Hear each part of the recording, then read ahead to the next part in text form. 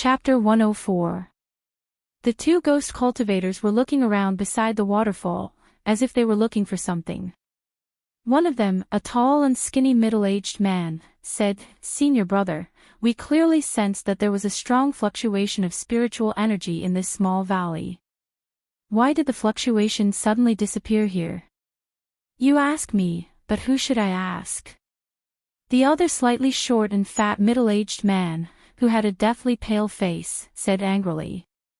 While these two fellows were talking, a pair of green eyes that were like will-o'-the-wisps were constantly scanning the surroundings. This small valley seemed to have a circumference of 100 or 200 feet. Other than a deep pool formed by the waterfall that hung down from the mountain peak, there seemed to be only some flowers and trees. It could be said to be clear at a glance.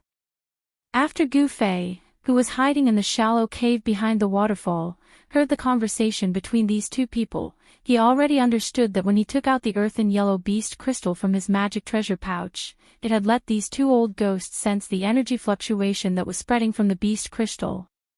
Gu Fei subconsciously touched the magic treasure pouch on his waist that contained the beast crystal, and sneered in his heart, "These two ghost cultivators have very sensitive noses. It's good that they don't find me." Gu Fei was secretly on guard. Judging from the huge demonic aura emitted from these two ghost cultivators, their strength was not inferior to his. Moreover, he was currently injured, so it was not suitable for him to fight with others. "Who is it? Come out." Just as Gu Fei was holding his breath and carefully hiding behind the waterfall, suddenly a loud shout came from outside. "No way, I'm so unlucky. I've been discovered." Gu Fei was immediately shocked. With a thought, he was about to rush out from behind the waterfall. "Humph. You two ghost things, you can actually discover me. Not bad, not bad." Just at the moment when Gu Fei was about to rush out from behind the waterfall, suddenly, there was a clear and melodious voice coming from outside. That voice was like big and small pearls falling on a jade plate. It was pleasing to the eye and sounded very comfortable. "Who is it? Come out quickly." The two middle-aged ghost cultivators at the side of the pool couldn't help but be greatly shocked when they saw that there really was someone hiding nearby, and they shouted out furiously. "You two don't know the difference between life and death. There's only one ending for anyone who dares to scold me in this world." The pleasant voice rang out again. Gu Fei's gaze pierced through the water curtain in front of him. He saw that outside the valley, under the moonlight, a person floated in like a cloud of smoke. A peerless beauty was like a flickering light and a passing shadow, nimbly flitting past the flowers, grass, and trees. She was elegant like a fairy that had descended to the mortal world. Under the moonlight between the mountains, she was simply like a fairy that had strolled out of a painting. Stunning, that's right, stunning. In Gu Fei's mind, there was only the word stunning when he saw this woman. It had to be said that this woman was truly beautiful, but her beauty was somewhat soul-stirring. That was because a terrifying murderous aura instantly enveloped the entire valley the moment this woman appeared. The two middle-aged ghost cultivators couldn't help but be stunned when they saw that the person that had arrived was actually such a devastatingly beautiful young woman, but they immediately prepared themselves for battle. Murderous aura. The two middle-aged ghost cultivators sensed a murderous aura that caused their hearts to palpitate from this young woman. Obviously, this murderous aura was directed at them. "Who are you? We don't seem to have any enmity between us." The short and fat middle-aged man was unable to maintain his composure at this moment. Because even though the other party was a young woman, she made him feel the threat of death. Even though they had already become ghosts, if they were to die again, then their souls would scatter, and they would completely disappear from this world forever. The peerless and mysterious young woman arrived nearby in an instant, and she stood gracefully on a short tree at the side of the pool. She stepped on a few leaves, and her body seemed to be weightless. A gentle breeze blew by, and it fluttered her fine black hair that hung at her temples and fluttered her dress that was like light muslin. Every single move she made revealed an elegant and refined bearing. The young woman glanced at the two nervous and vigilant ghost cultivators, and a trace of a cold smile appeared on her beautiful face. She said, "What are you waiting for? Aren't you going to kill yourselves? Don't tell me you want me to do it myself." The short and fat middle-aged man looked at the beautiful young woman standing on the top of the short tree in front of him and said coldly, "We're from the Ghost Palace of Plentiful City." At the same time, the two of them flipped their right hands at almost the same time, and a small flag that was about a foot long and covered in ghostly runes appeared in their hands. The two of them were tightly holding a small evil flag that was shrouded in black chi, and a faint ghostly shadow could be faintly seen. When Gu Fei saw the two small flags appear in the hands of the two ghost cultivators, he couldn't help but be shocked. The two small flags were actually the 5 ghost flags. A few days ago, Lu Yunhe from the Guangqing Immortal sect, and Ling Luoyan from the Haotian trading group were all trapped in the 5 ghost formation. They were almost refined by the ghost fire and lost their lives. How could Gu Fei not be shocked when he saw the 2 ghost flags for the first time? Humph. So what if you're from the Ghost Palace of Plentiful City? Since you're not willing to kill yourselves, then I have no choice but to reluctantly send you on your way. After the young woman finished speaking, she pressed her right hand forward. At the moment when the young woman's palm pressed forward, the 2 middle-aged ghost cultivators looked at each other and waved the 5 ghost flags in their hands at the same time. Suddenly, as a cloud of black chi swept out in all directions from the flags, it instantly drowned the figures of the 2 ghost cultivators. Immediately, waves of sharp ghost howls that made one's hair stand on end resounded in the valley. It was mournful and ear-piercing. Following that, the black chi and ghost fog spread out in the blink of an eye. The valley was immediately filled with a violent storm, and the sun and moon lost their light. This side of the world seemed to have fallen into the netherworld.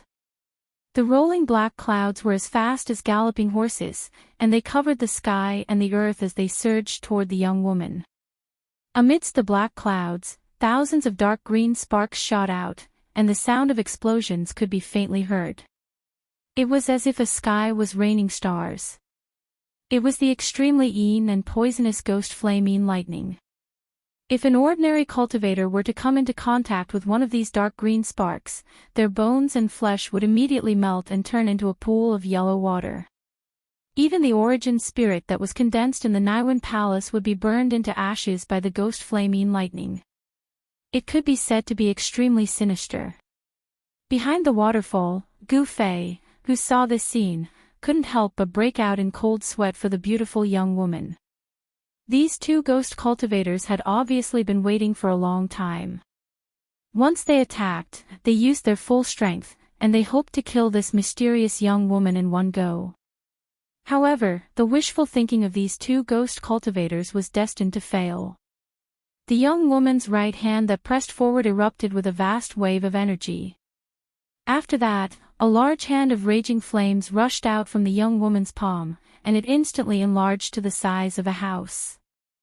The vast and mighty raging flames burned the surging black chi and ghost fog into light smoke, and the thousands of ghosts and spirits in the ghost fog dispersed at the same time.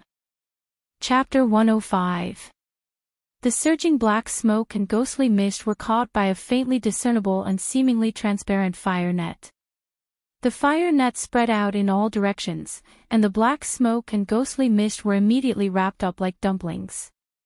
The sharp and ear-piercing ghost howls shook the entire valley. Only now did the 2 ghost cultivators who were hiding in the black mist realize that they had provoked someone they shouldn't have provoked. They roared again and again in the ghost mist, releasing layers of Xianin ghost chi, wanting to break the seal of the fire net. A myriad of ghastly green ghost flames shot out from the roiling ghost mist and collided with the flaming net, causing a myriad of dark green specks of ghost flames to spread out, and the sounds of explosions were dense like a string of pearls. The dark-keen baleful energy that erupted out was like a raging sea that pounced towards the flaming net in unison. Chi! Chi! As soon as the green ghost flames and Xianyin ghost energy pounced on the fire net, they immediately emitted bursts of green smoke and dissipated into nothingness. Gu Fei, who was hiding behind the waterfall, couldn't help but be shocked when he saw the scene outside. He had tasted the power of this Xianyin ghost flame. It was extremely sinister and powerful. However, when the thousands of ghost flames hit the fire net didn't even have the slightest tremble. It was still gradually shrinking inwards. It was actually refining the thousands of ghosts with its unpredictable firepower. That beautiful girl actually had such a magical ability. This made Gu Fei couldn't help but look at her in a different light. Roar! Why did you attack us? Aren't you afraid of offending my plentiful city ghost palace? A mournful roar came from the ghost mist that was trapped in the fire net. The girl standing on the top of the short tree next to the pool smiled indifferently. There was a trace of disdain on her face. She opened her red lips and said, "Others are afraid of your plentiful city ghost palace, but I am not. Even if the ghost emperor of plentiful city came, he wouldn't dare to do anything to me." This girl's background seemed to be not small. She actually dared to look down on the plentiful city ghost palace. The ghost emperor of plentiful city was a terrifying expert who had cultivated the immortal ghost body. Gu Fei was secretly shocked. Although it was his first time going down the mountain, it didn't mean that he hadn't heard of the name of the ghost emperor of plentiful city. This old ghost was extremely legendary in the cultivation world. With his own strength, he created the ghost cultivation Tao among the four great cultivation systems of Buddhism, Taoism, Fiendish, and Demon. He became a hero and fought with Buddhism, Taoism, Fiendish, and Demon. This ghost emperor of plentiful Do was a peerless genius that was rarely seen throughout the ages. In this world, there weren't many people who dared to look down on ghost emperor Fingdu. "Who the hell are you?" The two ghostly cultivators who were trapped in the fire net were startled and asked hurriedly. The 5-ghost pennant was actually unable to break through the fire net. It seemed that they were doomed today. The fire net was miraculous. It was still gradually shrinking inwards.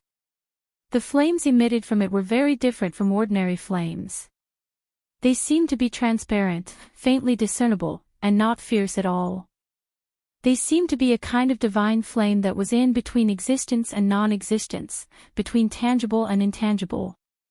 But what was certain was that the divine flame emitted from the fire net was definitely not the Buddhist demon refining fire, nor did it seem to be the Taoist three true fire. However, the power of this divine flame was definitely not inferior to the Buddhist demon refining fire or the Taoist three true fire. It might even surpass them. "You have eyes but can't see. Who can you blame?" The corner of the girl's mouth rose and she smiled disdainfully. Then, she formed a mysterious spell with both of her hands. The fire net suddenly burst into flames. The unpredictable fire power surged out and burned everything around it. There wasn't any terrifying heat wave, but the flowers and trees in the valley began to wither. The water in the pool began to bubble and evaporate. All the fish floated on the surface with their white bellies. Gu Fei, who was hiding behind the waterfall, didn't feel any heat. However, he felt that his blood and qi were actually boiling. The fire seemed to be burning inside his body. It made him sweat profusely and his whole body was boiling hot. It was really strange. "Spare me, miss, spare me." In an instant, more than half of the surging black gas and thick ghostly fog were refined. The fire net had shrunk to less than 10 feet. Vaguely, one could see 2 figures shrouded in ghostly fog under the fire net. They were faintly discernible in the ghostly fog, waving a large banner in their hands anxiously. Layers of dark ghostly qi surged out from the 2 large black banners. In the hazy ghostly fog, there were thousands of ghostly shadows wandering and howling. It was a creepy sound. "Humph! How dare you offend me? Death cannot wipe out your crimes. Obediently accept your death." The beautiful girl's face was as cold as ice. The coldness in her words was suffocating. She formed a spell with both of her hands and shot out a vast amount of fire origin power at the fire net. Sizzle. The ghostly fog that was shrouded by the fire net was refined into wisps of light smoke. The thousands of ghostly creatures in the ghostly fog screamed as they were burned to death by the divine flames. The fiery net was still shrinking. The two ghostly cultivators were frantically begging for mercy. However, the young lady turned a deaf ear to the pleas of the two ghostly cultivators. She was unmoved and continued to manipulate the fiery net to refine the layers of ghostly mist. Thousands of malicious ghosts were instantly turned into nothingness. The two ghost cultivators who were shrouded in the fire net begged for mercy again and again. Just because of a disagreement, they'll fight to the death. This girl. Gu Fei couldn't help but be secretly shocked. This girl killed people at the slightest provocation. She was really arrogant and overbearing. If she knew that I was invisible, would she also attack me? Thinking of this, Gu Fei suddenly had an idea. He quickly restrained his breath and stood quietly in the shallow cave behind the waterfall. He didn't even dare to breathe loudly. Just when the two ghost cultivators were about to be refined together with the 5 ghost streamer by the fire net that emitted the strange divine flames, a few squeaks suddenly came from the dense forest outside the valley. The sound was so faint that it seemed to be the cry of some kind of beast. After hearing these cries, the girl's face lit up. "Count yourself lucky." The girl pointed at the fire net impatiently. Whoosh! The fire net that was shrouding the two ghost cultivators immediately flew toward the girl. The fire net shrank rapidly. The girl leaped up and grabbed the fire net that had shrunk to the size of a fist in her hand. Then, she rushed out of the valley like the wind. In an instant, the girl's figure disappeared into the dense forest outside the valley. The two ghost cultivators didn't expect that the girl would suddenly leave. The two ghost cultivators who had escaped with their lives waved the big streamer in their hands repeatedly and retracted all the black chi and ghost mist that lingered around them. Then, the two ghost cultivators collapsed to the ground as if they had exhausted all the ghost energy in their bodies. However, their faces revealed the joy of surviving a disaster. "Senior brother, where did that girl come from?" The tall and thin ghost cultivator asked the short and fat ghost cultivator with lingering fear. "I don't know. This is not a good place. Let's leave quickly. If that girl comes back, we won't be able to escape death." The short and fat ghost cultivator didn't care about his weak body and struggled to stand up. The battle just now was extremely dangerous. If they had been a little later, the two of them would have been refined by the girl into a mysterious ghost body. Their souls would have been destroyed, and they wouldn't even be able to enter the reincarnation cycle and reincarnate. The two of them had lost a lot of power and vitality. Even the 5 ghost streamer in their hands, which had shrunk to about a foot, had become dim and dull. The ghosts that had condensed on it had long been refined. "Humph. Want to leave? Leave your life behind." The two ghost cultivators were just about to leave when the waterfall nearby them suddenly exploded. Amidst the splashes of water that filled the sky, a figure charged out from the waterfall like a bolt of lightning. Chapter 106. The person who suddenly attacked was Gu Fei. This was a once-in-a-lifetime opportunity. These two ghost cultivators had almost been completely refined by the mysterious girl, and their vitality was greatly injured. This was the time when they were at their weakest. Boom! Using the 8 desolate steps, he shook open the water curtain in front of him and rushed out from behind the waterfall. With just one step, Gu Fei appeared in the sky above the two of them like a god of war. Without any hesitation, Gu Fei directly struck the two of them with his most powerful attack. The golden light swept down like a surging golden wave, and the terrifying yuan qi caused heaven and earth to tremble. No!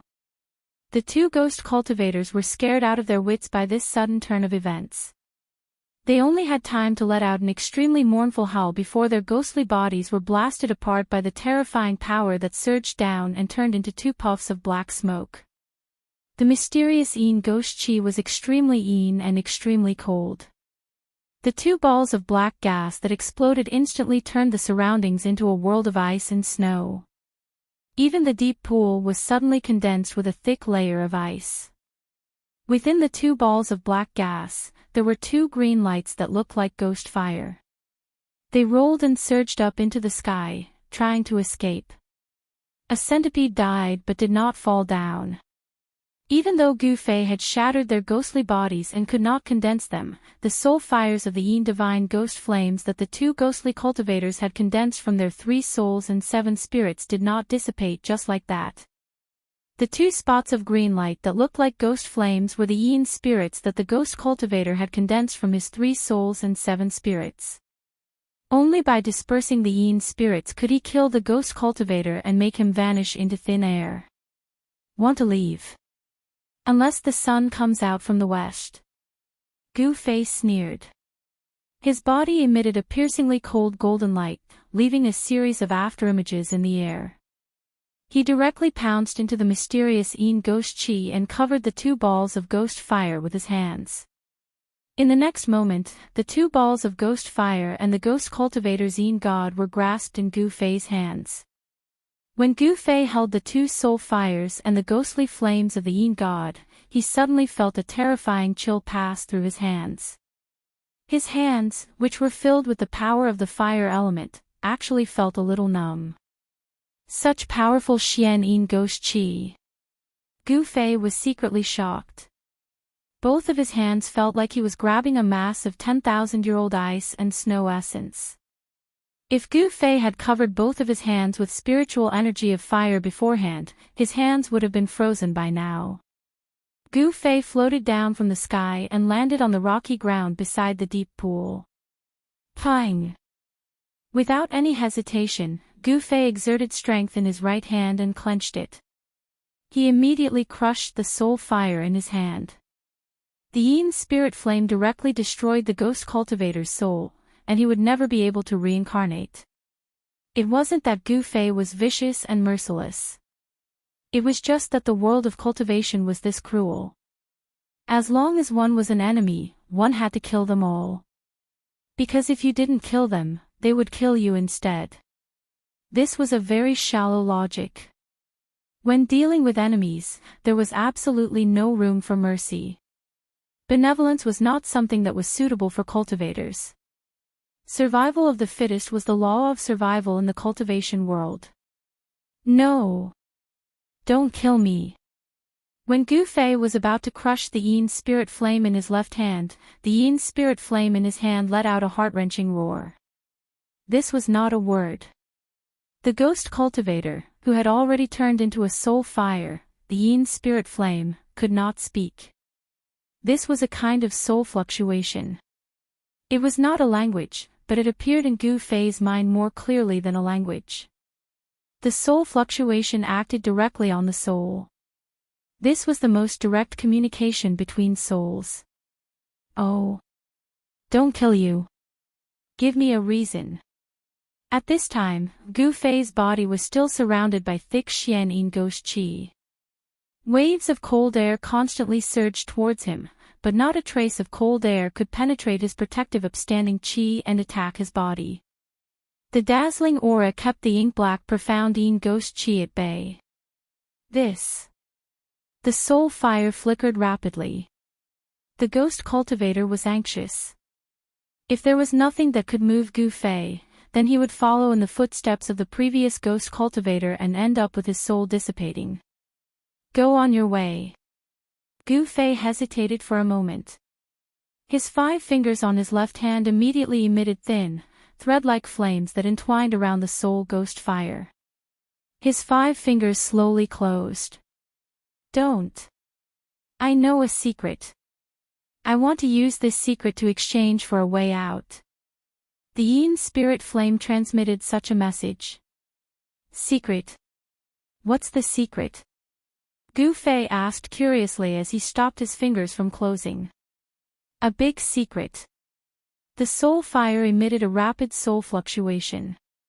It could be seen that in this life and death situation, this ghost cultivator was ready to risk everything. The fluctuations of the soul could not be deceived. Those with great magical powers could even directly search a person's soul and read their spiritual imprint. Thus, they could know everything that the person had experienced. Cut the crap. Gu Fei was a little impatient. Yes, yes, yes. The people of the three great Tao sects will join forces and enter the southern wasteland once every 260 years. This time, our plentiful city Ghost Palace received news that there is a strange place in the southern wasteland that opens every 260 years. The people of the three great Tao sects enter the southern wasteland to go to that strange place. Hearing this, Gu Fei's face suddenly became a little ugly. He pondered for a moment and then asked, "Could it be that you are here for the people of the three great Tao sects? It's not just our plentiful city Ghost Palace. The people of the Buddhist, demon, and demon forces have also sent their outstanding successors to the southern wasteland to make things difficult for the three great Tao sects." This ghost cultivator wanted to exchange for a chance of survival, so he told everything he knew without holding anything back. The Buddhist, demon, and ghost forces have all come. It seems that this trip to the ruined sky realm will not be simple. Gu Fei couldn't help but frown. Even in the three great Taoist sects, the ruined sky realm was highly confidential. Ordinary disciples had no idea what kind of place the ruined sky realm was, and outsiders had no idea where it was. How did the four great forces know that the ruined sky realm was in the southern wasteland? It seemed that there was a problem with the three great Tao sects. Could it be? Gu Fei couldn't help but think of Zhao Xuanji, who had forced him into a desperate situation twice and almost lost his life to the leaf fire flying sword. From the words of the senior sword Immortal who broke the five ghosts formation and rescued Lu Yunhe from the Guangqing Immortal sect, it seemed that Zhao Xuanji was a traitor of the Guangqing Immortal sect. Could it be that Zhao Xuanji was behind all of this? Thinking of everything that had happened after he left the mountain, Gu Fei vaguely guessed something. The southern wasteland, this savage land, was destined to not be peaceful. "Brother, can you let me go now?" A soul fluctuation entered Gu Fei's mind, causing him to wake up from his thoughts. Gu Fei looked at the green ghost flame in his hand and smiled. "Let you go? Isn't that releasing a tiger back into the mountains? I won't do such a stupid thing." Chapter 107. Under the moonlight, in the deep valley, beside the waterfall pool, a cloud of black qi and ghost mist suddenly emitted a piercingly cold golden light. The black qi immediately dissipated like snow under the sun. Gu Fei dispersed the black qi and ghost mist around him and was about to leave when he suddenly saw two things on the ground from the corner of his eye. So, he walked forward. On the ground, there were two black bags that were the size of a palm and seemed to be woven from some kind of hair. What's that? Could it be? Gu Fei hurriedly picked up the two bags and opened them. Sure enough, it's mine. Gu Fei threw the two black bags that faintly emitted a wave of yin qi into the magic treasure pouch. Then, he looked around and found that two black banners that were about a foot long had fallen into the weeds beside the pool. Presumably, they were the ghost banners refined by the two ghost cultivators. Gu Fei had also suffered under the ghost banners that could control thousands of ghosts and release the mysterious Yin ghost fire. He knew that these two small banners were really powerful magic treasures in the ghost Tao. Although I don't need these ghosts, I can't let others benefit from them.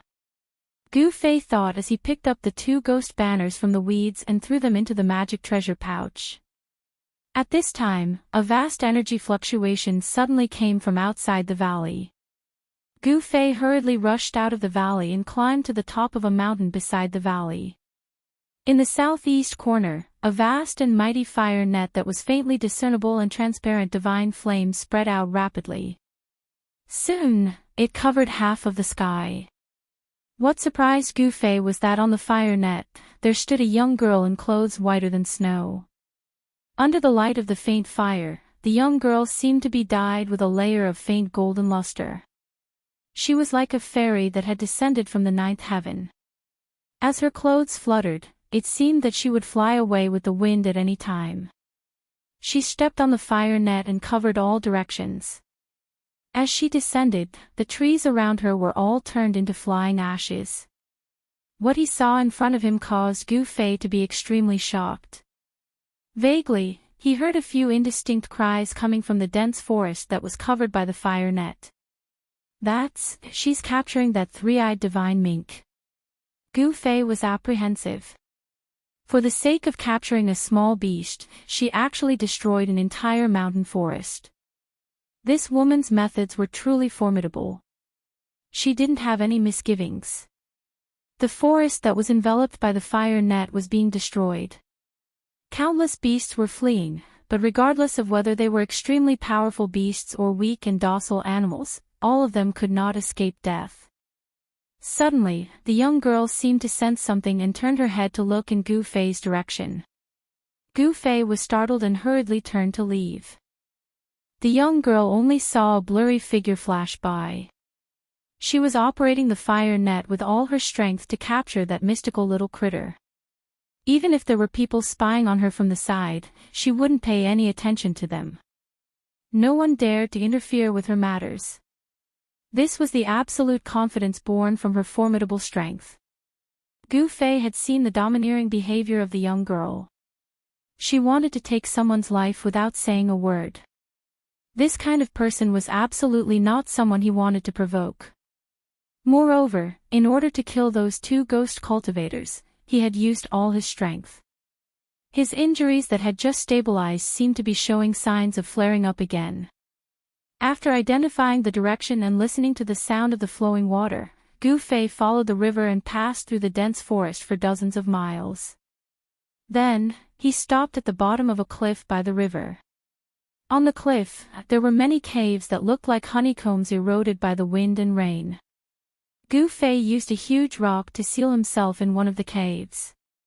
Then, he took out the sparkling and translucent beast crystal from his magical treasure pouch and held it in his hands. He began to operate the mysterious technique and used the ancient body refining technique to absorb the pure spiritual yuan contained in the beast crystal. Although the spiritual yuan in the beast crystal was harder to refine than the heaven and earth yuan qi, the spiritual yuan in the beast crystal was much purer than the heaven and earth yuan qi. In order to quickly heal his injuries, Gu Fei had to think about this beast crystal. The beast crystal, which was half the size of a human head, was held in Gu Fei's hands. The earthy yellow light shone brightly and illuminated the cliff cave. This was the pure thick earth qi. The misty yellow light, as if it had a life of its own, was constantly stimulated and then integrated into Gu Fei's body. As the earth energy in the beast crystal was continuously absorbed, the beast crystal slowly shrank. The pure and majestic spiritual yuan continuously surged into Gu Fei's body. The spiritual yuan in the beast crystal, after the initial refinement of the five-colored natal qi in his dantian, spread to every part of his body. All the muscles, bones, and flesh in his body unconsciously trembled slightly, slowly refining the spiritual yuan that was transported to every part of his body, and then melting it into his own yuan qi. Gu Fei was shrouded in the misty yellow light. The earth energy flowed ceaselessly and finally gathered in Gu Fei's body. After one night, the beast crystal had shrunk by more than half, and it looked to be the size of a child's fist. When the night receded and the sun rose, the beast crystal had shrunk to the size of an egg, becoming a big crystal clear bead. Until then, Gu Fei stopped absorbing the spiritual yuan and opened his eyes. As expected, with the nourishment of the spiritual yuan in the beast crystal, Gu Fei's injured body was no longer a problem. Of course, the amazing healing power of Gu Fei's body was also a big reason why his injured body could recover so quickly. After refining his body day and night, it was of course very fast for him to recover from injuries. When Gu Fei walked out of the cliff cave, climbed up the cliff, and looked south, he was surprised to find that in his field of vision, there was a dark wall at the end of the green field. "Is that the Bluestone Town. Gu Fei was shocked. The river that was flowing south had changed its course. It no longer flowed south, but southwest. That pitch-black wall stood beside the river that had been diverted. I can't act rashly. According to the ghost cultivator, other forces in the world of cultivation have also sent people into the southern wasteland. The Bluestone Town is a place that must be passed to enter the southern wasteland. The situation in the southern wasteland has become very complicated. I should completely recover from my injuries before going to the Bluestone Town. This was not cowardice, but caution. All the major forces had already sent their outstanding disciples to the southern wasteland. Gu Fei had to be careful. The disciples of other forces were no worse than the younger generation of the three major Taoist sections. Wasn't there a disciple of the younger generation in the demonic path who used a demonic saber to fight against Li Lingfeng? The world was big, and there were many capable people. One could not underestimate the people of the world. Gu Fei urgently needed time to recover from his injuries.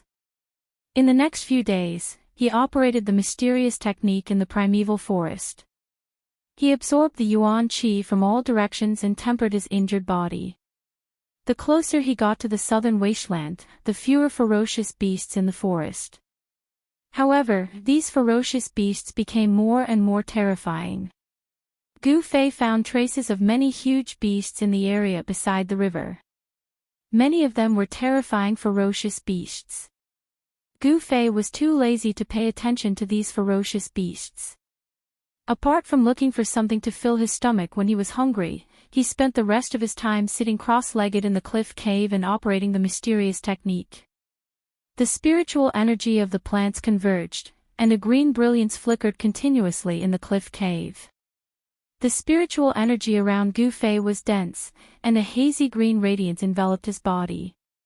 Wisps of pure spiritual energy of the plants flowed into his body, and his injured body was constantly nourished by the gentle green glow.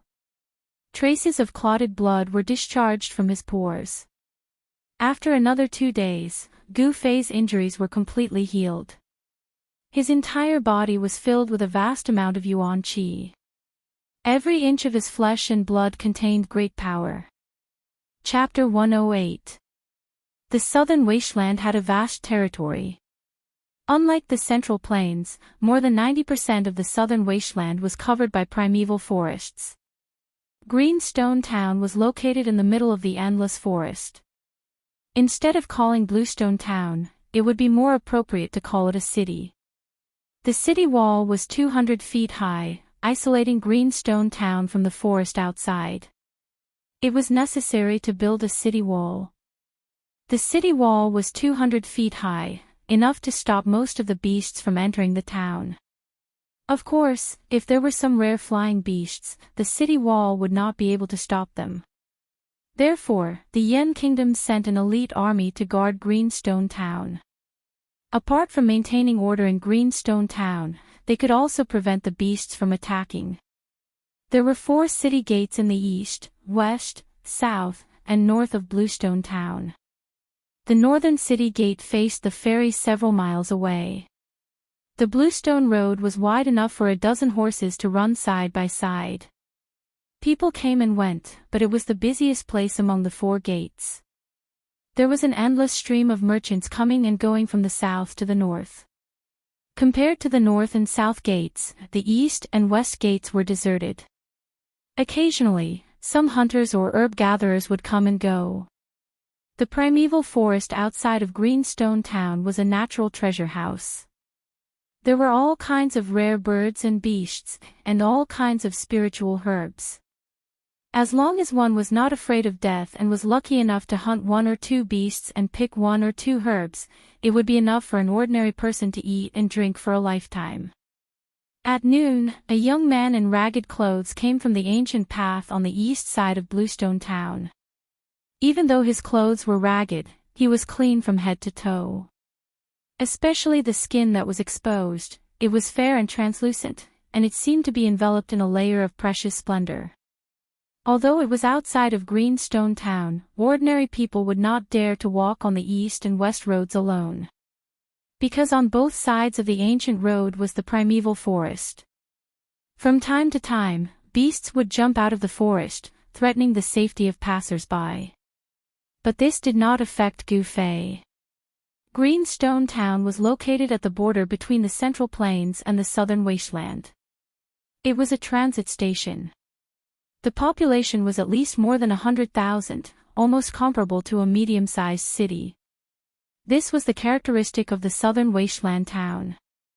Because the area was too vast, the primeval forest was dense, and the beasts were rampant. Therefore, there were usually many people living together. Additionally, Bluestone Town was an important city connecting the north and the south of Yen country. Its geographical location was very superior. Therefore, although it couldn't match the scale of Dragon Emperor City in South Wilderness, it was also one of the most prosperous places in South Wilderness. This was the first time Gu Fei had seen a town since he came down from the mountain. Looking at the people coming and going on the streets, he felt that everything was so novel. A weapon made from millennium cold iron. Even if you don't want to sell it, come and take a look. Golden scaled python skin, unicorn horn, bargain sale. Buying beast crystals, delicious 100-year-old tortoise soup, so nutritious, people were coming and going on the streets. Both sides of the street were lined with shops, and the empty spaces were filled with stalls. The sound of people shouting could be heard continuously. Gu Fei curiously walked through the streets, looking at the various forms of life. He felt that everything was new to him, he had never seen anything like this before. Rising Sun Restaurant. Unconsciously, Gu Fei came to the door of a restaurant. Raising his head and looking at the 4 shining words above the door, Gu Fei naturally strode inside. He knew what a restaurant was. It was a place where people dined in the secular world. He was a bit hungry now. Stop. When Gu Fei was about to step into the restaurant, he heard a shout from inside. After that, he saw a young servant in cyan walking out quickly. "You beggar, where are we? Get out of here." The young servant in cyan stopped Gu Fei. Not only did he not let him in, he even pointed at Gu Fei's nose and scolded him with a disgusted look. What did you say?" Gu Fei's eyes widened in anger. 2 rays of sharp light shot out from his eyes. He was actually treated as a beggar. How could this be? You, what are you trying to do?" The young servant in cyan was immediately intimidated by Gu Fei's imposing manner. He couldn't help but take 2 steps back with a panicked look on his face. "Who are you calling a beggar?"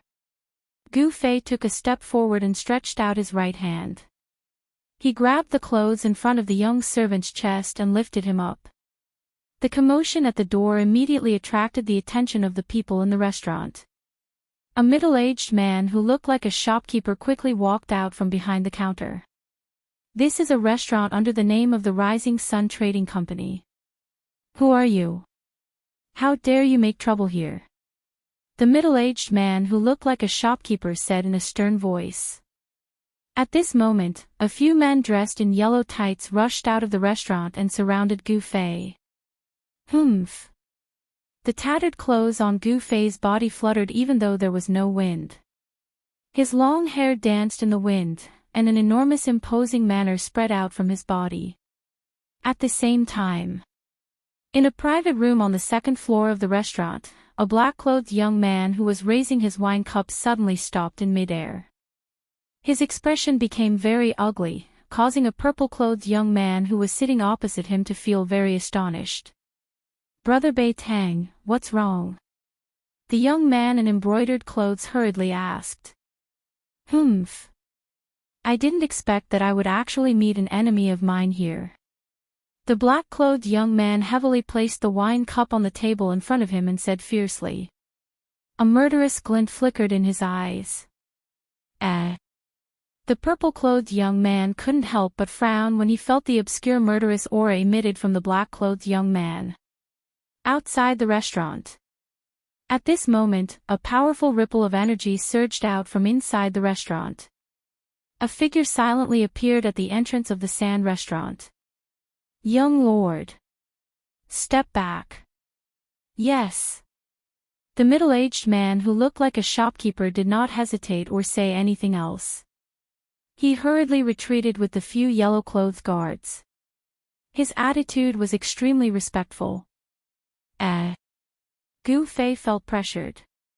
He stared at the figure that suddenly appeared. His instincts told him that this person was an expert that could not be underestimated. It was a young man in his 20s. He was tall and slender. He was dressed in white and had an elegant demeanor. However, his appearance was not very outstanding and could even be said to be slightly ordinary. However, this person's eyes were extremely sharp. As they flickered with light, his gaze was like a blade or a sharp sword. His ordinary appearance, when paired with a pair of eyes like that, he seemed to stand out from the masses. Without a doubt, this person's cultivation was extremely powerful. Gu Fei was rather shocked. He did not think that he would meet such an expert in a restaurant. This person was only a few years older than him, but his cultivation made Gu Fei feel that it was unfathomable. He put down the green-clothed manservant who was still in the air, and the manservant immediately scrambled to escape. The servant already knew that he probably offended someone that he should not have offended today. I have failed in disciplining my servants and have offended you. I hope that you will not lower yourself to the same level as those servants. I have prepared some water and wine as an apology. I wonder if you will do me the honor. The young man had a faint smile on his face as he spoke in a manner that was neither servile nor overbearing. That's great. Gu Fei smiled and strode into the Rising Sun restaurant. Chapter 109. The small commotion only attracted the attention of a small portion of the people in the Rising Sun restaurant. The young master of the Rising Sun led Gu Fei straight to the second floor. Gu Fei found that even on the first floor, there seemed to be many xiuzhe exchanging toasts and talking loudly. There were many xiuzhe in this important town of the south that traveled north and south. When Gu Fei ascended to the second floor, he immediately felt a few extremely obscure divine senses sweeping towards him. This was definitely something that only an expert could do. Gu Fei was slightly surprised that there were so many hidden experts in this small restaurant. The few divine senses flashed past and disappeared. It was difficult to identify the source of the divine senses. Gu Fei couldn't help but frown. The feeling of being spied on was very bad. As for the young master of the Rising Sun, it seemed as if he didn't notice anything wrong. He led Gu Fei to a private room. This was a private room by the window. It could clearly see the endless stream of pedestrians on the street. I am Chu Tian of the Rising Sun Trading Company. I apologize to you again. My subordinate was reckless. Brother, please don't be offended. After the two of them sat down, the young master of the Rising Sun cupped his hands and apologized to Gu Fei again. Don't mention it. I am Gu Fei. I am just an ascetic cultivator. Gu Fei said indifferently and revealed his identity. An ascetic cultivator. When Chu Tian heard this, he couldn't help but feel secretly happy. This kind of practitioner who didn't belong to any sect was the easiest to rope in. He could already see that Gu Fei was extraordinary. The young master of the Rising Sun, Chu Tian, immediately wanted to rope in Gu Fei. Ha! It is really a great thing to be able to befriend Brother Gu. I wonder where Brother Gu is cultivating now. And where are you heading to? Chu Tian asked. Gu Fei took a sip of the fragrant tea, then said, People like us, the 4 seas are our home, we go wherever we go. Now, I want to go to the southern wasteland to see for myself. Now, Gu Fei was more cautious. The current situation in the southern wilderness was complicated, and there were many people who were against the 3 great Taoist sects. If people knew that he was a disciple of the Taishan sect, he was afraid that it would cause unnecessary trouble. There were still over 20 days before the opening of the ruins' heavenly realm. Gu Fei didn't want to cause any trouble on the way to Dragon Emperor City in South Wilderness. To the southern desolate land. Chu Tian said happily, "Our Rising Sun Trading Company is also going to the southern desolate land. Aren't we going the same way?" Brother Chu is also going to the southern wasteland. I see that the people of the Haotian merchant group are also heading to the southern wilderness. Why are there so many people rushing to the southern wilderness? Gu Fei asked. Haotian caravan. Brother Gu also knows about the Clear Sky merchant group. Chu Tian's expression became a little strange. What's so strange about that? Gu Fei said calmly. Even a cultivator like Brother Gu, who is dedicated to cultivation, also knows about the Haotian merchant group. Our Rising Sun Trading Company is far inferior to them. Chu Tian sighed, but he looked a little gloomy. At this moment, the door of the private room was pushed open. Gorgeous maids in palace attire walked in, carrying stacks of delicacies in their hands. This kind of enjoyment and treatment could only be experienced by the customers in the private room.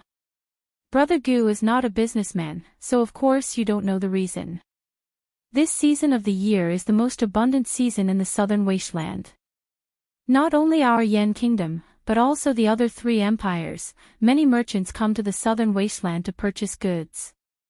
The Haotian merchant group is a competitor of our Rising Sun Trading Company. I see. No wonder Chu Tian's expression became a little ugly when he heard about the Haotian merchant group. It turns out that the 2 sects are enemies. After the maids placed the dishes on the table, they left. The last maid closed the door of the private room. Only Gu Fei and Chu Tian were left in the private room. Brother Gu, please. Although Bluestone Town is not as prosperous as the Central Plains, there are many rare birds and beasts. The delicious dishes cooked with them are hard to find elsewhere. As he spoke, Chu Tian stood up and filled the wine cup in front of Gu Fei. The wine in the cup was dark green and fragrant. Its color was like amber, and it was thick. It was a rare wine. Gu Fei did not comment. He only smiled and drank the wine in one gulp. This young master of the rising sun, Chu Tian, wants to win me over, but he has made a mistake. If I was really a cultivator without a sect, I might be moved by his sincerity. I have to admit that Chu Tian is indeed bold, broad-minded, and has some tricks up his sleeve. Compared to Ling Luoyan, Chu Tian was more like a businessman. However, after drinking the wine, Gu Fei's expression changed immediately. Roar! Bastard, you deserve to die. He stood up abruptly and attacked Chu Tian with his palm. A dazzling light surged forward, and the big table in front of him was instantly shattered into sawdust. Brother Gu. Such a sudden and unexpected event caused Chu Tian to be greatly shocked as well, and he hurriedly retreated while his hands moved about, causing a myriad of sawdust to form a barrier before him. Bang! The ferocious force pushed Chu Tian into the wall behind him. The entire restaurant seemed to shake, and the wall behind Chu Tian suddenly cracked like a spider's web. At this moment, Gu Fei's face turned black, and his body trembled as if he had been poisoned. It was obvious that the wine that Gu Fei drank was poisoned. Gu Fei was inexplicably shocked and angry. After pushing Chu Tian back with his palm, he staggered a few steps, and his body was on the verge of collapse. He never would have thought that Chu Tian would be so sinister. Rousing the yuan qi in his body, Gu Fei forced all the wine out of his body through his pores. However, what seeped out of his body was not wine, but traces of pitch-black and smelly liquid. The pitch-black liquid dripped from his body. Sizzle. White smoke rose from the ground, showing how strong and overbearing the poison was. Even the floor was corroded. Gu Fei took a deep breath, and the muscles, bones, and internal organs in his body immediately let out a muffled explosion. His muscles, bones, and organs all released all the yuan qi in his body without reservation, suppressing the spread of the poison. Seeing Gu Fei in such a state, Chu Tian was also dumbfounded.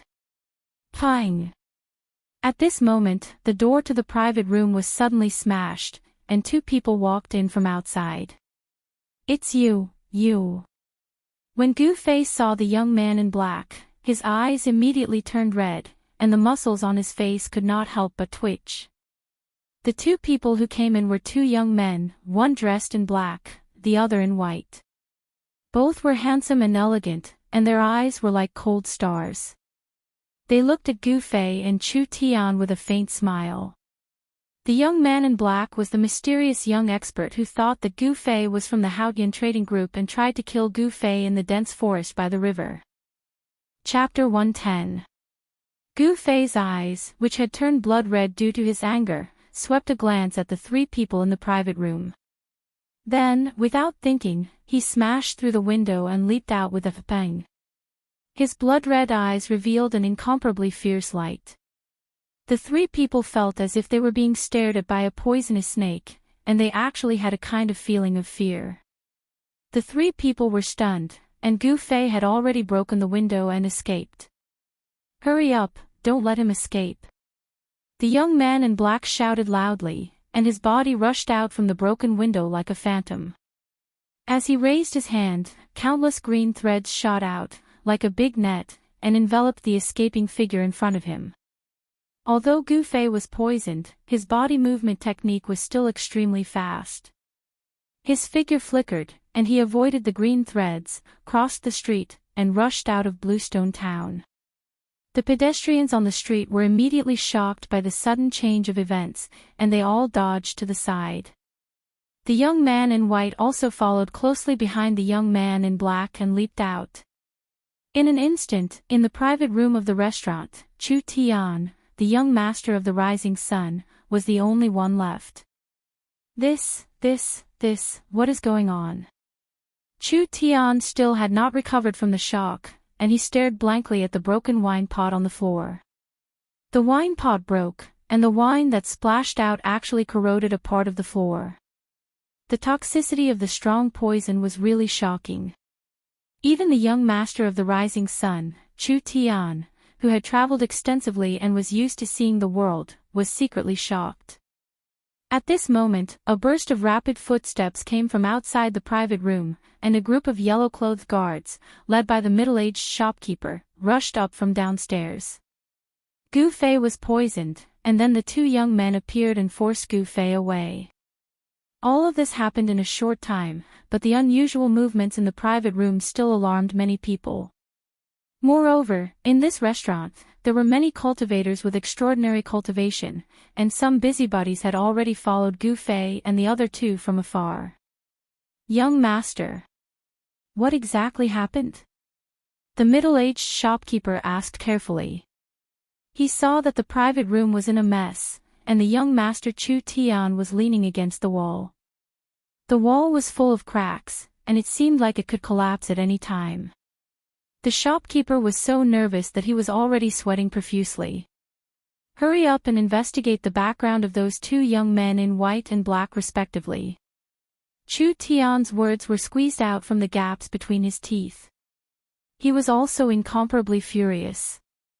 "Yes, young master."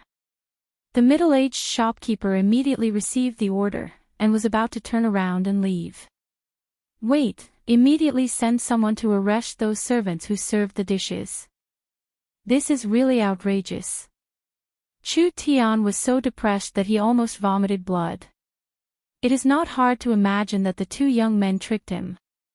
They actually wanted him to get rid of Gu Fei. It would be best if Gu Fei died just like that. If he died, Gu Fei would definitely think that he conspired with those two bastards. In this way, after Gu Fei recovers, he will definitely seek revenge on me. Not only will it bring me great trouble, I am afraid that the other people in the clan will also be implicated. At this time, Chu Tian had already cursed the 18 generations of the two young men's female ancestors. The middle-aged shopkeeper received the order and left. At this time, the restaurant was already in a mess. Chu Tian walked out of the messy private room, and his face was so gloomy that it seemed as if it would drip water. He said fiercely, "Those two bastards, they actually dared to force me to eat such an unforgivable grievance in my territory. Don't let me know who you are. I, Chu Tian, will definitely not let you have an easy time." Recalling the scene just now, Chu Tian couldn't help but shiver. If he also drank the poisoned wine in the wine pot, then... The veins on Chu Tian's forehead twitched, and he clenched his fists so hard that his knuckles made cracking sounds. He was so angry. The Rising Sun Trading Company was a business organization in the Tinglong continent, second only to the Haotian Trading Company. Wherever the Rising Sun Trading Company's business was successful, the Rising Sun Chu clan's power would also develop. Soon, the Rising Sun Trading Company's intelligence network in Bluestone Town was activated. Phew! Using the desolate steps, Gu Fei directly leaped over the 20-zhang-tall city wall and rushed into the primitive old forest outside Bluestone Town. Behind him, two figures, one black and one white, were in hot pursuit. At this time, Gu Fei felt as if his abdomen was being cut by tens of thousands of small knives. Waves of bone-piercing pain caused his entire body to tremble as if he was convulsing. He tried his best to endure it, biting the corner of his mouth, and the blood that seeped out seemed to be black. Although the wine in his abdomen had been forced out of his body in the first instant, a large portion of the poison still remained in his body. This kind of poison didn't seem simple, and it was very difficult to completely expel it. The poison still spread from his abdomen to his entire body. The black aura on Gu Fei's face became thicker and thicker, and his mind seemed to be a little unclear. The situation was very bad. If he didn't immediately find a place to circulate his qi to expel the poison, his life would be in danger. Actually, it was fortunate that Gu Fei practiced martial arts, and his body was tempered to an incomparably tough state. His muscles, bones, blood, and flesh all contained a vast amount of essence, which could temporarily suppress the spread of the poison. If it was an ordinary practitioner, the poison would have already spread throughout his entire body, and he would have died. Gu Fei, obediently accept your death, and we might leave your corpse intact. The black-clothed young man's cold voice came from behind. He had already known Gu Fei's identity from the white-clothed young man. Gu Fei must die. Otherwise, it would be very troublesome for them, and it might even bring about a calamity that would destroy their clans. Swoosh! A white figure flashed in front of him, and one of them had already rushed ahead and intercepted Gu Fei.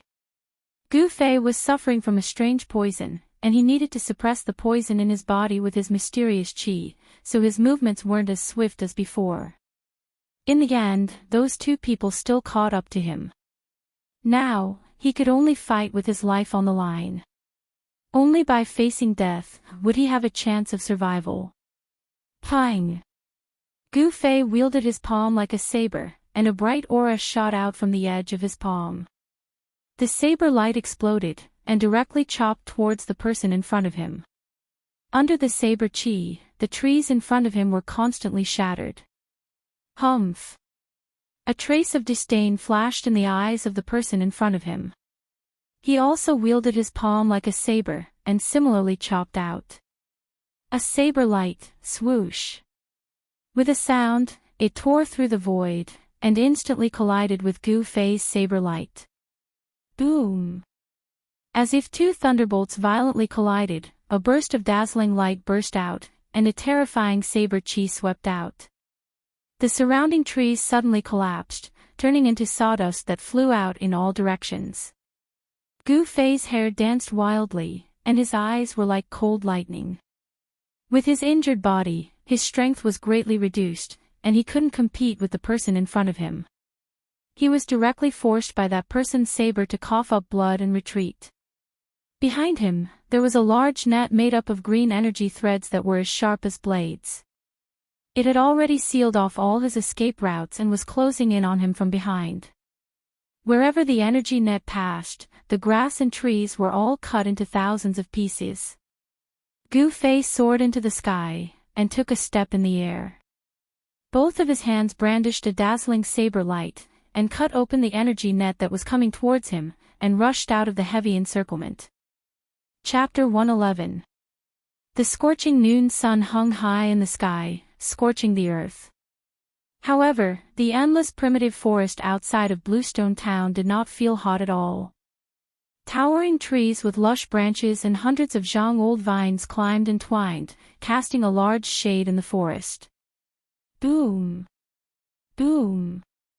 Boom! In a forest dozens of li away from Bluestone Town, trees were constantly falling, and branches and leaves were flying everywhere. The birds nearby were frightened and flew away in a panic. The beasts in the forest were scrambling to escape. There was a chase going on here. Two figures, one in black and one in white, were emitting waves of terrifying energy. They were unleashing powerful attacks towards a fleeing figure in the forest ahead of them. The pursuers were handsome, but their faces were murderous. They were two young experts. The one being chased was a greenish-purple youth in ragged clothes who looked like a beggar. The black-clothed youth stretched out his right hand, and countless green threads rushed out of his palm and rushed forward. The green threads were like rain, like sharp blades that cut through the void. Nothing could stop them, and they cut everything in front of them. Regardless of whether it was a large tree or a path of flowers and grass, they were all cut into thousands of pieces by the green threads. The youth's footwork was marvelous, and he barely dodged the green threads the moment they attacked him. However, some of the green threads still swept across his back. A few bloody marks appeared on the youth's back. His skin was split open, and his body of bronze and iron was also injured at this time. It showed that the black-clothed youth's magical power was extraordinary. What a pity! The black-clothed youth could not help but curse a few times when he saw that his attack had failed again. The white-clothed youth placed his hand on the hilt of the saber at his waist, ready to launch a fatal attack at the fleeing person at any time. The saber at the white-clothed youth's waist was not an ordinary item. The scabbard was engraved with mysterious talismans, and there was a faint brilliance flowing on the talismans. Even so, an extremely obscure murderous saber chi still passed through the scabbard that was sealed by the talismans. This saber was not an ordinary divine weapon, but more like a saber that had been refined by a cultivator. Moreover, it was obvious that not an ordinary cultivator could refine such a murderous saber. The talisman on the scabbard seemed to be suppressing the spirit of the divine saber. Without a doubt, if this godly blade were to be unsheathed, it would shake the heavens and the earth. Perhaps even the heavens and the earth would lose their color because of this godly blade. This was definitely a great killing weapon. The white-clothed youth's hand was covered in sweat as he held the saber. His eyes were fixed on the figure moving through the dense forest in front of him. He didn't draw his saber because he couldn't find an opportunity to kill in one strike. He had his own difficulties. Even with his ability, he could only use this divine blade 3 times a day. In other words, he could only use it 3 times. After 3 strikes, if the enemy did not die, then he would be the one to die. Because at this moment, his cultivation had been completely exhausted by those 3 slashes. At this moment, his life and death were in the hands of the enemy. You two despicable and shameless bastards, as long as I don't die today, you can just wait to die. Gu Fei was enraged as he desperately ran through the dense forest. The strange poison in his body was acting up, and for a moment, he felt as if thousands of ants were biting his muscles, bones, and flesh. That feeling made him go crazy. But the next moment, he felt as if thousands of small knives were stabbing his body. The pain was so painful that his vision turned black and he almost fainted. Endless pain was ravaging his nerves and destroying his will. But he gritted his teeth and endured it. No matter how much pain he suffered, he still maintained a trace of consciousness in his mind. He couldn't fall like this. If he did, then he would be doomed eternally. Roar! With a roar of grief and indignation, Gu Fei suddenly pounced forward like a crazy wild beast. A few green threads brushed past him and took away a few drops of blood on his body. The power of the mysterious black-robed man's divine ability was not small. With a wave of his hand, he could shoot out green energy threads that were as sharp as blades. After Gu Fei was poisoned, he could no longer use the essence of the divine weapon that had been smelted into his body. His body that had been tempered hundreds and thousands of times was swept by the green threads. It was as if he was cut by a divine weapon. Faint traces of blood appeared on his skin. Although the flesh and bones weren't really injured, it did indeed injure Gu Fei. However, the biggest threat didn't come from the black-robed young man, but from within Gu Fei's body, as well as from the white-robed young man who hadn't drawn his saber. An extremely dangerous aura enveloped Gu Fei. The source of this aura was the white-robed young man. This was a pressure that made even Gu Fei's heart palpitate. It was as if there was a divine saber floating above his head, ready to chop down at any time. The person was like the saber, and the saber was like the person. This person's entire body emitted a tyrannical saber chi. He was actually a rare saber refiner in this world. The white-robed young man's aura was connected to the divine saber at his waist. Before the saber was unsheathed, it had already caused Gu Fei to be alarmed. Swoosh, swoosh. Passing through the dense forest, he constantly changed his direction, making it difficult for the white-robed young man's saber intent to lock him down. The dense forest provided him with an opportunity to escape. If it was in an open space, he would have long been caught by the two people behind him. Gu Fei sprinted through the forest. Blood gushed up his throat, but he forcefully swallowed it back down. Now, his injured body was gradually unable to withstand it. However, the sharp murderous aura behind him was getting closer and closer. Gu Fei knew that if this continued, it would be difficult for him to escape death. If he was killed by the enemy in an open competition, he would accept it wholeheartedly. However, if he died like this, he would definitely not be able to die in peace. The two people behind him were too despicable. Their methods were too despicable. How could Gu Fei be willing to die like this? He was unwilling. He hated it. The situation before him had to be changed. Otherwise, he would definitely die. He identified the direction, turned around, and sprinted towards the denser forest in front of him.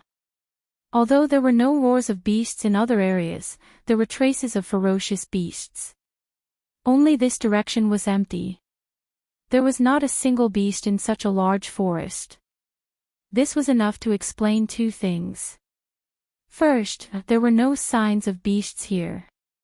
There were no ferocious beasts living in this area.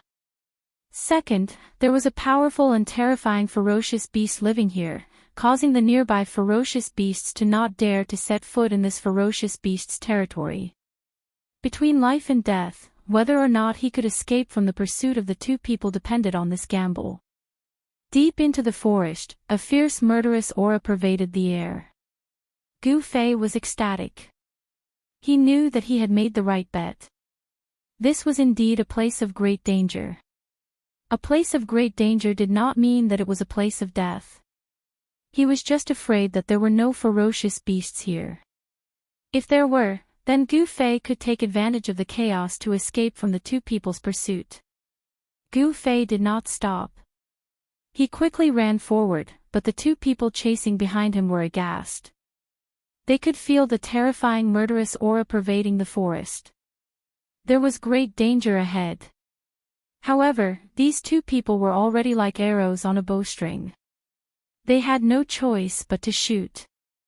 Today, if Gu Fei did not die, if he managed to catch his breath, then they would be the ones to die in the future.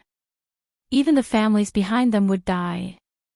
The two people hesitated for a moment, but they still gritted their teeth and chased after him. If they missed this opportunity today, they were afraid that it would be difficult to kill Gu Fei. Since they had already started, they could not stop. After traveling for a few miles, the murderous aura in the forest became even more intense. When Gu Fei's body had more than 10 wounds, there was a bang sound. Branches and leaves fluttered in the air. He rushed out of the forest, and the field of vision in front of him suddenly widened. A strange sound immediately passed into Gu Fei's ears. It seemed to be the cry of some kind of beast. It seemed that there was more than one sound, but many sounds. A very noisy cry came from not far in front of him. Without thinking, Gu Fei crouched down and immediately rushed in the direction of the noisy cry. Huala, huala. While running, besides the noisy beast cries, Gu Fei also heard the faint sound of running water. A cold murderous aura came from behind him. Gu Fei knew that the two people were already close. In this open area, the white-robed young man was probably going to take out his saber. For Gu Fei, who was poisoned, this was undoubtedly a fatal threat. I must not let that guy find a chance to take out his saber. All kinds of pain rushed into his head from his limbs and bones, causing Gu Fei's running body to shake. The sweat that seeped out of his body was purplish-black. This was a sign that the poison in his body was constantly being forced out. His body, which had been tempered day and night by the essence in his body, was far stronger than what Gu Fei had imagined. As he ran, the primal qi in his body was continuously stimulated through his blood, flesh, tendons, and bones. As his tendons, flesh, and blood trembled, not only did they transmit wave after wave of primal qi, they also continuously expelled the poison from his body through his pores. The purplish-black sweat dripped onto the places that Gu Fei passed. The leaves and weeds that were stained with the sweat quickly withered. The white-robed young man's feet whistled as he moved forward at an extremely fast speed. In an instant, he passed the black-robed young man, and the hand that was holding the saber began to move. The white-robed young man forced his way behind Gu Fei and was about to pull out his saber. But at this time, there happened to be a call in front of him. Without thinking, Gu Fei immediately dodged behind the colonel. "How dare you!" When the white-robed young man saw this, he couldn't help but hate. A rare opportunity to take out his saber had disappeared right in front of his eyes. Gu Fei turned around the call and saw that there was a large lake about 200 or 300 feet in front of him. The lake water was still emitting hot steam. There were many fiery red shadows that looked like little people swimming and playing in the lake water. The noisy beast cries came from ahead. That is. Gu Fei's mind was shaken as a fierce aura assaulted him. There were many fiery red figures. There were about a dozen of them in the lake. On the shore and on the surrounding trees, there were even more red figures. It's a blood monkey. A terrified cry came from behind. The two people chasing after him also saw the strange scene in front of them. Chapter 112. Is this fella crazy? The two young men who were chasing after Gu Fei were shocked when they saw Gu Fei charging towards the blood monkeys that numbered in the thousands. The crimson monkeys were rare beasts that lived in groups. If it was a single crimson monkey, these two young experts could easily kill it. However, if it was a large group of crimson monkeys, then it would be a nightmare. Even ants could bite an elephant to death, not to mention a powerful beast like this. At this moment, a series of sharp roars came from the opposite side of the mountain, breaking the tranquility of the mountain in an instant. Many fiery red shadows were moving quickly on the mountainside. The murderous aura of the blood monkeys covered the sky and covered the earth. The three men's expressions changed. The two young men in black and white immediately stopped in their tracks. They finally understood why no ferocious beasts dared to set foot in this area. Although they really wanted to kill Gu Fei, protecting their own lives was more important. At this moment, the thousands of blood monkeys were alarmed. More than a dozen strong fiery red shadows leaped from the treetops and pounced towards them. The blood monkeys were like flashes of fire in the forest. The blood monkeys were moving at high speed. They were not tall and looked like 7 or 8 years old children. Their bodies were covered in blood-red fur that flashed with a demonic red light. 4 of their claws lightly touched the branches and leaves, and they were sent flying 3 to 4 feet away. The blood monkeys were extremely agile. In just a moment, more than a dozen blood monkeys had rushed forward and surrounded Gu Fei, baring their fangs and brandishing their claws. They looked extremely ferocious. The blood monkeys were violent and had a strong sense of territory. Against ferocious beasts that dared to invade their territory, they would attack in groups and use their sharp claws to tear the beasts into pieces. Although they were small in size, the blood monkeys were extremely strong. They could tear lions and tigers apart, and their sharp claws could pierce through metal. No one dared to underestimate a large group of blood monkeys. Roar! Gu Fei let out a muffled roar from his throat. Then, relying on his copper skin and iron bones, he charged directly into the group of blood monkeys. Squeak squeak. 7 or 8 blood monkeys were knocked down by Gu Fei, and Gu Fei's clothes were torn to shreds by the blood monkey's sharp claws, leaving black and red scratch marks on his body.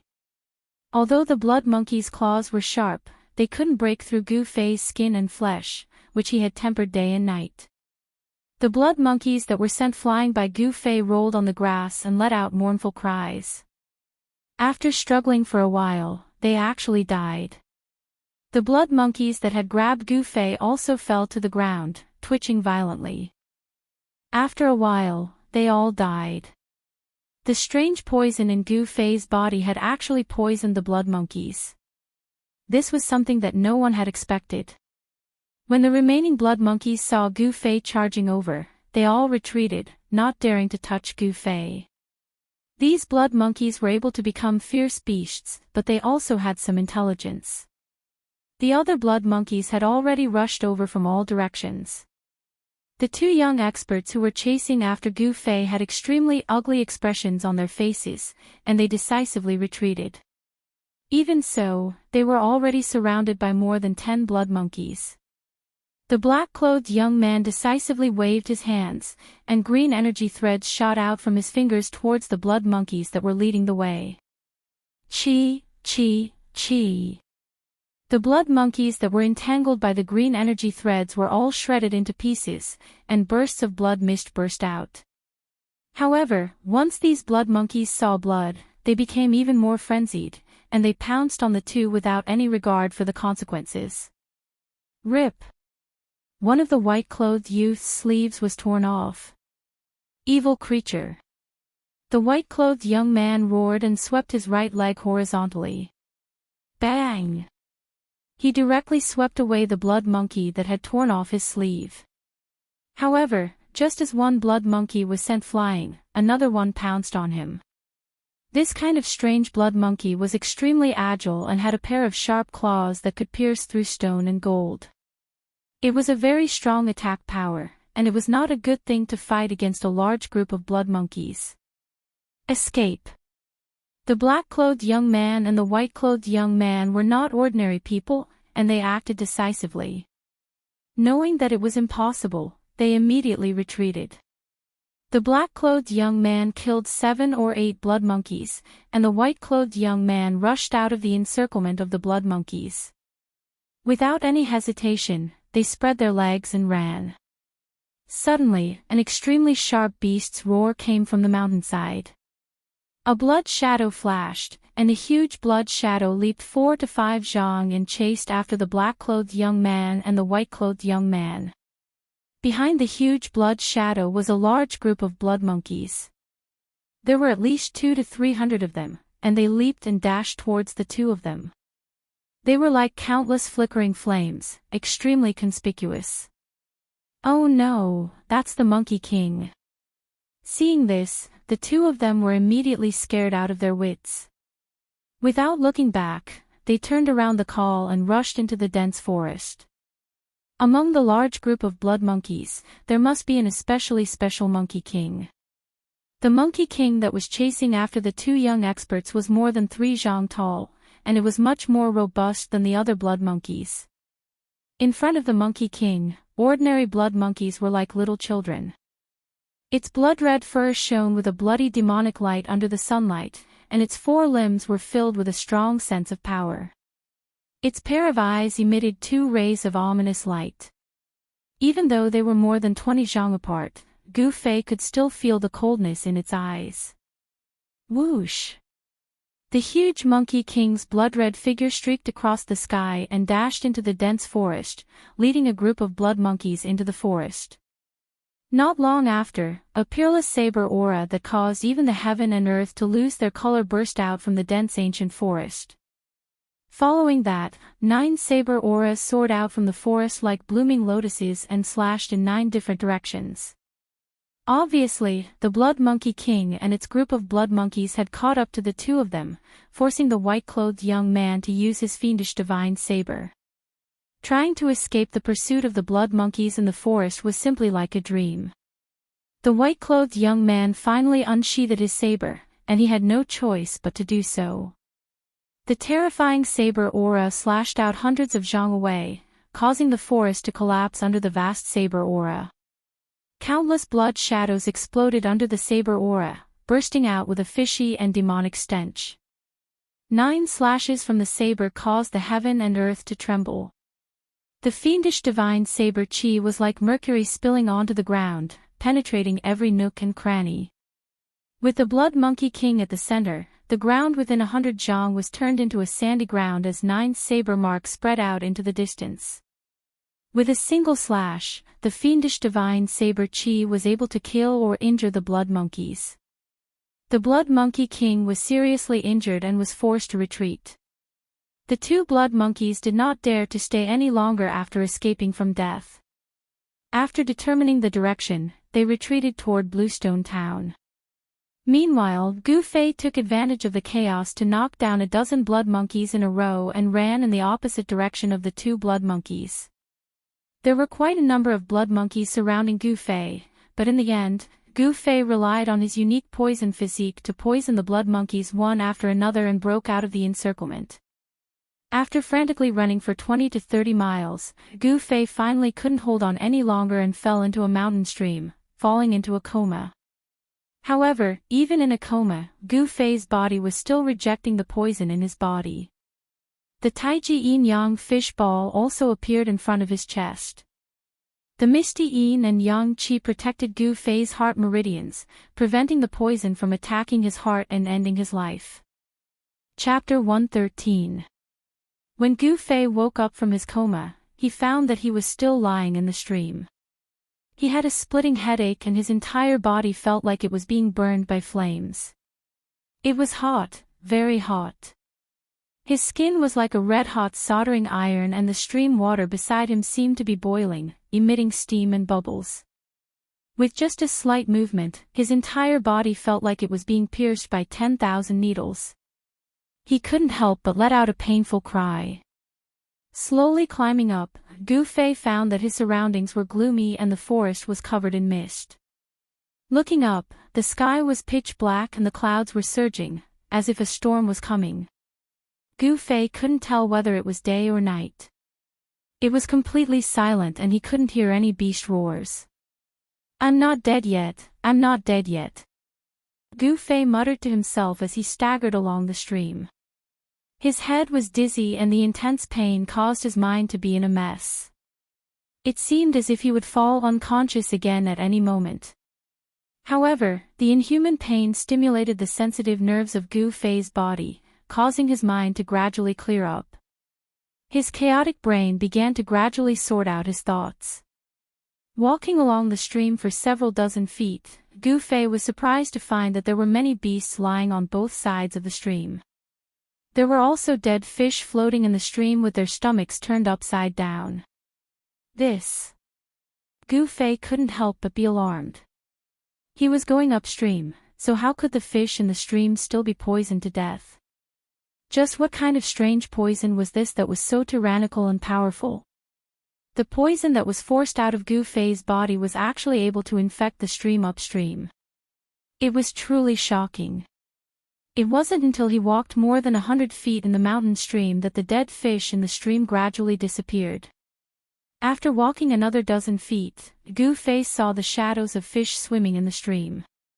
Boom! Suddenly, a bolt of lightning cut through the sky, as if it had suddenly torn a long hole in the dark sky. A burst of intense light erupted, instantly illuminating the world. A gust of wind blew past, and the trees in the forest swayed violently, rustling. The wind brought with it heavy moisture, and Gu Fei could smell the scent of water. A storm was coming. A strong light flashed, and Gu Fei could vaguely see a cliff in front of the mountain stream. There seemed to be a dark cave at the bottom of the cliff, and the stream was flowing out from that cave. Gu Fei had no choice but to be careful. Moreover, his current situation was not good. There were still remnants of poison in his body, causing his body to be extremely weak. If he ran into any powerful beasts, his life would be in danger. Of course, if that unlucky beast ate Gu Fei, it would also be poisoned to death. After being washed by the stream, most of the toxins in Gu Fei's body had been expelled, but some of the toxins that had invaded his internal organs were not so easy to expel out of his body. He needed to find a place, a relatively safe place, to expel the toxins. It had to be said that the two mysterious young men's methods were really despicable. Although Gu Fei only drank a cup of poisoned wine, he was now half dead. If it wasn't for the fact that he cultivated ancient martial arts, tempering his body day and night, and the vitality contained in his body was extremely strong, far surpassing ordinary cultivators, that cup of poisoned wine would have taken his life. Rumble. The dark clouds in the sky were so dense that they almost covered the ground. Bolts of lightning flashed in the clouds like silver snakes swimming in the clouds. The power of heaven and earth deterred all living things. At this moment, besides the rumbling thunder, not a single beast's roar could be heard. All the beasts in the forest seemed to be hiding. Gu Fei endured the discomfort of his body and carefully walked ashore from the mountain stream. Then, he walked forward through the trees and weeds beside the mountain stream. Sure enough, there was a pitch-black hole in front of him. When the storm was about to come and the sky was dark, the hole at the bottom of the cliff was like a gaping mouth that could swallow any living creature that passed by at any time. Gu Fei felt a burst of pressure. Should he go in or not? Gu Fei pondered. Rumble. Another shocking lightning flashed across the sky, and the sound of thunder shook the world. Seeing that the storm was coming, Gu Fei weighed the pros and cons, and felt that it was better to enter the cave to avoid this storm. Carefully, his footsteps were light like a leopard cat, and without any movement, he came to the side of the cave. Gu Fei bent down to pick up a stone, threw it into the cave, and then quickly hid to the side. Plop! The sound of water came from the cave. Gu Fei carefully listened to the sound in the cave, and did not move. He was not in a hurry, and it could even be said that he was very patient. After a while, there was no more sound coming from the cave, but Gu Fei still did not move. He knew that when some berserk beasts were hunting, they would hide very well and would not easily attack.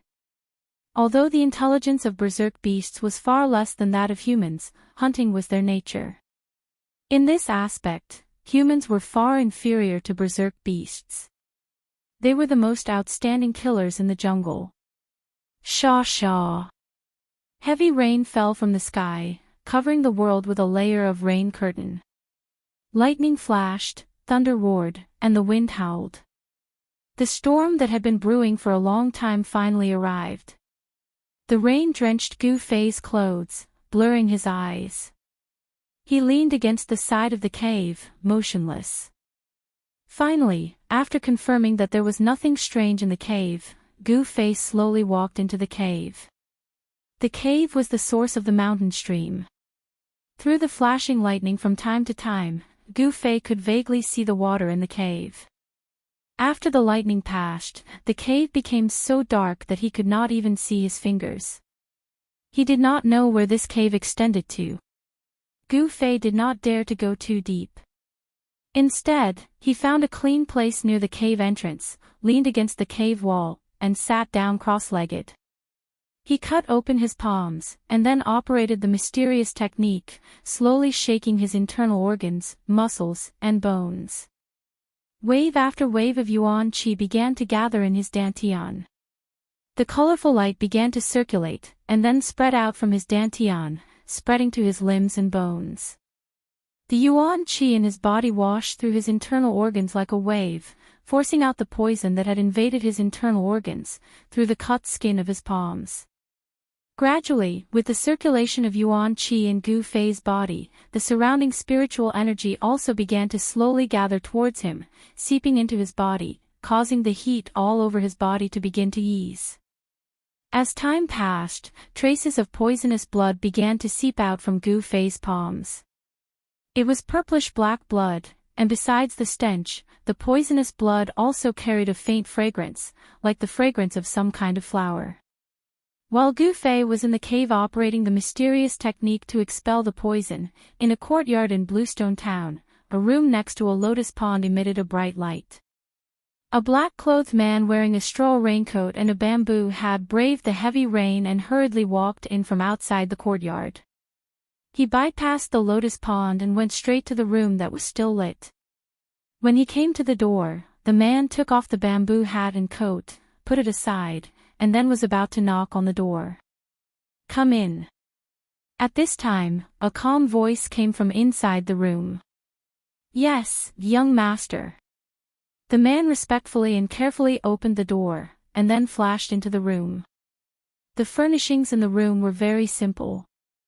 There was a bed, a table, 2 tea tables, and several chairs. The 2 walls of the room and the table were burning with red candles. A young man was holding a book, reading under the candlelight. "Young master, this is information about those 2 people." The person who came in was a middle-aged man with yellow skin. This person's eyes were full of spirit, and his footsteps were silent. It was obvious that he was a smart and capable person. The young master put down the book in his hand, took a stack of papers from the middle-aged man, and then began to read. After only reading a few, the young man's face changed. Chapter 114. A storm enveloped heaven and earth. The lightning in the sky danced like silver snakes, and thunder shook the sky. The power of heaven and earth was irresistible. In the depths of the forest, the cave where Gu Fei was in had become a water-curtain cave. The rainwater rushing down from the cliff almost covered the cave entrance. On a rock beside the cave entrance, Gu Fei sat cross-legged with his back against the cave wall. Faint rumbles of thunder could be heard all over his body, as if he was resonating with the thunder and lightning in the sky. The sound of the heavenly thunder drum forged his muscles and bones. At this moment, Gu Fei was using this divine ability to force out the poison. An endless amount of spiritual energy gathered around him, forming faintly discernible spots of spiritual energy outside his body. On his palm, the stinky, purplish-black poisonous blood with a faint fragrance flowed down, dripping onto the stone in front of him, and then flowing from the stone into the water below. The poisonous blood melted into the water and gradually spread. The fish in the cave gradually floated up from the water and were all poisoned to death. This kind of strange poison was really terrifying. A drop of poisonous blood could turn a body of water into poisonous water. All living things in the water would die and become lifeless stagnant water. Suddenly, whoosh! A green shadow rushed out of the water in front of Gu Fei and then landed on Gu Fei's right palm. It was a small green snake the size of a chopstick and less than a foot long. It was really incredible that this small snake was not poisoned to death by the strange poison that melted into the water. Even a fierce beast like the blood monkey would die when it came into contact with the poisonous sweat on Gu Fei's body. This Shaoqing snake was actually able to survive. It was really extraordinary. The small green snake actually bit the middle finger of Gu Fei's right hand. 2 sharp teeth protruded from its upper jaw, breaking the skin of Gu Fei's middle finger and piercing into his flesh. It actually pierced through Gu Fei's flesh. The two sharp teeth of the Shaoqing snake were obviously more powerful than divine weapons. All of this happened too suddenly and too quickly. By the time Gu Fei was alerted, the Shaoqing snake had already bitten his middle finger. Gu Fei's heart skipped a beat, but immediately after, the unvented heat in his body, the astonishing heat produced by the evaporation of the strange poison in his body, suddenly seemed to have broken through a gap, and poured out from his middle finger. The bite of the Shaoqing snake seemed to have opened a gate, allowing the heat poison in Gu Fei's body to escape. Gu Fei immediately felt a cooling sensation throughout his body. His skin, which was so red that it looked as if it was about to drip blood, began to gradually fade and his body temperature began to drop. What kind of snake is this? Gu Fei did not make any move. He calmly sized up the little green snake that was biting his right middle finger. The dim cave did not hinder his vision. With Gu Fei's current cultivation, as long as there was a little light, he could clearly see everything around him. He saw that the little snake was covered with small green scales, and there was a faint green luster flowing on the scales. The entire slender snake body seemed to be carved out of jasper, crystal clear. However, what surprised Gu Fei the most was that there were two small protrusions on the small head of the Shaoqing snake. The protrusions were not scales, and the color was not green, but a faint silver, which was not obvious. Could it be that it has grown horns? Gu Fei was extremely surprised. If it really had grown horns, then this Shaoqing snake was not an ordinary snake. It was said that there were some strange beasts in the world that inherited a trace of the bloodline of ancient holy beasts. If the trace of bloodline in their body could be stimulated, and if it was enlarged infinitely, the power of ancient holy beasts could be reproduced. Could it be that this Shaoqing snake was actually a holy snake with a trace of the bloodline of a real dragon? If that was the case, the potential of this Shaoqing snake was simply unlimited. Returning to its ancestry, with the body of a snake, the holy snake with the bloodline of a real dragon. Even after thousands of generations, the bloodline of a real dragon was extremely thin, but there was still a chance of returning to its ancestry. Of course, the process of returning to its ancestry was definitely full of dangers, and it was bound to go through thousands of hardships. It was a magnificent feat that was one in a million. Although Gu Fei guessed so, it was only his wishful thinking in the end. No one knew whether this Shaoqing snake had the bloodline of a real dragon or not. However, even so, this Shaoqing snake also showed an extraordinary side. It was actually sucking the remaining poison in Gu Fei's body. Fine purple-black poisonous qi as thin as hair converged towards the two sharp teeth of Shaoqing snake which pierced into Gu Fei's middle finger along Gu Fei's middle finger. Less than an hour later, as if the Shaoqing snake had been full of the poisonous blood, it slithered off Gu Fei's palm and coiled up on a stone beside Gu Fei, remaining still. This bizarre little snake seemed to be refining the poisonous blood as a wisp of vague spiritual source seemed to be flowing over its cyan body. Gu Fei was shocked to find that a small part of the remaining poison in his body had been sucked away by the Shaoqing snake. The bloody color over its body had faded away as it gradually recovered its strength. It seems that it will take me a few days to completely remove the remaining poison in my body. Dragon Emperor City, Ruin Heavenly Realm, I'd better not waste time. Gu Fei couldn't help but worry about it. He didn't know whether Dan Qinzi had already arrived at Dragon Emperor City with Li Lingfeng, Ziyu, and the others, or whether they would wait for him.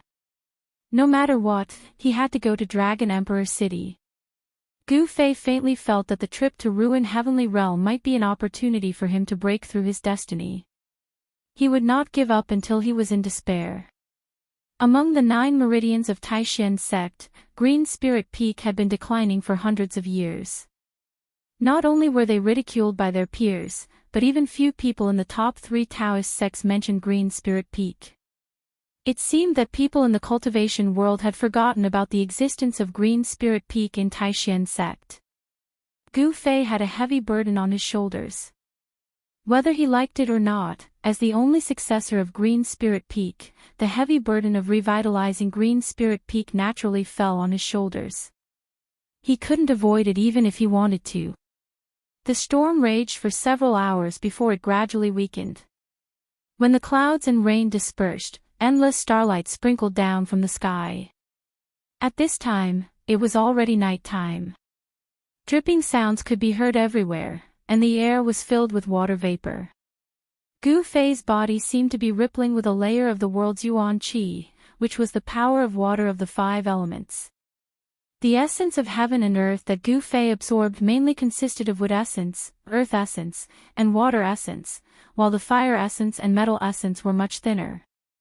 The 5 elements inside and outside resonated with each other. Using the 5 elements inside his body to guide the 5 elements of heaven and earth into his body, Gu Fei's body seemed to be injected with endless vitality.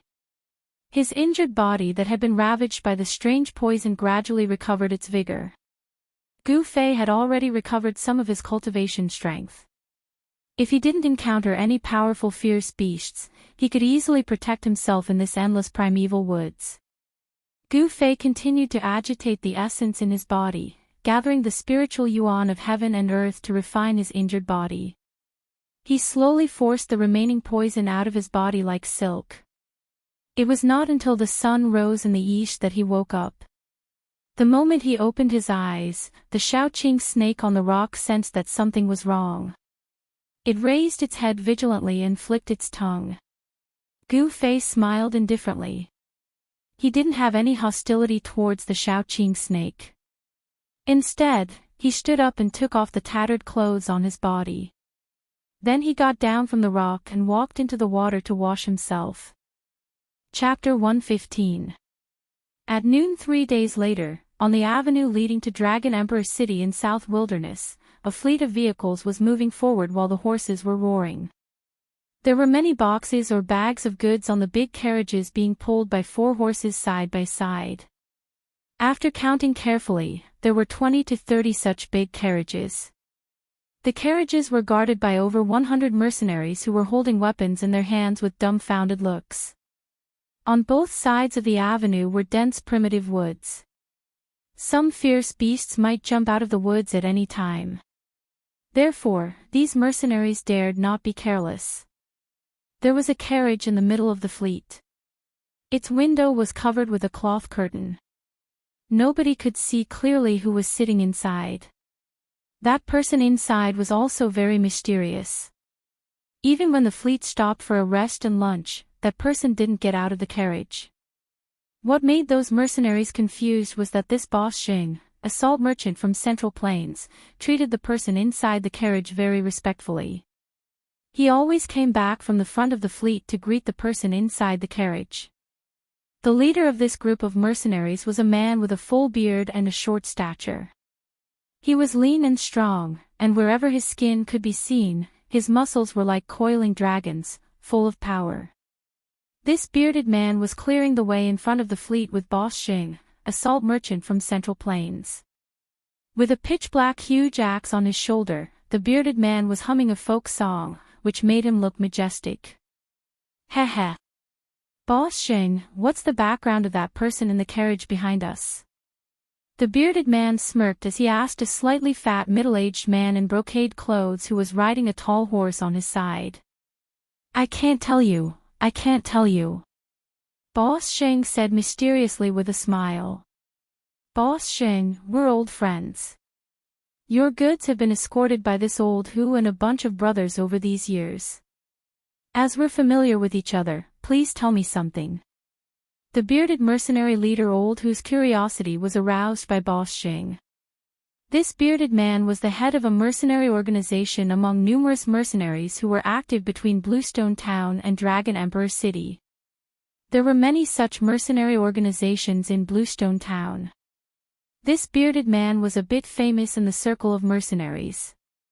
Merchants traveling from south to north, unless they were strong and had a large number of specially trained guards, they would have to hire mercenaries to protect their goods. However, the price of hiring a group of mercenaries was not low. This trade route in the southern wasteland was not peaceful at all. No merchant dared to walk in the southern wasteland without hiring mercenaries. Without the protection of mercenaries, Not only would their goods be robbed by bandits, even their lives would be threatened. In the southern wasteland, killing people and robbing them was a common occurrence. Spending some money to hire dozens of mercenaries to protect the safety of the goods and people was still very worthwhile. Hee hee. This person is my benefactor, he saved my life. Boss Sheng laughed. When the bearded man heard this, he couldn't help but ask, what happened? Could it be that Brother Sheng encountered those robbers who killed and robbed people? Yes. We didn't encounter bandits, but a herd of beasts, and it was a large group of bloodthirsty wolves, said Boss Sheng. Bloodthirsty wolf pack. The bearded man couldn't help but suck in a breath of cold air. The bearded man had traveled between Bluestone Town and Dragon Emperor City for many times. Of course, he knew the power of fierce wolves. They were a group of ferocious beasts that ate humans without spitting out their bones. Did that man save you from the wolf pack? The bearded man asked in disbelief as he widely opened his eyes. Boss Sheng nodded and couldn't help but think of an evening 2 days ago. At that time, when his convoy was less than 50 miles away from Bluestone Town, they encountered a pack of bloodthirsty wolves that suddenly rushed out of the dense woods. Over 100 fierce wolves as large as calves were enough to tear them apart and devour them. Even their bones might not be left. When they were in a hopeless situation, a man appeared.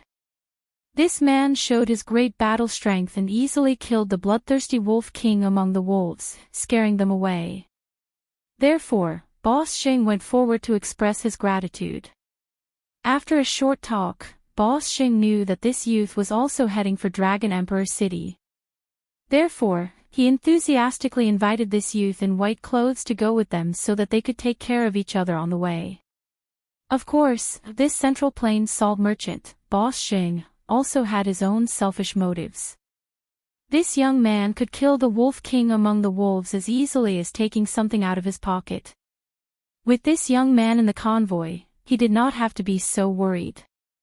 After thinking about it for a short while, the youth agreed. However, he put forward a condition to Boss Sheng. He didn't want to see anyone else except Boss Sheng. Translator, WQL Editor, Alim. There was a courier station 60 miles away from Bluestone Town. Boss Sheng and Big Beard arranged to meet there. From the courier station to Dragon Emperor City, Boss Sheng's fleet would be escorted by Big Beard and over 100 mercenaries. In the mercenary industry, they ate on the edge of a knife and lived a life where there would be no tomorrow. However, the treatment was generous. Even if they were to die a heroic death, their families would receive a large pension and they would not have to worry about food or clothing for the rest of their lives. Therefore, although this industry was full of dangers, many people joined mercenary teams. I see. After hearing Boss Sheng's explanation, the bearded man didn't ask him about that person in the carriage anymore. After all, the bearded man knew some taboos in the mercenary industry. He would never ask about things that he shouldn't know. Even if he knew, he would pretend to be deaf and dumb. Curiosity was not a good habit. It was often fatal. While the bearded man and Boss Sheng were talking in the front, they didn't know that their words had been heard by the youth in the carriage behind them. The carriage that the young man was in was at least 100 feet away from Big Beard and the others who were clearing the path ahead. However, with the young man's cultivation base, any movement within 100 feet would not be able to escape his eyes and ears. Even if an embroidery needle fell to the ground, he would be able to hear it clearly. Humph. This guy surnamed Sheng is smart. He didn't expose my look. A youth was sitting in the carriage with legs crossed. A small cyan snake was coiling on his right hand. 2 tiny teeth holes could be vaguely seen on the middle finger of the youth's right hand. The carriage seemed to be filled with a faint fragrance of plants. The youth's eyes were like cold stars, his face was like a knife, and his black hair casually draped over his shoulders. Who else could it be but Gu Fei? You little guy, you actually swallowed a beast crystal. That's really surprising, Gu Fei said with a faint smile as he gently played with the Shaoqing snake on his hand. It turned out that when this little azure snake had entered Gu Fei's magic treasure pouch that day, it had actually gone for the beast crystal within the magic treasure pouch and swallowed the jade green beast crystal that was the size of a finger. The jade green beast crystal that looked like a pearl was something Gu Fei had obtained from the three-eyed divine mink that he had met by chance. However, it had now been swallowed by the Shaoqing snake. After swallowing the beast crystal, the Shaoqing snake's abdomen bulged. That beast crystal was not that easy to refine. After swallowing the beast crystal, the Shaoqing snake became listless.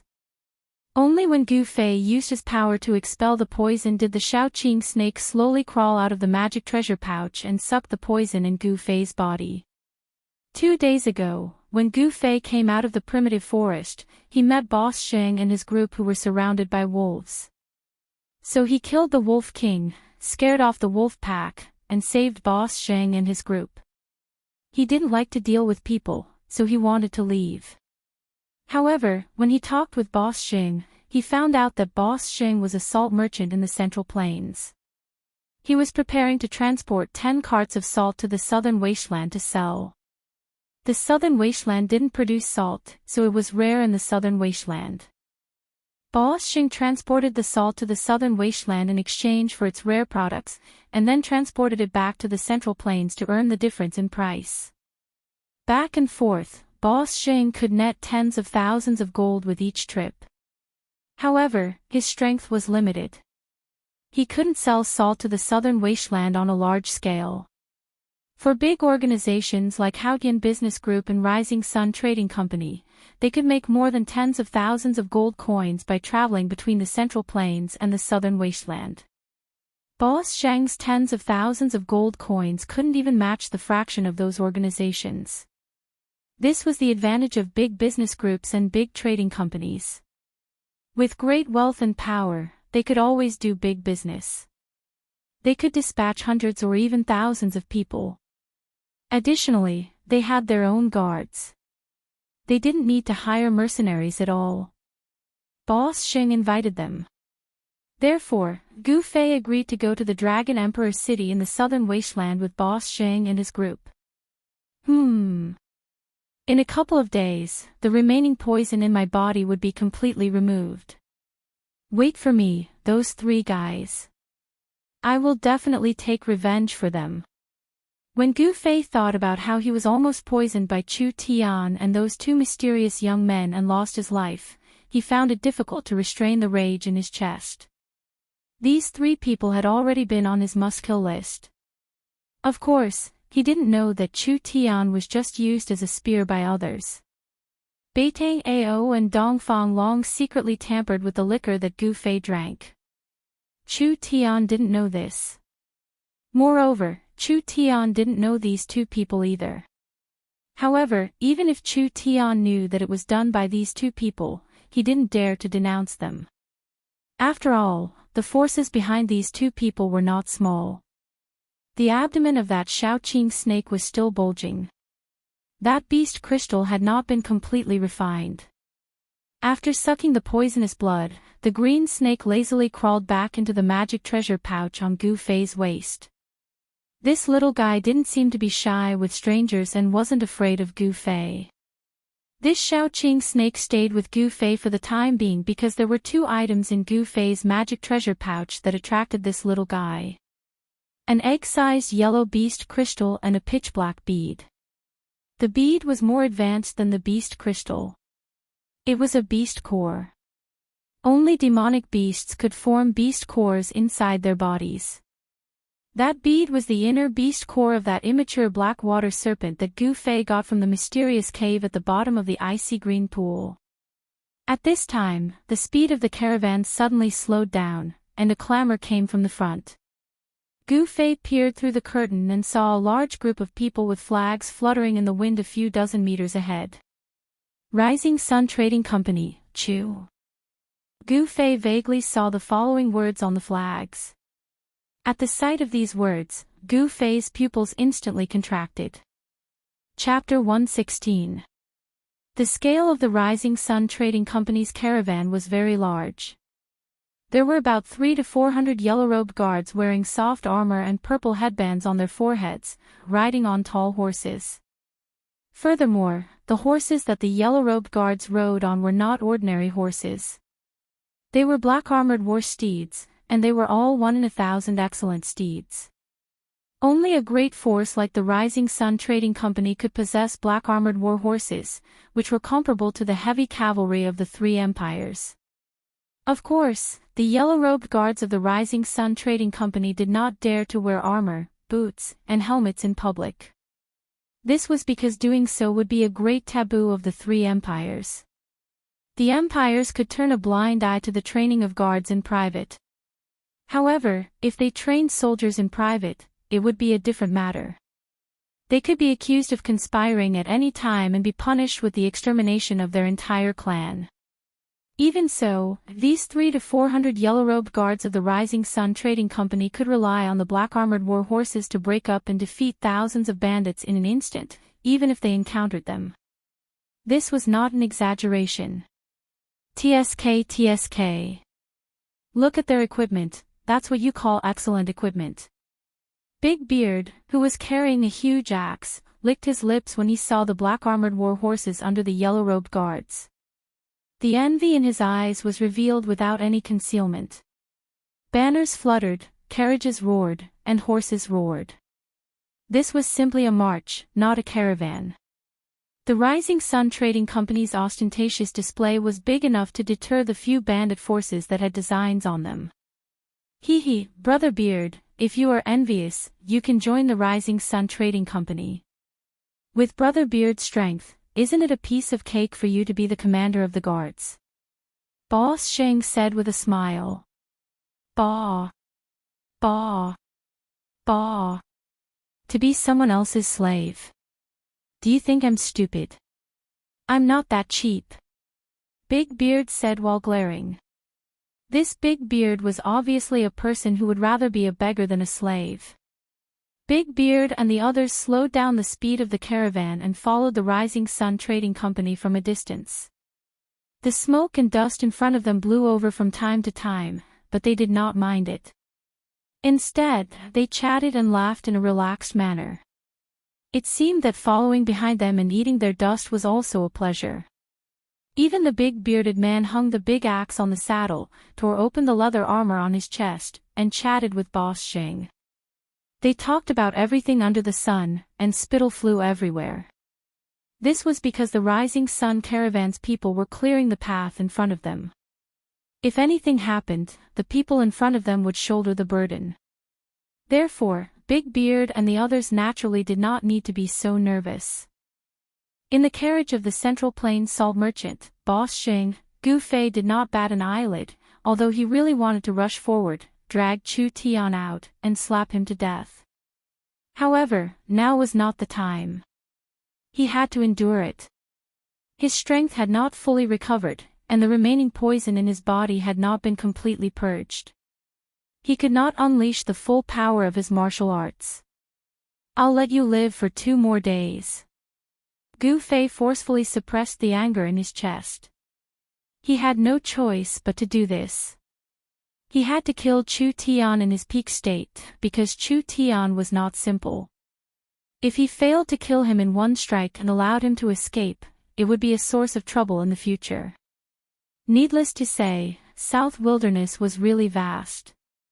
After walking on the avenue leading to Dragon Emperor City for 2 days, Zhang Tai could vaguely see a huge city at the end of the endless primeval woods like a wild beast in the prehistoric wilderness. That was Dragon Emperor City in South Wilderness. Nobody knew when Dragon Emperor City was built, not even the old fogies on the continent. Perhaps Dragon Emperor City had existed for a long time. As a result, people's memory about Dragon Emperor City had been eroded by the merciless time. It was said that Dragon Emperor City had existed in South Wilderness since far ancient times. However, this rumor couldn't be verified. Even the oldest classics on the continent didn't record when this huge city appeared. The setting sun was as red as blood, which dyed all the clouds in the skyline into fiery red, forming brilliant fiery clouds. On the avenue, the fleet of carriages stretched for miles. Noisy people and horses neighed. In front of the fleet was the most powerful and well-equipped Rising Sun caravan with fluttering flags. 300 to 400 yellow-robed guards were riding black-armored battle horses and guarding the carts of goods in an awe-inspiring manner. After the Rising Sun caravan were 7 to 8 small caravans that had gathered on the road over the past 2 days. In this way, the fleet of carriages stretched for miles on the avenue. Actually, these small caravans behind the Rising Sun caravan had the same idea as Boss Xing, the salt merchant from the Central Plains. They were all using the Rising Sun caravan's power to intimidate others. By staying close to the Rising Sun caravan, they could avoid robbers by relying on the power of the Rising Sun caravan. Over the past 2 days, Gu Fei, who was hiding in the fleet of Boss Xing, finally got rid of all the remaining toxins in his body and recovered to his peak state. He planned to launch an attack tonight. Chu Tian dared to use despicable methods to harm him. His actions were unforgivable. Only by using Chu Tian's blood could he quell his anger. The light between the heavens and the earth receded and darkness gradually descended. Night came quietly.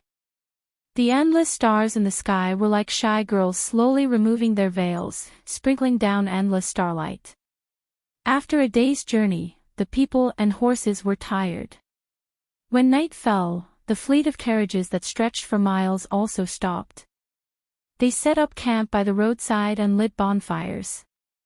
Some people directly walked into the forest by the roadside and hunted a few wild animals, or untied their rations from the carriages and swallowed them with coarse wine.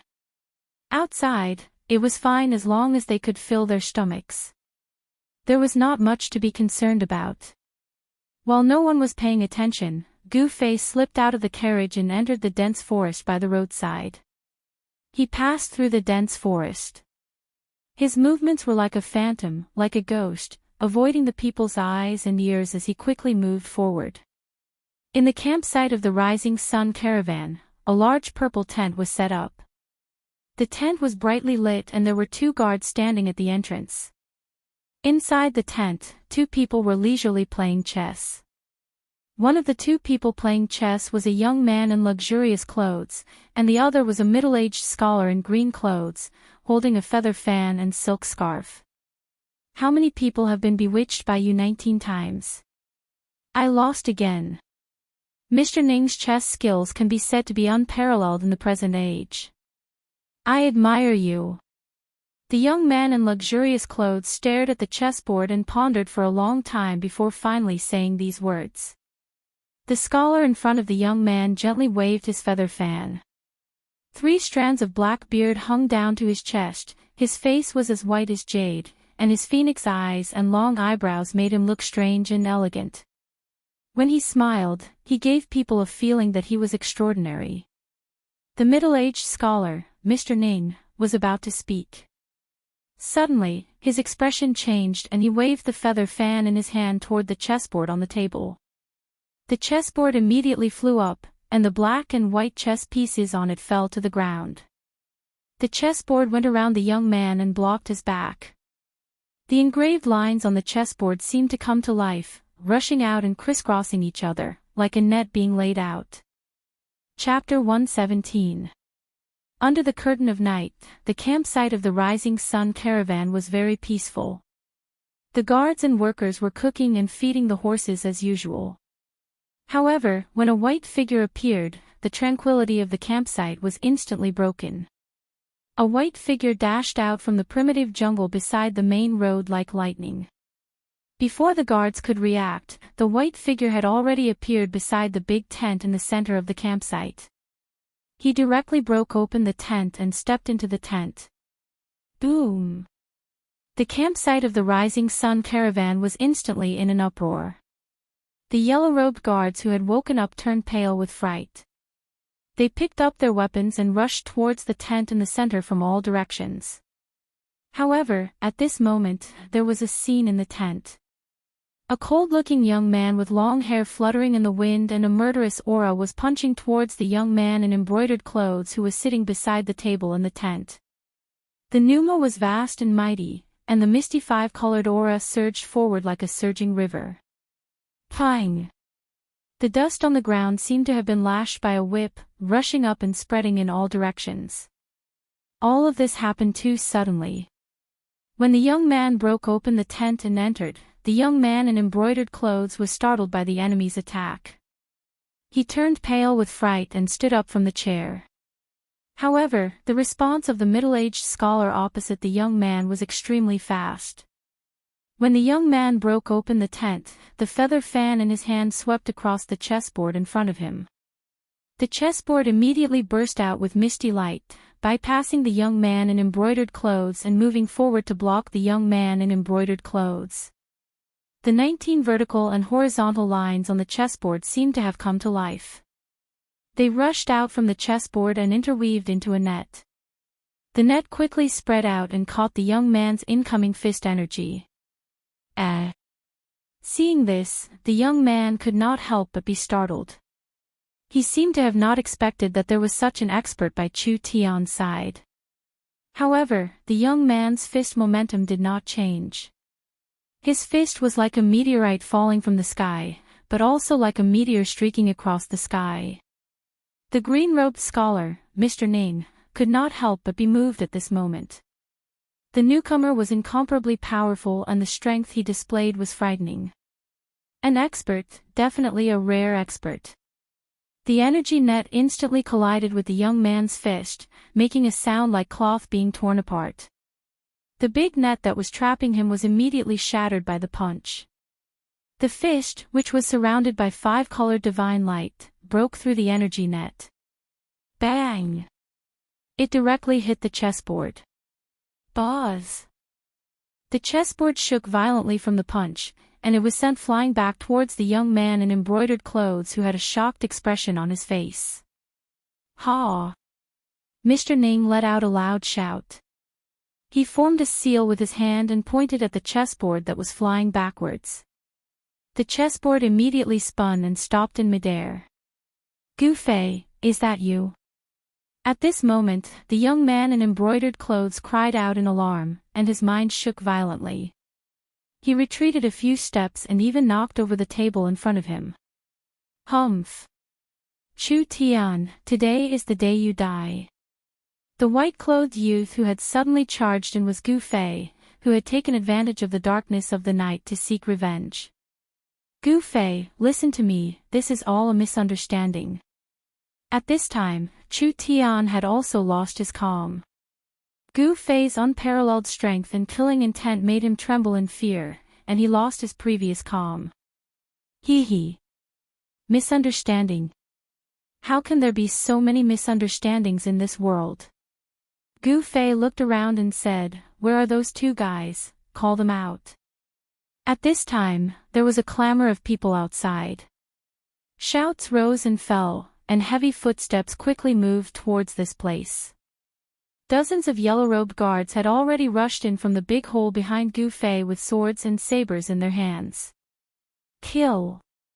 A man who seemed to be the leader of the guards pointed at Gu Fei with a long sword in his hand. Kill! The dozens of yellow-robed guards immediately brandished the weapons in their hands and rushed towards Gu Fei like wolves and tigers. Don't! Chu Tian hurriedly shouted, but it was already too late. Courting death. Gu Fei instantly turned around and rushed into the crowd like a tiger rushing into a flock of sheep. Bang, bang, bang. The heads of 5 guards were directly smashed into their chests, and the chests of 7 guards caved in, and they flew out with their chests sticking to their backs. The leader of the guards had the worst ending. His weapon was directly smashed by Gu Fei's punch, and the broken pieces of the weapon were like thousands of sharp flying knives, shooting back. Puff, puff, puff, puff. The leader's body was full of holes. Even though he was wearing a soft armor inside, it was still pierced, like a water bag being pierced through, and blood spurted out from the leader's body. The inside of the tent suddenly became a slaughterhouse. Dozens of guards were instantly killed by Gu Fei in a flash, and the pungent smell of blood filled the tent. The middle-aged scholar with a feather fan and Chu Tian, the young master of the rising sun, both changed their expressions. Gu Fei's power immediately deterred the group of guards who were about to rush in. An ominous glint flashed in Gu Fei's eyes, like a peerless ferocious beast. He coldly glanced at the people outside, and the group of guards outside the tent immediately became restless. They looked at each other, and for a moment, no one dared to enter the tent again. Gu Fei, I really didn't poison you, it was those two bastards Dongfang Long and Beitang Ao who did it. After all, Chu Tian was used to big scenes. Although he was shocked, he quickly calmed down. In fact, Chu Tian relied on Mr. Ning beside him to have such courage. This middle-aged scholar, Mr. Ning, was actually a strange person. Moreover, we only met for the first time that day. I have no reason to harm you. Chu Tian quickly said again. He could see that Gu Fei was a decisive person, and this kind of person was not to be trifled with. When Gu Fei heard this, he couldn't help but be startled. Chu Tian's words seemed to be reasonable, and it was impossible for Chu Tian to make a move on a stranger without any reason. Dongfang Long, Beitang Ao. Dongfang. Could it be? When Gu Fei thought of this, his eyes shone brightly, and a heart-palpitating evil qi surged out from his body, and everyone immediately felt an indescribable pressure. Gu Fei's action made the hearts of the two people opposite him jump. Mr. Ning even suspended the chessboard in front of him, and looked at Gu Fei with a serious expression. If Gu Fei made any strange movements, he would mercilessly attack. This chessboard had actually been refined into a treasure by Mr. Ning, and the power displayed just now was just the tip of the iceberg. At this moment, a white strange bird flew in from outside the tent and landed on Chu Tian's shoulder. This strange bird was only the size of a fish, and its feathers were as white as snow. It had a pair of sharp golden claws, and there was a strand of bright red feathers on its head. If one didn't look closely, one would think that it had a red flesh crown. There was a cylinder tied to the strange bird's leg. Chu Tian quickly untied the cylinder from the bird's leg, and then took out a roll of paper from it. Gu Fei, I know where Beitang Ao is. You can go find him directly, and prove that what I said is true. Chu Tian opened the roll of paper, and said to Gu Fei after reading it anxiously. He is there. Gu Fei asked. He had already vaguely guessed that this matter was not that simple, and it might be a disaster. Dongfang family. Gu Fei felt a burst of irritation. They are confronting the Haotian caravan 30 li ahead. Chu Tian said quickly. Whoosh! A strong gust of wind suddenly blew within the tent. Gu Fei's figure had already disappeared from the tent. A white figure quickly rushed out of the Rising Sun caravan's campsite. Chapter 118. Gu Fei left in the blink of an eye. The battle didn't break out. Chu Tian instantly relaxed his tense nerves, making him feel exhausted. Only then did he realize that his clothes had long been soaked in cold sweat. Gu Fei gave him a terrifying feeling. He was like a deity or a demon. Gu Fei was decisive in killing. In a split second, he had killed over a dozen guards with the force of a thunderbolt. Looking at the mess in front of him and the pungent smell of blood rushing into his nose, Chu Tian's face was still extremely pale.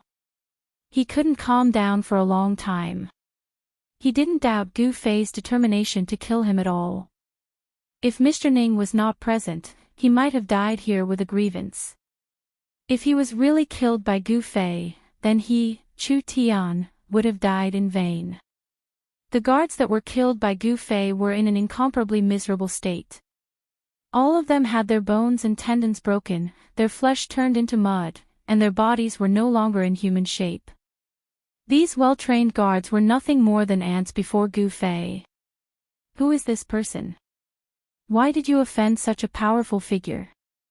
Mr. Ning waved his sleeve and put the chessboard in front of him into his sleeve. He's called Gu Fei, and he's an ascetic cultivator. However, his identity shouldn't be simple. That Dong Fang Long and Beitang Ao seemed to be extremely afraid of him, and they didn't hesitate to use despicable methods to kill him. Chu Tian didn't conceal anything and told Mr. Ning about the sequence of events. Dongfang clan of Eastern Qi and Beitang clan of Southern Yan. When did these two cultivation clans get together? Strange. Who could make them afraid? Mr. Ning slightly waved his feather fan. After listening to Chu Tian's story, he couldn't help but frown. At this moment, on the ancient road leading to Dragon Emperor City, there was a camp about 15 kilometers ahead of the camp of the Rising Sun Caravan. This camp was larger and had more people than the camp of the Rising Sun Caravan. However, at this time, the camp was brightly lit, and the sound of people clamoring could be heard. A group of black-clothed people were confronting hundreds of cyan-clothed guards in front of the camp. They were led by a tall and straight young man in black and a middle-aged man in black with a pale face and no facial hair. Although the young man was handsome and his eyes were like cold stars, there didn't seem to be anything special about him. However, the black-clothed middle-aged man gave people a very strange feeling. Especially his eyes, which were incomparably deep and emitted a dense chill. Cut the crap. Hurry up and hand over that thing, or else, humph. The black-clothed young man looked maliciously at the white-clothed young man, who was standing in front of hundreds of guards. The corners of his mouth curled into an evil smile. This young man was the mysterious person who had tried to assassinate Gu Fei twice. Beitang Ao, if you know what's good for you, then quickly retreat. Offending our Ling clan won't do your Beitang clan any good. Beside the handsome white-clothed young master stood an old servant in a cyan gown. It was this old servant who spoke those words. Li Zhong, your surname is not Ling. If you're willing to hand over that thing, I might consider sparing your life. At this moment, the black-clothed middle-aged man suddenly stepped forward and impatiently said to the old servant. The black-clothed middle-aged man was filled with a dangerous qi. An extremely obscure strength was surging inside his body. He was like a ferocious beast lurking in the dense woods, ready to launch a fatal strike at any passing prey. Undoubtedly, the middle-aged man's prey were the members of Haotian Ling clan. That handsome young master was Ling Luoyen, who was disguised as a man, while that old servant in a cyan gown was Grandad Zhong. Dragon Emperor City was over 100 miles away from the ancient road. However, Ling Luoyen and the others could never imagine that their caravan could encounter members of Beitang clan outside Dragon Emperor City. Seeing Beitang Ao's unbridled gaze roaming around her body, Ling Luoyen's face turned ashen. She gripped the long sword at her waist, wishing she could rush forward and dig out Beitang Ao's eyeballs to feed to the wild dogs. This person was really too hateful. As the beloved daughter of the head of Ling clan, nobody had ever dared to look at Ling Luoyen in such a blatant manner. She was extremely disgusted by Beitang Ao's gaze. I don't know what you're talking about. I don't have what you want. Grandad Zhong's aged words contained a kind of decisiveness. He looked straight at the black-clothed middle-aged man and emitted a majestic aura as he confronted the powerful enemy in front of him. Although he was old, his battle spirit was not. As a martial artist, Grandad Zhong displayed a kind of fearless spirit. Although the enemy was powerful, he would never hesitate in a battle. You don't know. I think you're just pretending to be crazy. The black-clothed youth, Beitang Ao, stared at Grandad Zhong and said coldly. Since you don't want to hand it over yourself, then I have to take it myself. The middle-aged man said with a cold expression as he stepped forward and wanted to attack Grandad Zhong. Clang! Hundreds of green-clothed guards immediately unsheathed their weapons and pointed them forward. The green-clothed guards of the Haotian merchant group were well-trained. Their movements were neat and uniform, and a fierce aura immediately spread out. Obviously, these guards were real martial artists who had seen blood and killed people on the battlefield. The killing intent of hundreds of people gathered together. Even a young expert like Beitang Ao could not help but be moved. So what if you have more people? In my eyes, you're just a group of ants. The middle-aged man looked at the hundreds of green-clothed guards in front of him and said indifferently. At the same time, a majestic and heavy energy fluctuation spread out from the middle-aged man's body. He was not being arrogant, nor was he speaking nonsense. This middle-aged man definitely had the strength to sweep away hundreds of green-clothed guards. Grandad Zhong's face was ashen. He knew that he was probably doomed tonight. This middle-aged man was definitely a rare expert in the Beitang clan, and he was not his opponent. The Beitang clan was one of the top cultivation clans in the Yen Kingdom. It had a long history, and no one knew what kind of foundation this clan had. They only knew that this clan was definitely not simple. To be able to not be buried in history and continue to be passed down, such a cultivation clan must have something extraordinary. Uncle, why do you need to kill these people personally? It's better for me to get rid of these ants. Beitang Ao said disdainfully. He did not put the people of the Haotian merchant group in his eyes at all. All right. Quickly bring the things over.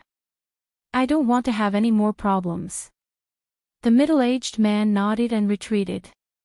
This place was not far from the Dragon Emperor city. It would not be good if they attracted the attention of other experts. Humph. Die. Beitang Ao strode forward and stretched out his right hand. Pang! A green light burst out from his palm. A large amount of green silk threads immediately shot out from his palm. Like countless tentacles, they entangled towards Grandad Zhong. Those were not real silk threads, but energy threads condensed from energy. This was a kind of magical ability that Beitang Ao had mastered. It was an extremely powerful magical ability. The green energy threads could cut through anything. Xiao Cui, Xiao Yu, protect the young master and retreat. Grandad Zhong shouted in a deep voice. Then, he took a step forward and shook the long sword in his hand. OM! A dragon-like sword cry resounded as a dazzling sword light suddenly appeared. The dazzling sword light, like a silver dragon, soared up to meet the entangling green energy strands. Unparalleled sword chi constantly shot out and destroyed the thousands of green strands. Then, Grandad Zhong soared into the sky, turned around in the air, and waved the long sword in his hand. The tip of the sword turned into many cold stars and fell down from the sky, shrouding Beitang Ao under the endless starlight, blocking all of his escape routes. Grandad Zhong's sword move was very marvelous. Ha! Beitang Ao's face revealed a trace of evil smile. Reversal of heaven and earth. With a light shout, Beitang Ao waved his hands, and a wave of bizarre energy fluctuation suddenly surged out from his hands. In an instant, Grandpa Zhong felt like the world was spinning. It was as if the universe had turned upside down. In the next moment, a horrifying scene appeared in front of him. Chapter 119. Seeing his sword move being completely reversed by the opponent, even if Uncle Zhong was a seasoned fighter with a mind as firm as iron, he was still shocked. This youth of the Beitang family is actually a divine arts practitioner. Uncle Zhong was overwhelmed with shock and couldn't help but feel a trace of despair. A divine arts practitioner couldn't be resisted. It wasn't something a martial artist like him could contend against. However, he was incomparably experienced in fighting. When he felt something was wrong, he immediately spun his sword and used it as a shield, blocking in front of his body. The sword chi crisscrossed, and with a sizzling sound, it actually sealed the space in front of him. The starlight sword chi that shot back instantly collided with the sword shield. Ding ding ding. A burst of crisp sounds of collisions that were as dense as rain erupted. Specks of bright sparks, like gorgeous fireworks exploding, sprinkling down a starry radiance. At the critical moment, Uncle Zhong tried his best to block the endless starlight sword chi, but in the end, he was also knocked back by the unparalleled sword chi and lost his footing. However, it also resolved the danger of being injured by his own sword move. The two of them exchanged blows for a short moment, but it made the spectators' hearts palpitate. Especially the unfathomable divine art that Beitang Ao displayed, which could actually reverse the opponent's attack, was truly terrifying. Uncle Zhong was secretly shocked. Bean-sized beads of sweat flowed down from his forehead. This youth in front of him, with this divine art, was already in an invincible position. Protect the young master and retreat. Uncle Zhong made a prompt decision and shouted at the group of guards. Ling Luoyan was a woman disguised as a man, so Uncle Zhong didn't call her young miss, but young master. Yes. The dozen or so yellow-clothed guards immediately accepted the order and led the hundreds of green-clothed guards to spread out, protecting Ling Luoyan, Xiao Chui, and Xiao Yu within them before retreating. Even though there were many guards of the Ling family, they didn't panic and were orderly. Every one of them was an experienced martial artist. In the secular world, these guards all had the strength of a third-rated martial artist, so it wasn't a problem for them to lift 1,000 caddies. Of course, the martial artists in the secular world had long lost the true inheritance of martial arts. Although there were thousands of people who practiced martial arts, they were all martial arts that strengthened the body. The martial artists who had truly succeeded in practicing martial arts had long gone extinct. If the hundreds of third-rate warriors of the Ling family were to be released, they would be comparable to an army of thousands of men and horses. Their strength was not to be underestimated. However, in the eyes of those in the cultivation world, third-rated martial artists in the secular world were just a bunch of ants. They could kill as many as they came. You want to leave?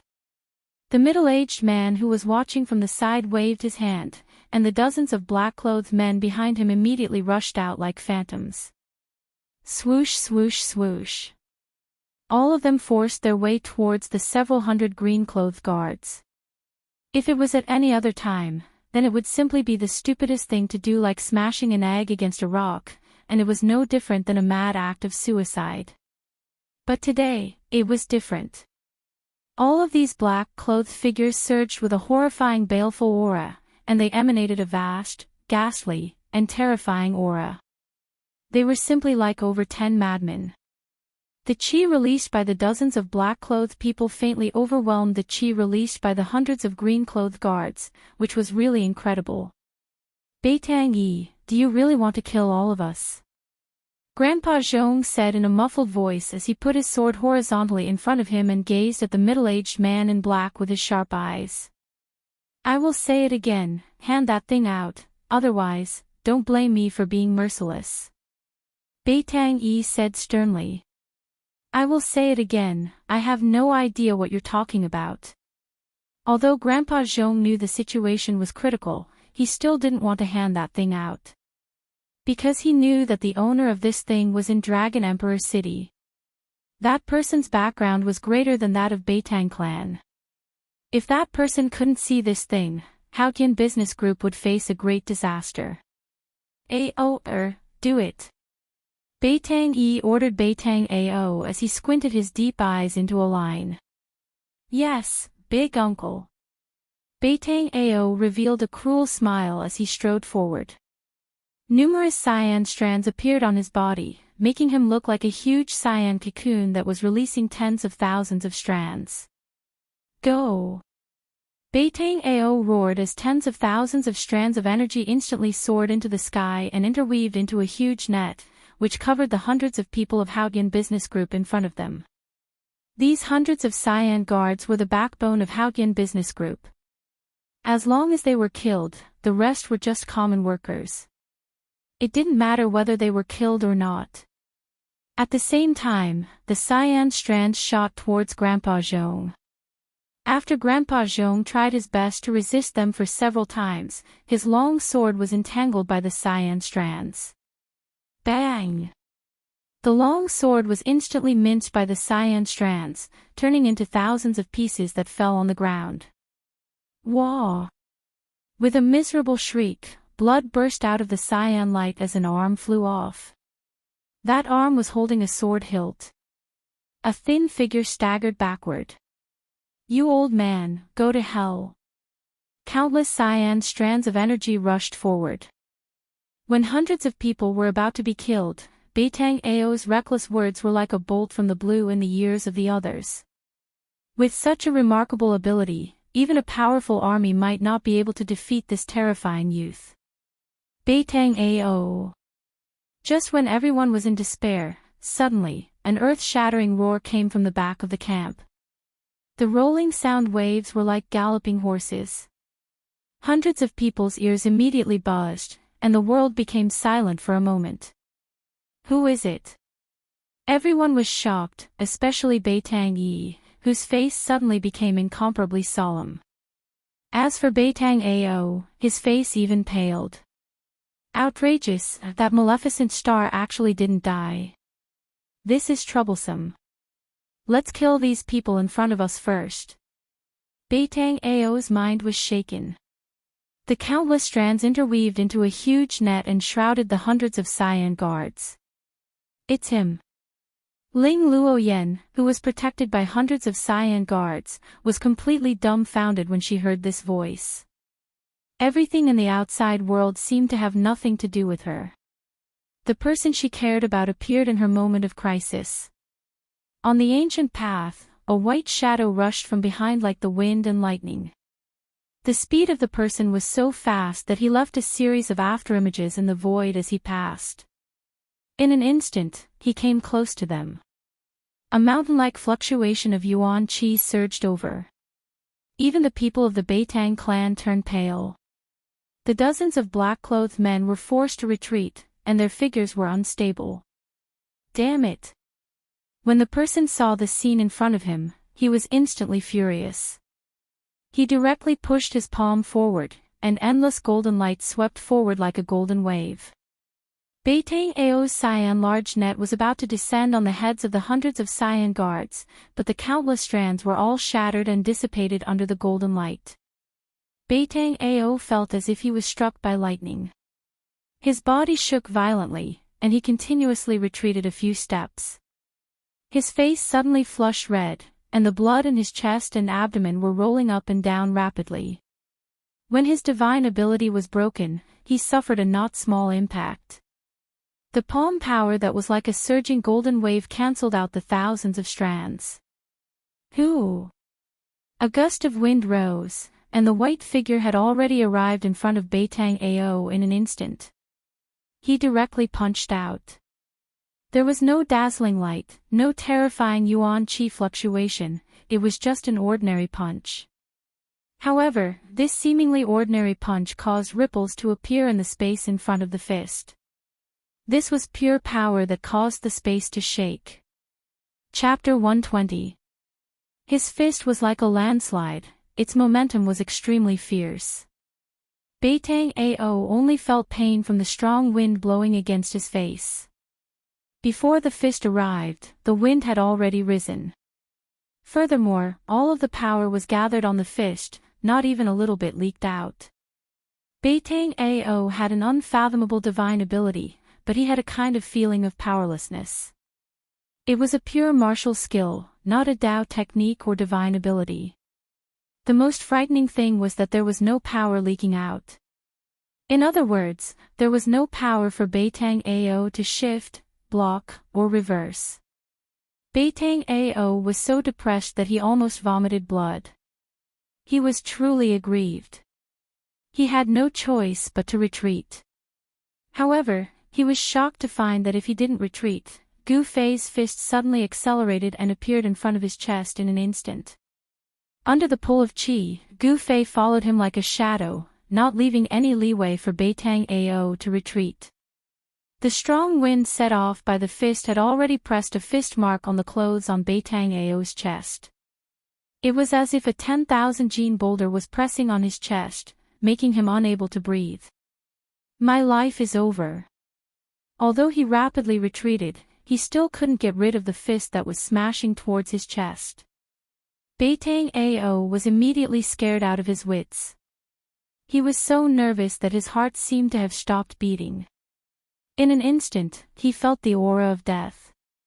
Seeing that he couldn't avoid it and was about to be hit by Gu Fei's fist, Beitang Ao suddenly felt the back of his neck tighten. After that, his body was pulled back by a powerful force. At the same time, a bright golden palm stretched out from his side and welcomed Gu Fei's fist. Boom! With a loud sound, the fist and the palm collided in an instant. A gust of wind suddenly appeared out of nowhere, and a glaring light burst out. Like lightning, it instantly illuminated the dark night. The terrifying power caused the heaven and earth to tremble. The remaining power swept out, and the surrounding people were all knocked to the ground, looking extremely embarrassed. Ah! Gu Fei retreated 7 to 8 steps in succession, only then did he stop retreating. A series of footprints were left on the hard green brick floor under his feet.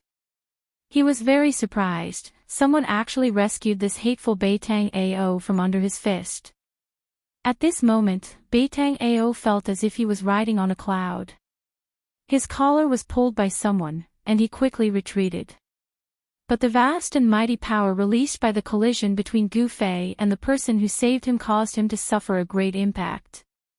Not only is this Gu Fei not dead, but he seems to have become even more powerful. He is simply a monster. The corner of Beitang Ao's mouth was overflowing with blood, and his whole body felt as if it was falling apart. The impact of the energy that swept out made him feel as if he was being torn apart. Look after him. That man raised his hand and threw Beitang Ao behind him. A black-clothed man immediately stepped forward and caught Beitang Ao. The person who saved Beitang Ao was Beitang Ao's big uncle, Beitang Yi. Among the people of Beitang family present, only Beitang Yi, who had the highest cultivation, could rescue Beitang Ao from Gu Fei's fist at the critical moment. Who are you? Why did you use such a ruthless move on my nephew? Beitang Yi coldly stared at Gu Fei. From his narrowed eyes, a blade-like sharp gaze would burst out from time to time. This white-clothed youngster in front of him was not old, but his cultivation was incomparably profound. Furthermore, he was able to ignore Beitang Ao's unfathomable divine ability. He was not simple at all. He was not in a hurry to make his move. Beitang Yi did not dare to lower his guard. He was thinking, what kind of person and what kind of power could teach such a powerful young expert? Big uncle, he is the person I told you about. Beitang Ao, who was supported by a black-clothed man, said loudly to Beitang Yi with an ashen face. Didn't you say that he should be dead? Beitang Yi suddenly turned around and swept a glance at Beitang Ao. His gaze was as sharp as a blade, making Beitang Ao not dare to look straight at him. This. Beitang Ao's complexion instantly became deathly pale. He thought of the dreadful consequences of Gu Fei being alive. This would bring enormous trouble to their Beitang family. He had never thought that a person who had been poisoned by the so-called incurable strange poison could still be alive. The people from the Haotian trading group were confused. They did not know what the uncle and nephew were talking about. However, Gu Fei was very clear and understood. Come to think of it, the people from the Beitang family had obviously found out about his identity through some means. However, no matter what, he and the Beitang family were bound to become enemies. At this moment, the hundreds of green-clothed guards from the Haotian trading group had already protected Ling Luoyen and the others and retreated dozens of feet away. As for that Uncle Zhong, his right arm had been cut off from the shoulder. The two maids, Xiao Chui and Xiao Yu, were currently helping Uncle Zhong to bandage his severed arm. Beitang Ao's energy threads were as sharp as divine weapons. Being entangled by those green threads, Uncle Zhong's arm was naturally unable to be saved. Gu Fei. An excited, happy, melodious and familiar voice rang out from the crowd. When Gu Fei heard this voice, he could not help but frown. Of course, He knew who the owner of this voice was. However, he had a trace of complicated feelings towards the owner of this voice. He did not pay attention to Ling Luoyan. I really want to know why you want to kill me again and again. Gu Fei's face was expressionless and his voice was indifferent. However, everyone present could feel the killing intent in Gu Fei's words. Beitang Yi's expression changed. He then said, "This is all a misunderstanding. I hope that our two families can bury the hatchet. This is also a good thing for both of our families." Beitang Yi wanted to persuade Gu Fei and resolve the grudge between Gu Fei and Beitang Ao.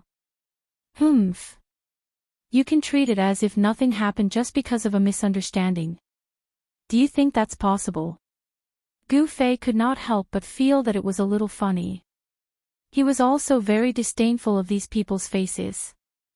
If the first ambush was a misunderstanding, Gu Fei could still reluctantly accept it. However, the second poisoning was absolutely unforgivable. He knew that if the other party did not know his background, he would definitely not be so humble. He was afraid that he would have already taken action against him. Then, how are you willing to resolve this misunderstanding? Beitang Yi's voice started to turn cold. He never thought that this matter would be resolved so easily. Resolve? Unless that Beitang Ao dies. Gu Fei said angrily. When he thought about how he almost died in Beitang Ao's hands twice, he could not help but be furious.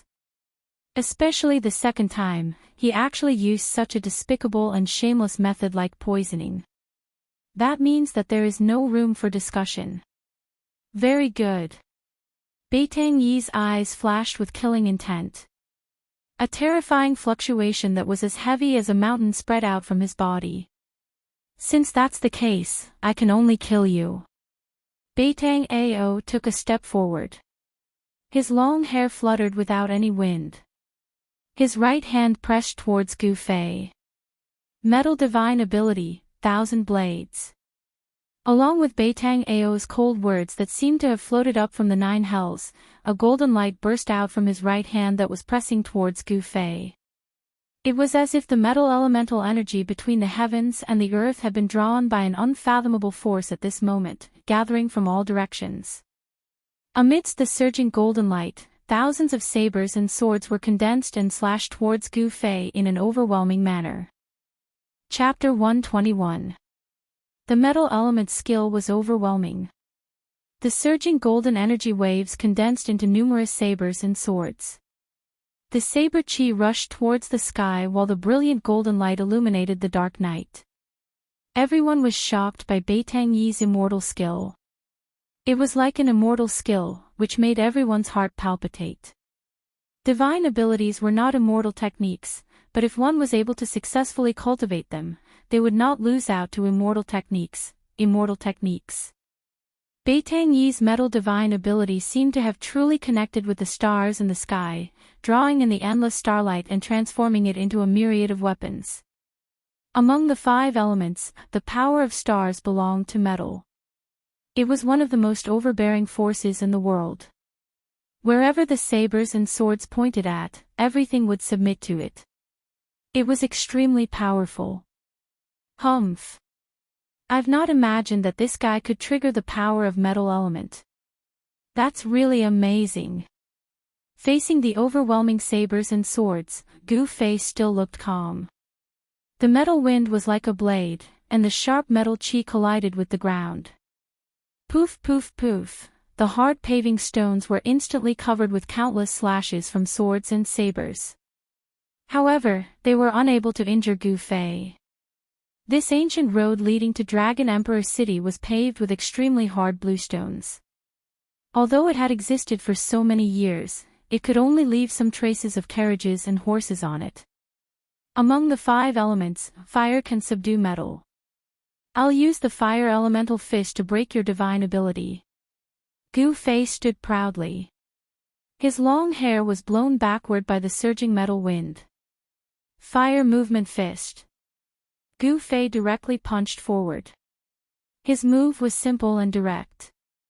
It was the embodiment of strength. Under the endless golden swords and sabers, his figure was incomparably tall. "How dare you resist my 1,000 sabers and swords head-on? You're courting death." Bei Tang-yi revealed a disdainful look when he found that Gu Fei didn't retreat. Instead, he launched a counterattack. However, in the next moment, he couldn't laugh anymore. An immortal flame-like chi surged out of Gu Fei's fist like a great fire burning the sky. The dazzling red chi surged forward like fire dragons as if they were going to burn all the visible and invisible things in the world. They surged towards the golden sabers and swords in an overwhelming manner. Vast waves of heat surged out in all directions. Everyone felt as if they were in an oven. The oppressive heat made it hard for them to bear. The heat didn't seem to come from outside their bodies, but from within their bodies. Gu Fei's punch actually caused everyone present to feel as if their entire bodies were being burned by raging flames. The hundreds of green-clothed guards and the dozen black-clothed men from the Beitang clan were all drenched in sweat as they retreated repeatedly. If he was an enemy, he would never show mercy. If he showed mercy, he would never spare his opponent any chance. This was Gu Fei's consistent principle when facing an enemy. In a duel, it was a battle of life and death. The overwhelming golden sabers and swords instantly collided with Gu Fei's fiery fist. A rumbling sound broke out. The sound wasn't loud, but it shook the world. Thousands of golden sabers and swords were shattered into streams of light that streaked across the sky. Finally, they were extinguished in the surging fire. There were flames everywhere and sharp edges everywhere. The strong light that erupted illuminated the world. Especially under the night sky, it was particularly eye-catching. Even hundreds of miles away, it could be clearly seen. Unparalleled strength was colliding, surging, and canceling each other out. A great pressure swept out and shrouded the nearby world. The thousands of sabers and swords formed by the metal element divine power were actually blocked. It wasn't a divine power or a Dao technique, but it was better than a divine power and a Dao technique. The martial arts and combat skills that Gu Fei displayed shocked everyone. When the light dissipated, Bei Tang-yi stood in the field without moving. At this time, he could no longer hide the shock in his heart. How was this possible? Gu Fei flew out. He was surprised to find that the black-robed middle-aged man was actually a powerhouse that surpassed the realm of awakening self. He was at the peak of the 8th level of heaven, but it was still difficult for him to contend and he was forced to retreat by the metal element divine power. Although the martial arts and combat skills were not weaker than any Dao technique, the strength of the other party was there. In this battle of combat skills and divine powers, Gu Fei was at a disadvantage. A vast amount of yuan qi rushed out of Gu Fei's body, enveloping his whole body in a bright aura. He tried his best to stop his retreat. At this time, behind him was already a dense forest. You are actually unimaginable." Bei Tang-yi looked at Gu Fei with a look of disbelief. He seemed to have thought of something, and his expression changed several times. "This is..." Uncle Zhong, who was being protected by a group of guards, was speechless for a long time when he saw the scene just now. At this time, he trembled and muttered to himself, "I can't believe, the legend is actually true. Martial arts are not inferior to divine powers and Dao techniques." "Uncle Zhong, what divine powers and Dao techniques? What are you talking about?" Ling Luoyan asked. Her gaze was still on the imposing figure in front of her. "This, you wouldn't know even if I told you," Uncle Zhong said excitedly. His face, which was pale due to losing a large amount of blood due to his broken arm, now had a hint of redness. "I can't believe that I would be able to see true martial in my lifetime." Uncle Zhong seemed to have seen through Gu Fei's martial arts and seemed to know that it was another cultivation system that was different from divine powers and Dao techniques. "You have surprised me too much. I can't believe that I, Bei Tang-yi, am actually fighting with a true martial artist. You are a Tao sect's disciple, yet you cultivate martial arts. You are really unconventional. Bai Tang-yi took large strides towards Gu Fei. At this time, anyone could see that Gu Fei seemed to be at a disadvantage. Ling Luoyan and the rest couldn't help but break out in cold sweat for Gu Fei. As for Bai Tang-ao, who had retreated to the side, he looked at this scene excitedly. With his big uncle making a move, Gu Fei was definitely going to die this time. No one was clearer than Bai Tang-ao about how terrifying his big uncle was. His big uncle had just broken through to the transcending mortality realm not long ago, and was a divine arts practitioner that could contend with martial cultivators. The Bai Tang family's 5 elements divine powers were rumored to be able to shake the heavens and move the earth, and kill immortals and gods. It was a supreme divine power. Of course, Bai Tang-yi's cultivation was still far from the level of killing immortals and gods, but it was enough to show how extraordinary the 5 elements' divine powers were. Words are useless, let's see who's the real deal.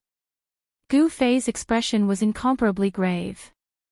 The aura on his body was pulsating like a divine flame, and the muscles and bones in his body started to let out faint sounds of thunder. All the energy in his body was gradually being stimulated.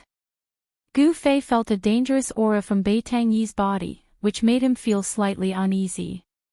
Bai Tang-yi's cultivation had probably broken through to the transcending mortality realm.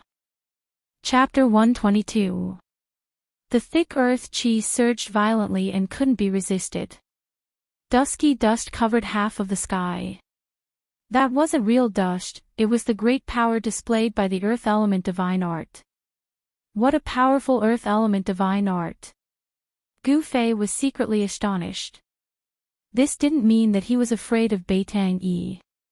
On the contrary, Bai Tang-yi's strength had stimulated Gu Fei's arrogance. Martial arts practitioners were natural warriors. They pressed forward with indomitable will and were fearless. Even if they knew blood would be spilled 5 steps away, they would still fight, fight, fight. They would rather die standing than live kneeling. Gu Fei's martial heart was extremely pure and untainted by any worldly concerns. His actions were all from the bottom of his heart. It was because Gu Fei had no distracting thoughts in his heart that he could advance bravely and cultivate his martial path to such a stage. He didn't retreat or give way. Facing the thick earth chi that was swallowing him, he instead took a step forward proudly. He was still incomparably powerful as he punched out fearlessly. Fighting force with force, so what if he was a divine arts practitioner of transcending mortality realm? He would continue to fight without hesitation. He wanted to borrow Bai Tang-yi's hand to temper himself, to search for that sliver of opportunity to break through in his cultivation in the face of adversity. Gu Fei wasn't stupid to fight with a strong practitioner of the older generation like Bai Tang-yi who was on transcending mortality realm. He was forcing himself into a dead end and then forcing himself to break through the barrier of cultivation. What Gu Fei executed was wood element fist, using wood to subdue earth. Among the 5 elements, the wood element innately restrained the earth element. You have the divine arts of the 5 elements, I have the battle techniques of the 5 elements. Furthermore, Gu Fei still had something to rely on. It would be very difficult for Bai Tang-yi to kill him. That indomitable punch seemed to have borrowed the endless power of the wood element in heaven and earth and communicated with the boundless primitive forest. The essence of the plants gathered and formed a green ocean in front of Gu Fei. The resplendent green light illuminated the entire sky and earth. Wood element fist versus earth element divine art. The 2 terrifying forces instantly collided together. Rumble, this was an intense collision that shook one's soul. Everyone paled and retreated further away in fear. They were afraid that they would be caught in the crossfire. Even if it was just the aftershock of their clash, it wasn't something they could withstand. Gu Fei, don't lose. Under the protection of a group of guards, Ling Luoyan retreated far away. She kept looking back at the scene, praying in her heart. However, Ling Luoyan's prayers didn't seem to have any effect. The heavy wood elemental fist force simply couldn't disperse the dust that filled the sky. Although the wood elemental energy innately restrained the earth elemental energy, if the earth elemental energy was too strong, it could also restrain the wood elemental energy. Dust filled the air. Gu Fei retreated with blood flowing out of the corner of his mouth. He had no choice but to retreat. The formidable power of the divine ability made it difficult for him to neutralize it. As for Beitang Yi, he was following closely behind. Beitang Yi's hands drew mysterious trajectories. Green light flashed between his hands. That was a sign that the wood elemental divine ability was about to be unleashed. As expected, the wood elemental fist force that Gu Fei had blasted out was actually guided and blocked by him in an instant.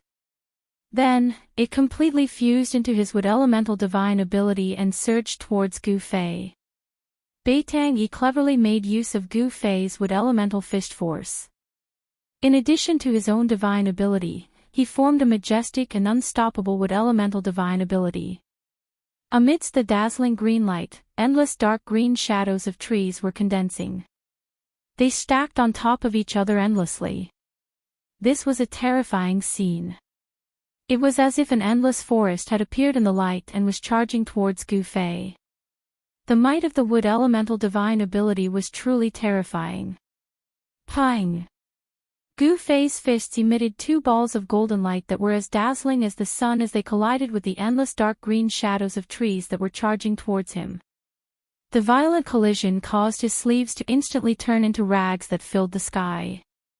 He vomited blood once again as he retreated, as if he couldn't withstand the attack. The 5 elemental combat skill was no match for the 5 elemental divine ability. This seemed to be a foregone conclusion. Gu Fei directly crashed into the dense forest beside the ancient path. Soon after, the surging wood elemental divine ability instantly destroyed a large part of the forest. Broken wood and broken branches filled the sky. Ha! So what if you are a true martial artist? Under my divine ability, let's see how long you can last. A wanton laughter resounded on the ancient path. Beitang Yi chased after Gu Fei like a gust of wind and lightning. Everyone present could feel Beitang Yi's strength. Beitang Ao was even more overjoyed. With his big uncle stepping forward, even if Gu Fei was killed, it wouldn't be a big deal. Because this was no longer a matter that concerned him alone. With the backing of the entire clan, Beitang Ao's courage had also grown by a lot. And the instant Ling Luoyen saw Gu Fei being blasted away, she couldn't help but cry out in alarm. Unknowingly, Gu Fei's shadow had already been imprinted in the depths of her heart. You already have this kind of cultivation at such a young age. If I let you continue to grow, I will strangle you in the cradle even if I have to offend the power behind you. Beitang Yi's words were so cold that it was suffocating. The pressure that he emitted was as heavy as a mountain. He was like an insurmountable mountain that made it hard for people to look up at him. In an instant, he caught up to Gu Fei who was retreating and executed the divine ability of the water elemental divine ability. Boom! Gu Fei was sent flying by the huge water dragon that was formed by the endless power of the water elemental divine ability. He smashed through dozens of huge trees. A gush of hot blood surged up his throat, but he swallowed it back down. Traces of blood flowed out from the corner of his mouth. He didn't feel dejected because of this, nor did his heart turn cold because of this. It was very normal for someone at the peak of the 8th heaven to be unable to contend against a divine ability practitioner of the transcending mortality realm. This was the embodiment of absolute strength without any tricks. His defeat wasn't unjust. After the divine ability of the water elemental divine ability, it was the divine ability of the fire elemental divine ability. Thousands of fireballs smashed towards Gu Fei like meteorites with raging flames. The terrifyingly high temperature seemed to even evaporate the air, causing Gu Fei to be unable to breathe. Boom! Boom! Boom! Boom! Boom! One after another, the huge fireballs exploded in the primitive ancient forest, ruthlessly destroying the forest one after another. Gu Fei used the 8 desolate steps to dodge the fireballs. Although he dodged the majority of the fireballs, he was still hit by dozens of fireballs, sinking his body into the sea of raging flames. However, Gu Fei wasn't an ordinary person after all. His muscles, bones, and flesh were tempered like a magic treasure. The terrifying flames that could smelt iron couldn't injure him in the slightest. Even though he had rushed out from the sea of raging flames, the violent energy that burst forth when the fireballs exploded also caused a huge impact on Gu Fei. The arms that he used to protect his body felt like they were about to break, causing him to break out in cold sweat from the pain. Even so, Gu Fei still attacked Bai Tang Yi, who was chasing after him, with many dazzling blade lights, attacking Bai Tang Yi. The chi of divine weapon in his body was condensed on his hands. His hands were equivalent to an indestructible divine weapon. His hands struck out destructive lights that were like the edge of a knife. They had great power that tore through the void and destroyed everything. Even Bai Tang Yi didn't dare to take them head-on and could only retreat in anger. Divine arts practitioners were the same as martial cultivators. They didn't cultivate their corporeal bodies but divine arts. Therefore, Bai Tang Yi's corporeal body wasn't strong. If he was hit by the lights from the chi of divine weapon in Gu Fei's body, he would still die. Using desolate steps and relying on the extreme speed of 8 steps and the technique of weapon refinement, Gu Fei was firmly suppressed by Bai Tang Yi. However, Bai Tang Yi couldn't kill Gu Fei in a short period of time. The two of them rushed into the primitive ancient forest and chased each other in the forest. In an instant, they were far away. On the ancient path, only the hundreds of guards and workers of Haotian caravan, as well as Bai Tang Ao and the rest of Bai Tang family were left. Kill, don't leave a single one alive. Bai Tang Ao came back to his senses and immediately gave a murderous order to the dozen black-clothed men. Yes. The dozen black-clothed men received the order in unison. They pulled out the weapons at their waists and pressed towards the hundreds of black-clothed guards of Haotian caravan. On the ancient path, the weapons swayed and flashed with cold lights.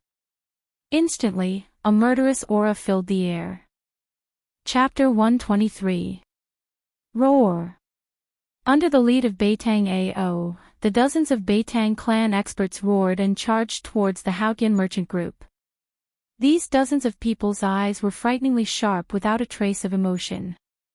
Their footsteps were steady and they moved quickly. They were definitely killing machines. Protect the young master, kill. The 12 yellow-clothed guard commanders of the Haotian merchant group raised their arms and shouted at the same time. They charged towards the Bai Tang clan experts. Kill. Hundreds of green-clothed guards shouted in unison. Their imposing manner was like a rainbow. Their weapons covered each other. Cold light flickered on the ancient path, and a fierce murderous aura immediately filled every inch of space on the ancient path. The green-clothed guards of the Haotian merchant group all knew Ling Luoyan's identity. Although Ling Luoyan was a woman, she was disguised as a man. In front of outsiders, everyone called her young master, and no one called her young mistress. Apart from the group of guards who were unafraid of death and charged forward, the other dozens of guards protected Ling Luoyan as they retreated. The workers had already fled in all directions. Pang! Like a dozen whirlwinds, the dozen black-clothed experts of the Bai Tang clan directly crashed into the group of guards. Immediately, blood burst out, broken weapons flew, and then people also flew. Like a broken sack, they were thrown away by a violent force. They died in mid-air. A massacre suddenly broke out on the ancient path under the moonlight. Can't even withstand a single blow. Bai Tang Ao was like a sharp black sword. He was directly among the hundreds of imperial guards. His body emitted a bizarre energy fluctuation.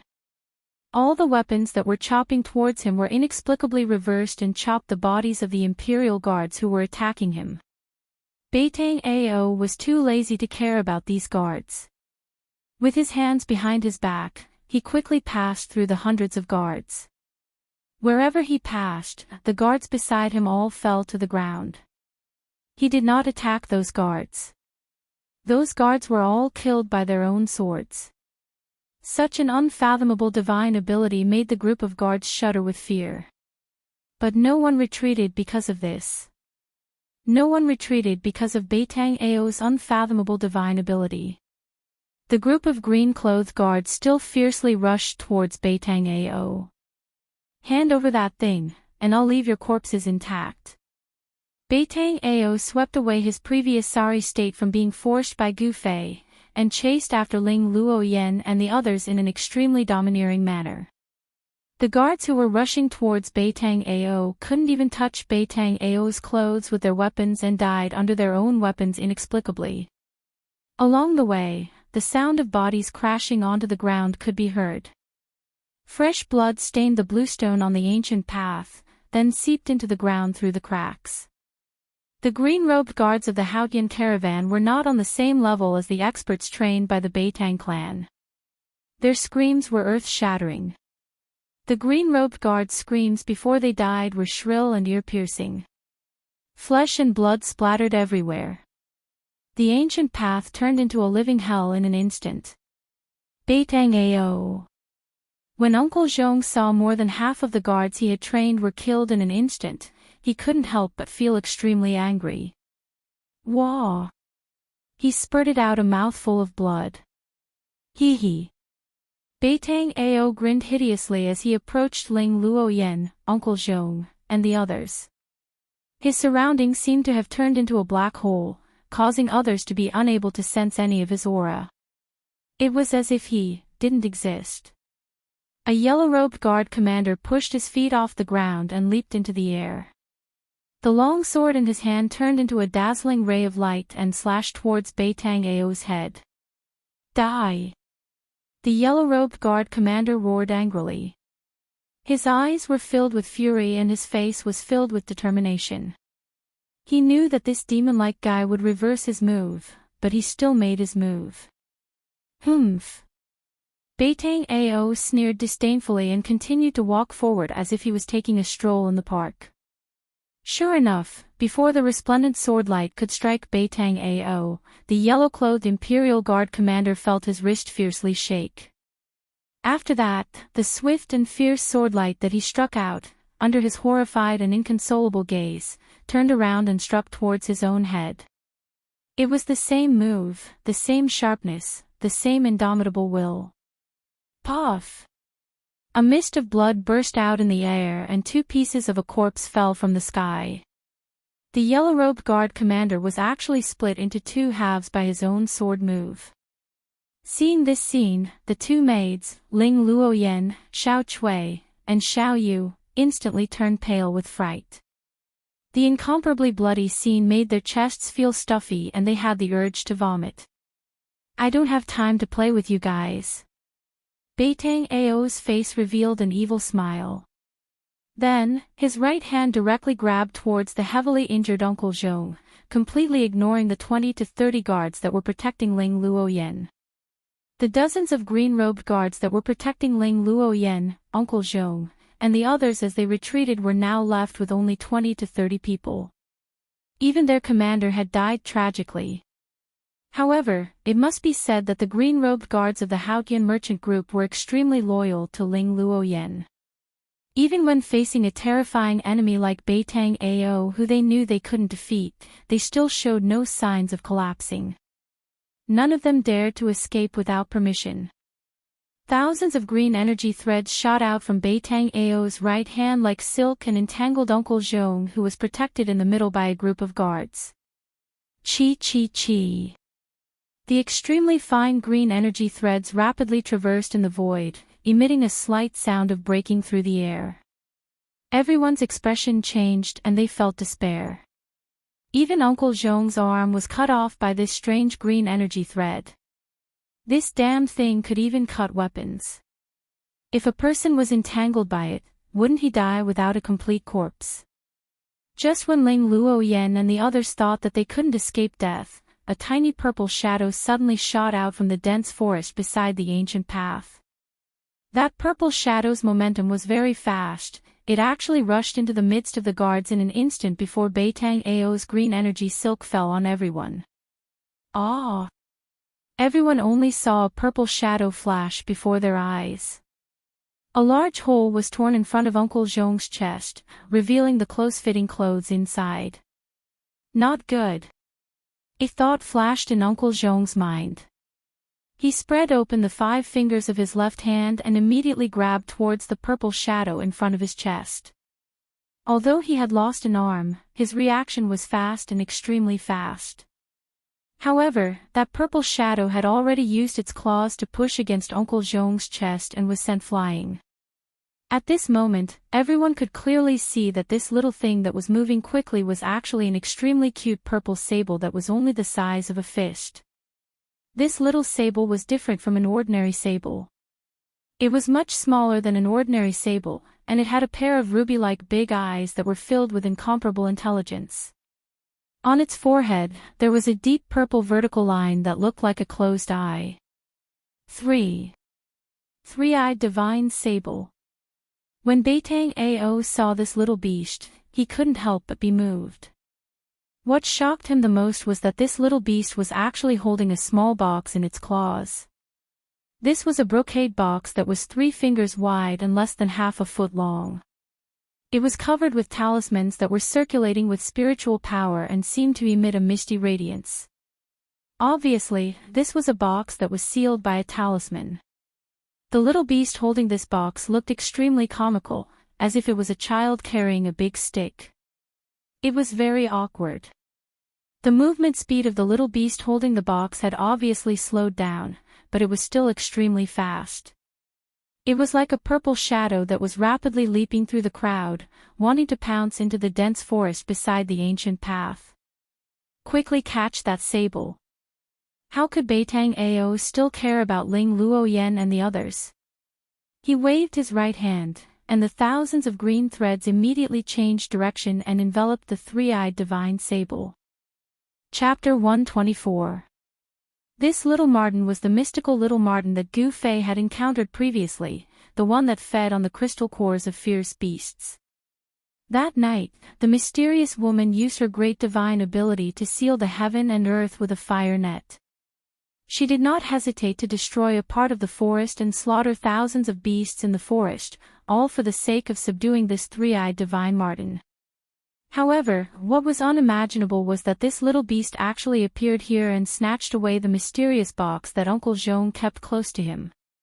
As a result, Beitang Ao's target immediately shifted to the little marten. To be exact, it shifted to the small box that was sealed by the talisman. Quickly catch that purple marten, don't let it escape into the forest. Beitang Ao roared and waved his hands continuously. A large net formed by interweaving green energy threads immediately appeared in the air in front of him and enveloped the little beast that was leaping and escaping below. Apart from the little beast that was holding the mysterious small box, there were also 7 or 8 Qingyi guards from the Haotian merchant group that were enveloped by the energy net. None of them were spared as they were all sliced into thousands of pieces by the energy net that enveloped them. Blood sprayed everywhere as their entire bodies collapsed like building blocks, turning into a pile of minced meat. Wah! Seeing such an extremely bloody scene, Ling Luoyan and the 2 maids, Xiao Chui and Xiao Yu, immediately felt as if their chests were overturned and they vomited out everything that they had eaten during dinner. When Uncle Zhong and the group of guards saw this, their faces became incomparably pale. This black-clothed youth's method of killing was extremely bloody. Even though they were used to seeing death and blood, they still felt fear and trepidation. Although the little marten was holding a box that was even taller than it, its movement speed was still extremely fast. In the instant that it was about to be enveloped by the energy net, it actually scuttled out from under the net. Chirp chirp. The little marten let out a cheerful chirp. Its calves supported itself on the bluestone surface of the ancient path and instantly turned into a purple shadow. It held the small box and rapidly pounced towards the dense forest beside the ancient path. As long as this little beast entered the dense forest, it would be difficult for Beitang Ao and the rest to capture it. At this moment, the dozen murderous black-clothed men had already surrounded it. Pang! His 5 fingers were like steel hooks. One of the black-robed men directly grabbed at the purple shadow. The power of the claw shook the void, making the sound of the air exploding.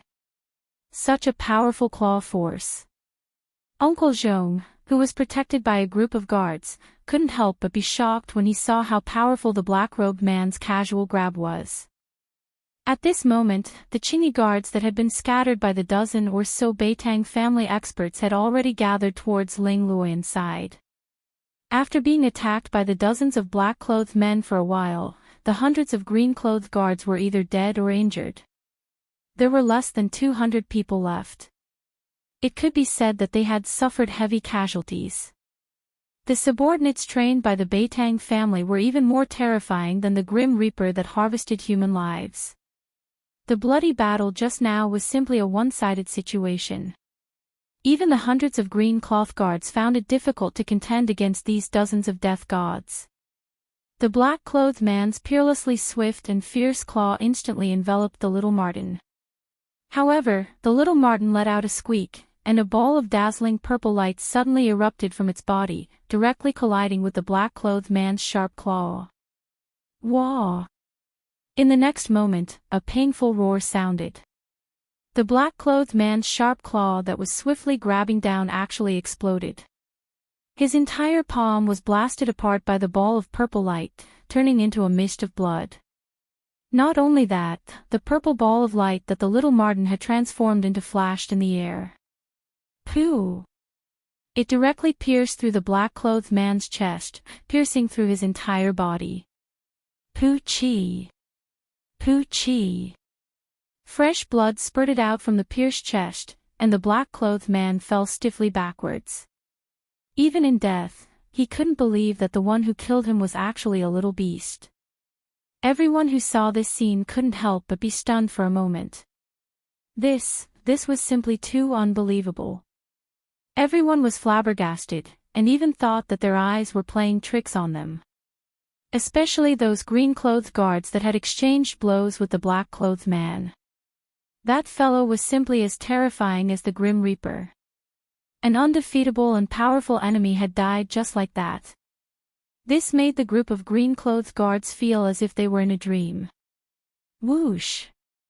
Taking advantage of the moment when everyone was absent-minded, the little Martin instantly rushed into the dense woods beside the ancient road, leaving a purple trace in the air.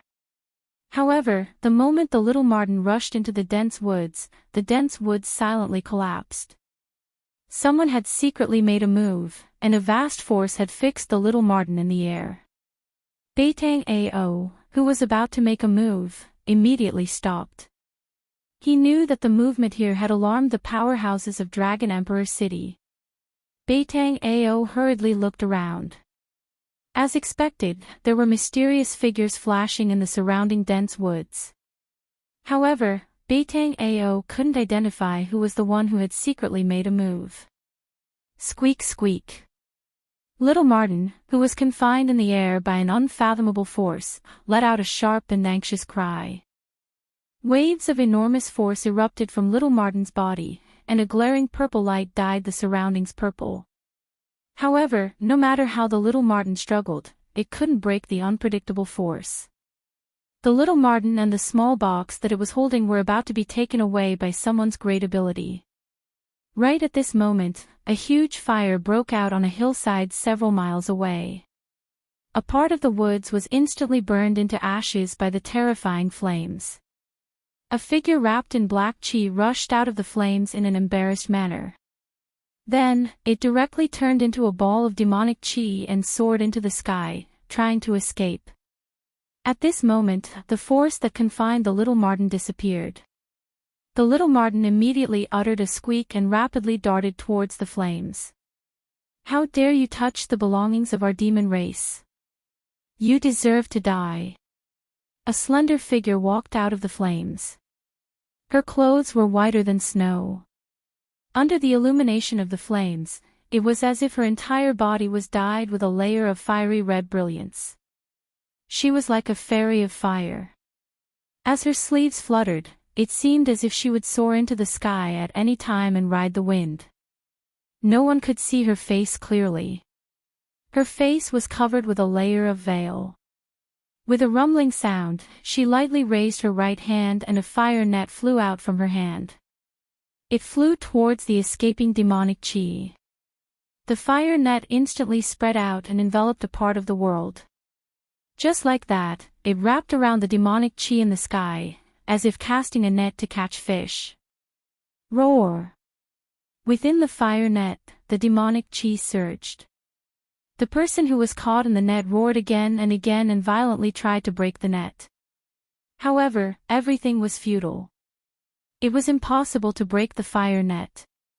The fire net emitted a faintly discernible, transparent flame that burned in all directions. The surging demonic chi in the net was immediately burned into green smoke and dissipated. The mysterious woman who was surrounded by the monstrous flames waved her hand towards the fire net that trapped the demon cultivator. The fire net immediately flew back to her. After the mysterious woman revealed this move, the people who were secretly watching began to retreat. Some mysterious figures began to retreat, but there were still people who were watching from the side. I am a demon general under the command of the Devil Domain's great demon sovereign. If you know what's good for you, then quickly release me. Seeing that he couldn't break the fire net, the demon cultivator couldn't help but roar in a stern voice. Noisy! The mysterious woman only lightly said these two words. Then she pointed at the fire net that was flying back to her. The fire net suddenly emitted an endless colorless and transparent flame. The demon cultivator only had time to let out a terrified scream before he was refined into ashes along with the demonic chi in the net. The raging flames that enveloped the entire hillside immediately retreated like a tide and entered the mysterious woman's body. With a wave of her hand, she killed a demon general from the Devil Domain. The mysterious woman's lightning-fast methods deterred all the experts who were secretly watching the treasure box that needed a talisman to suppress. No one dared to attack the little beast again. Just as the mysterious woman withdrew the fire net, a purple shadow quickly rushed out of the dense forest in front of the mysterious woman. It was the three-eyed divine mink. Squeak, squeak. The little beast happily cried out a few times. With a few leaps, it threw itself into the mysterious woman's arms. Little mink is so obedient. This is your reward. The mysterious woman smiled as she took down the small box that the little beast was holding. Then, she took out a crystal that was as clear as jade and agate and handed it to the three-eyed divine mink. The little beast held the crystal that looked like a pearl and began to chew on it. The incomparably hard crystal was easily bitten to pieces and then swallowed. This was the little beast's food. It was a crystal the size of a thumb. It was a beast crystal that contained spiritual yuan. Boom! Just as the mysterious woman was about to leave, a loud explosion that shook the heaven and earth suddenly burst out from a valley in front of them. Boundless vital chi suddenly burst out and immediately disturbed the vital chi of heaven and earth. After that, astonishing golden rainbows shot out from the valley. Those golden rainbows seemed to be connected to the boundless power of the stars in the sky. They emitted a wave of energy that made people's heart palpitate. The mysterious woman immediately stopped her footsteps. She stared at the valley and muttered to herself, I didn't expect there to be such a powerful martial arts practitioner in this world. His opponent seems to be a divine arts practitioner. Whoosh! The mysterious woman's figure disappeared in an instant. No one was able to see how she disappeared. The demon race has appeared again. After the mysterious woman disappeared, these words faintly came out from the darkness. Let's go. When Beitang Ao saw the mysterious woman taking away the treasure box, he immediately brought his subordinates and rushed into the dense forest. They rushed towards the valley where the loud explosion was coming from. In the valley a few miles away, the battle between Beitang Yi and Gu Fei had already reached the climax. Beitang Yi still held the absolute upper hand and firmly suppressed Gu Fei. But as the battle continued, Beitang Yi was secretly startled because Gu Fei was terrifyingly tenacious.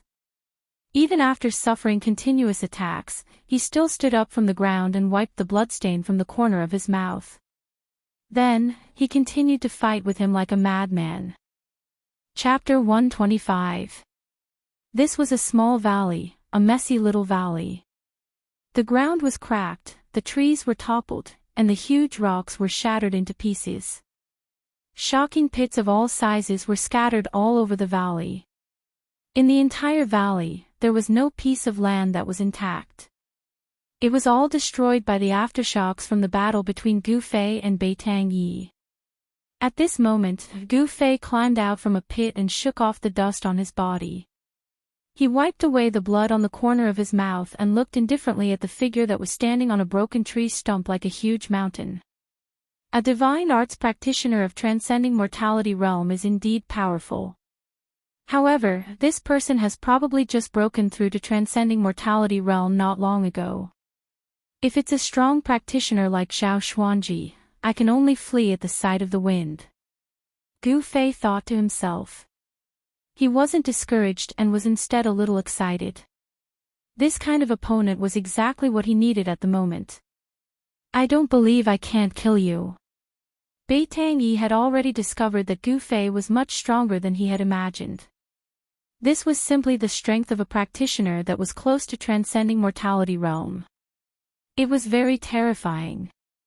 A youth, a martial arts practitioner, a young martial arts practitioner that only had the cultivation of awakened mortality realm could actually display strength that was infinitely close to transcending mortality realm. This truly shocked him.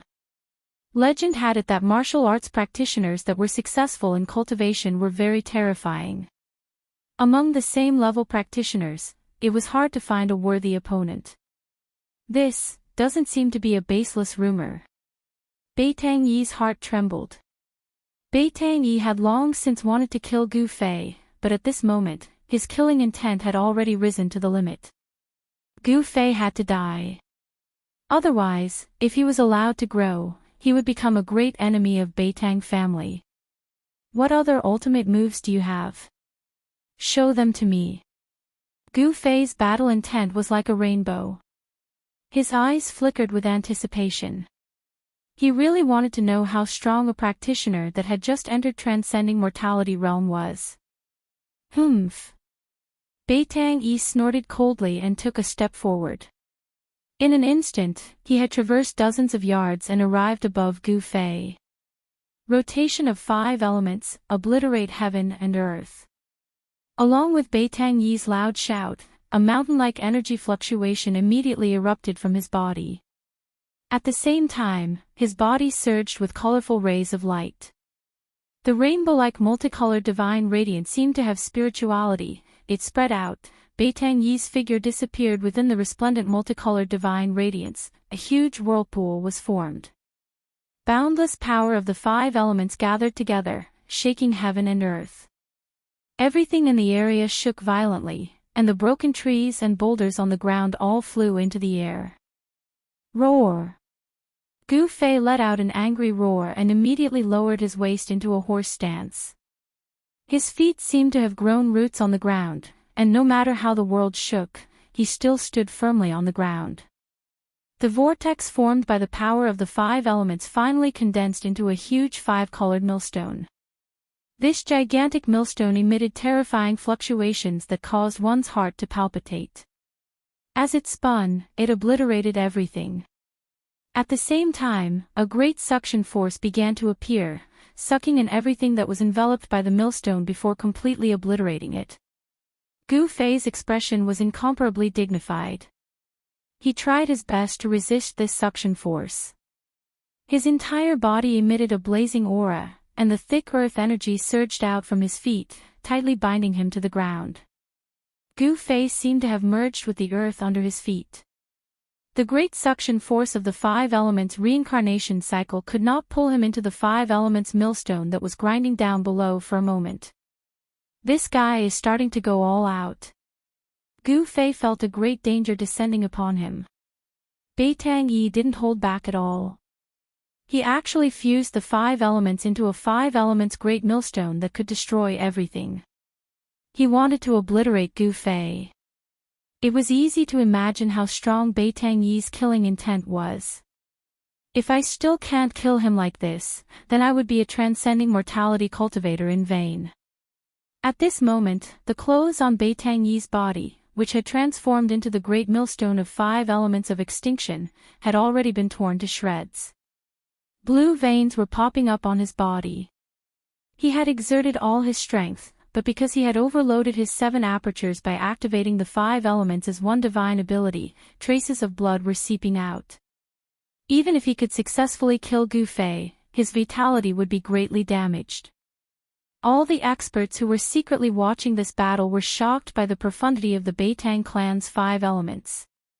The power of the 5 elements rotated and obliterated the heaven and earth. If this divine ability was cultivated to the extreme, what kind of scene would it be? The Beitang clan was indeed a cultivation clan with an incomparably rich heritage. Some people couldn't help but be vigilant towards the Beitang clan of Yan country. The 5 elements formed into the samsara millstone emitted a terrifying aura that could destroy the heaven and earth. This made Gu Fei feel the aura of death. Transcending mortality cultivators were indeed outstanding. Even if he had just entered the transcending mortality realm, this Beitang Yi was already very scary. If an ordinary 8th celestial layer cultivator met him, they would only be able to wait for death. However, Gu Fei was not an ordinary 8th celestial layer cultivator. He was a heaven-defying body cultivator. It was his nature to constantly challenge his limits. The stronger he met, the stronger he would become. Only then would he be able to break the shackles of his own cultivation. Divine weapons essence for me to use. Without thinking, Gu Fei guided the divine weapons essence into his hands. Buzz! A sword cry soared to the sky. It was like a crane's cry to the 9 heavens, a dragon's roar. An unparalleled sword energy soared to the sky, causing the heaven and earth to lose their color. This guy. Roar! Beitang Yi, who was inside the 5 elements samsara millstone, was shocked when he saw this.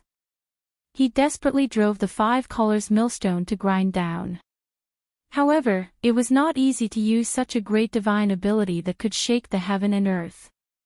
Blood flowed from Beitang Yi's 7 orifices. His face was as ferocious as an evil spirit.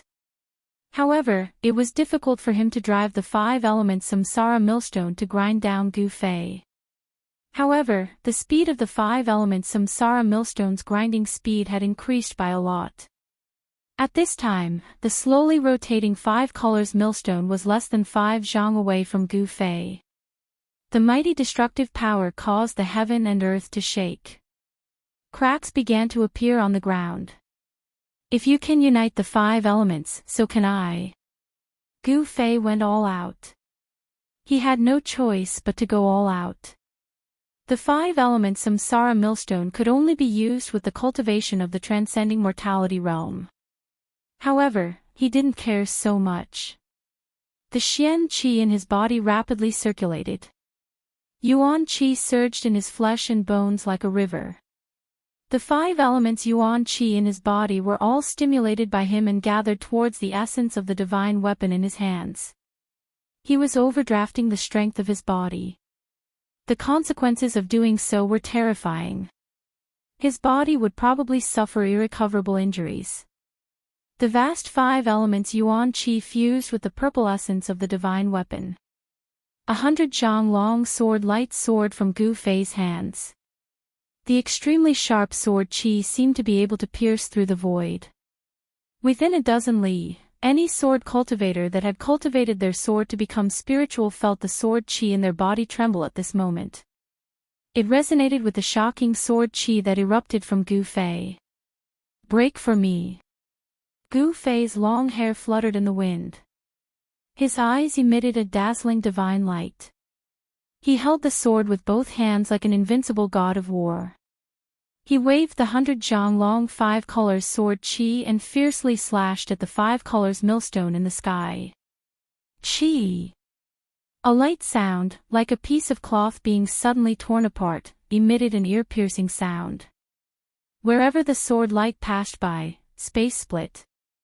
The destructive power of the 5 elements that descended from the sky was immediately split in half by the sword Qi that was like a waterfall. Chapter 126. Beitang Yi and Gu Fei both attacked with all their strength, no longer holding anything back.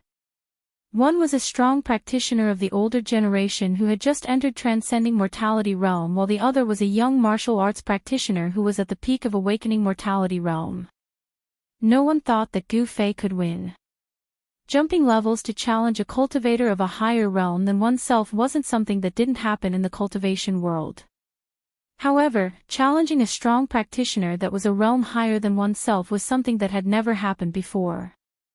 No one would be so stupid to challenge an opponent that they couldn't defeat. This was no different from a suicidal action. 5 elements divine arts were said to be able to destroy heaven and earth. When executed by a divine arts practitioner of transcending mortality realm like Beitang Yi, it was naturally impossible to destroy heaven and earth. However, with the cultivation of transcending mortality realm, he had the upper hand. Boundless power of the 5 elements gathered together, and the huge millstone of 5 elements gave off a terrifying aura as it crushed down on Gu Fei. That imposing manner was also extremely terrifying. In front of Beitang Yi's ultimate move, Gu Fei had no choice but to risk it all. The divine weapon's essence that had been refined in his body fused with the 5 elements and 5 Qi in his body before transforming into a shocking sword rainbow that was 300 yards long and slashed upwards in defiance of the heavens. Pang! Gu Fei's clothes were instantly shattered into thousands of pieces by the sword Qi that burst out, revealing his body that seemed to be cast from iron. His dragon-like muscles flowed with a 5-colored luster, giving people a feeling of pressuring strength. The unparalleled sword light was like a beam of divine light that sliced through the void, tearing apart heaven and earth. It directly broke through the destructive storm of the 5 elements' annihilation millstone and collided with it. Everything between heaven and earth seemed to have stopped. In that instant, there was no sound, it was terrifyingly silent. In the next moment, a terrifying light that could tear apart heaven and earth burst forth. Boom! The sky seemed to have collapsed and the earth seemed to have caved in. The power of the 5 elements surged violently and the destructive energy storm swept out in all directions.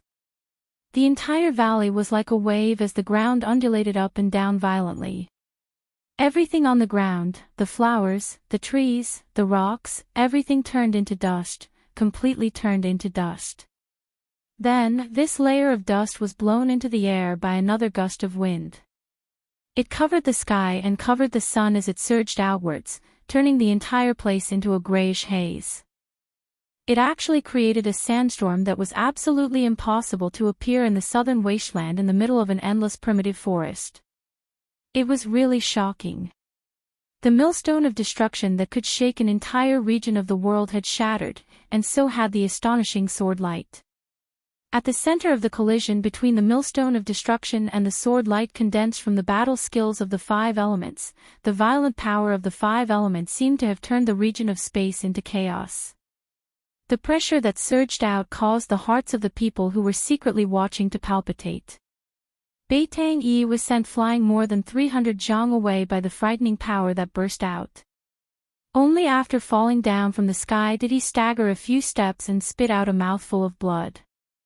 After forcefully executing the 5 elements' unification great divine ability, Beitang Yi appeared to be very tired, and his expression was weary. It was obvious that his vitality had been injured. A warrior of the self-awakening realm had actually injured his vitality. Beitang Yi was so depressed that he wanted to vomit blood. His face was gloomy, and there was not a trace of happiness on his face. Because defeating Gu Fei was a matter of course. He knew that there were people spying on him in the vicinity. In this battle, it could be said that he was bullying the weak, and it would damage his reputation. And Gu Fei's ending had already been decided. Defeat was a given. The gap of a realm seemed to be an insurmountable chasm. He was defeated miserably. He had already been seriously injured in the battle with Beitang Yi. He was merely relying on his unyielding fighting spirit to contend with Beitang Yi. The violent impact had broken both of his arms. He spat out a mouthful of blood, and was sent flying by the energy storm. Like a withered leaf falling from a tree, he rolled and flew out. Rolling and rolling until he was sent flying out of this small valley. Only then did he fall down from the sky, passing through the dense branches. With a pinged sound, the withered leaves rushed up, and Gu Fei smashed into the jungle below. Not only were his arms broken, but his sternum had also cracked, as if an exquisite porcelain had been struck by an external force and had shattered. His bones, which had been tempered to be as hard as fine iron, were already covered with a layer of multicolored luster. But now, there were actually cracks on them. It could be imagined how fierce the impact just now was. The moment his back hit the ground, Gu Fei turned over and stood up. Enduring the pain, he staggered into the depths of the jungle. He knew that this place was very dangerous, and he had to leave. The danger did not only come from the Beitang family, but also from those people spying on him in the dark. No one knew whether or not those people would make a move on him. Leaving was the best option. He could no longer fight. That sword strike just now was already his limit. That sword strike had almost drained all the true qi in his body. He was powerless to fight again. However, just when Gu Fei felt that he was about to collapse, a warm current suddenly came from his chest. An extremely powerful force overbearingly rushed into his almost exhausted body, causing his entire body to be shrouded in a hazy black and white light. Just like a dry land welcoming the sweet dew from the heavens, Gu Fei's feeling of collapse suddenly disappeared. His body seemed to have been infused with an inexhaustible strength, causing his spirit to rise. The yin-yang jade pendant, at the critical moment of his life and death, once again showed its extraordinariness. The mysterious jade pendant surged with a huge amount of yin and yang power, nourishing Gu Fei's injured body and suppressing the surging qi and blood in his chest. Swish! Swish! Swish! The yin and yang power rapidly circulated inside his body. Although it was an external force, it still temporarily suppressed Gu Fei's internal injuries, enabling him to perform 8 desolation steps and leave quickly. Sure enough, when Gu Fei rushed into the depth of the primitive forest, over 10 shadows appeared where he had fallen just now. The one in the front was Beitang Ao. Beitang Ao swept his gaze around, and his complexion was so gloomy that it was practically dripping water. Gu Fei had escaped right under his nose. How could he still have the ability to escape? Beitang Ao couldn't help but feel his heart palpitate. This Gu Fei is simply too powerful. Chase him. Soon, Beitang Ao found the traces of Gu Fei's escape. He immediately led his subordinates to chase after him. If Gu Fei didn't die, I wouldn't be able to eat or sleep in peace.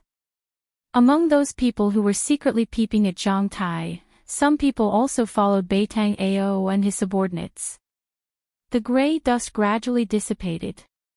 Under the night sky, a figure surrounded by golden light rushed towards the battlefield from the direction of Dragon Emperor's city like a meteor chasing after the moon. The terrifying pressure of the 9th heavenly layer of ascending mortality had already spread here from dozens of li away. Those who were secretly peeping at Zhang Tai all changed their expressions and some directly retreated. That person seemed to be flying in the wind and soon came close. Where's Beitang Yi? The person's voice seemed to come from the prehistoric times of the universe. It was vast and mighty, and the endless primitive forest seemed to be echoing with his cold voice. The person was a middle-aged Taoist with black hair and a long beard. He wore a green robe with fluttering sleeves. This green-robed Daoist was Dan Chenzi, who was responsible for leading the top 10 young experts of the Taishan sect to the ruined sky. Chapter 127. With a cultivation base at the 9th heavenly layer of the transcending mortality realm, other than those great cultivators at the royal void stage, no one would dare to underestimate an expert who was only a step away from becoming a great cultivator. Dan Chenzi's words reverberated in the air above the endless ancient forest, but no one responded. Turning into a golden rainbow, Dan Chenzi arrived on the moon.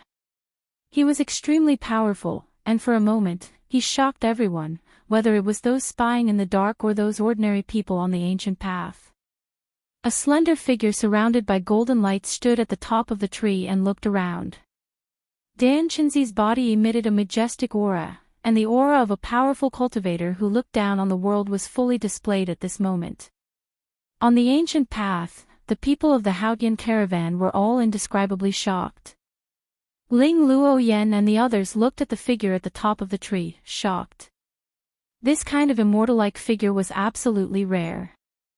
Dan Chenzi did not pay attention to Ling Luoyen and the others, but instead looked in several directions deep in the forest. He sensed that there were powerful cultivators hiding nearby. However, those people were not Beitang Yi, who he was looking for. He was originally in Dragon Emperor City, but suddenly received the news and immediately rushed over, but he seemed to be a step too late. The battle had already ended. How could Beitang Yi dare to face an expert like Dan Chenzi? The moment he sensed Dan Chenzi's aura, he immediately chose to retreat. Compared to Dan Chenzi, Beitang Yi, a cultivator who had just entered the transcending mortality realm, could not be compared at all. Their cultivation bases were like heaven and earth. For cultivators who had entered the transcending mortality realm, it was very difficult to advance to each realm. Correspondingly, with each realm, their cultivation base would take a big step forward, and their strength would multiply. This was not a breakthrough in a large realm. The transcending mortality realm was divided into 9 heavens. As long as one took these 9 big steps, they would be qualified to challenge the cultivation barrier of a large realm. Dan Chenzi was one of the few cultivators in the Taishan sect who was qualified to challenge the controlling void realm. As long as he could successfully take that step, he, Dan Chenzi, would be a great cultivator of the controlling void realm. Whoosh! Dan Chenzi's figure instantly disappeared from the top of a big tree beside the ancient path, and then directly appeared on a collapsed cliff beside a small valley several miles away. Someone is fighting here. Dan Chenzi carefully sensed the chaotic yuan qi fluctuations in the void, which were still very messy. It really is Gu Fei's aura. Dan Chenzi used his 9th heavenly layer ascended mortality realm spiritual sense to capture the extremely weak aura that Gu Fei left behind in the valley. Dan Chenzi immediately perked up and a smile appeared on his grave face. Very good, he really didn't die to Zhao Xuanji's sword. Dan Chenzi's unruffled state of mind began to ripple. Gu Fei was a disciple of the younger generation in the 9 meridians of Taishan. Dan Chenzi would not have given such a disciple a second glance under normal circumstances. However, Gu Fei was not an ordinary disciple. Of the 9 meridians of Taishan, Gu Fei was the only successor of the Ling Chui Peak. If Gu Fei died, then the orthodoxy of the Ling Chui Peak would cease to exist. The sect leader, Daoist Xiantian, would absolutely not allow such a thing to happen. Therefore, Gu Fei had long been in Daoist Xuantian's sights and attention. That was why Dan Chenzi was so happy when he found out that Gu Fei was not dead. After all, if Gu Fei was killed in front of his eyes, he would not be able to bear the responsibility. People of the Beitang clan, listen to me. If anything happens to Gu Fei, I, Dan Chenzi, will definitely kill the Beitang clan. Dan Chenzi said loudly. His voice spread far and wide, echoing in the ancient forest. But other than Dan Chenzi's own voice, there was a terrible silence. No one responded. Dan Chenzi was a cultivator of the Taishan sect. His arrival was already known to the higher-ups of the various forces in the southern wasteland. No one was willing to offend the Taishan sect, one of the three great Taoist sects. The three great Taoist sects were like birds of a feather. Although in the southern wasteland, there were forces that could rival any of the three great Taoist sects, in the whole world, there were not many forces that could compete with the three great Taoist sects. Dan Chenzi glanced around, and then with a hashwa sound, his body directly disappeared from the cliff. He turned into a golden shadow and quickly disappeared under the night sky. Gu Fei quickly moved through the dense forest. He was very careful, trying not to leave any traces in the places he passed. He knew that the people of the Beitang clan would not let him go so easily. But even so, Beitang Ao and his dozen or so men in black still followed the traces and followed him from behind. These people were all dressed in black, and like ghosts, they moved through the dense forest that was so dark that one could not even see their fingers in front of them. These people were obviously very familiar with tracking enemies in the ancient forest. It was very obvious that this group of people had received training in this aspect.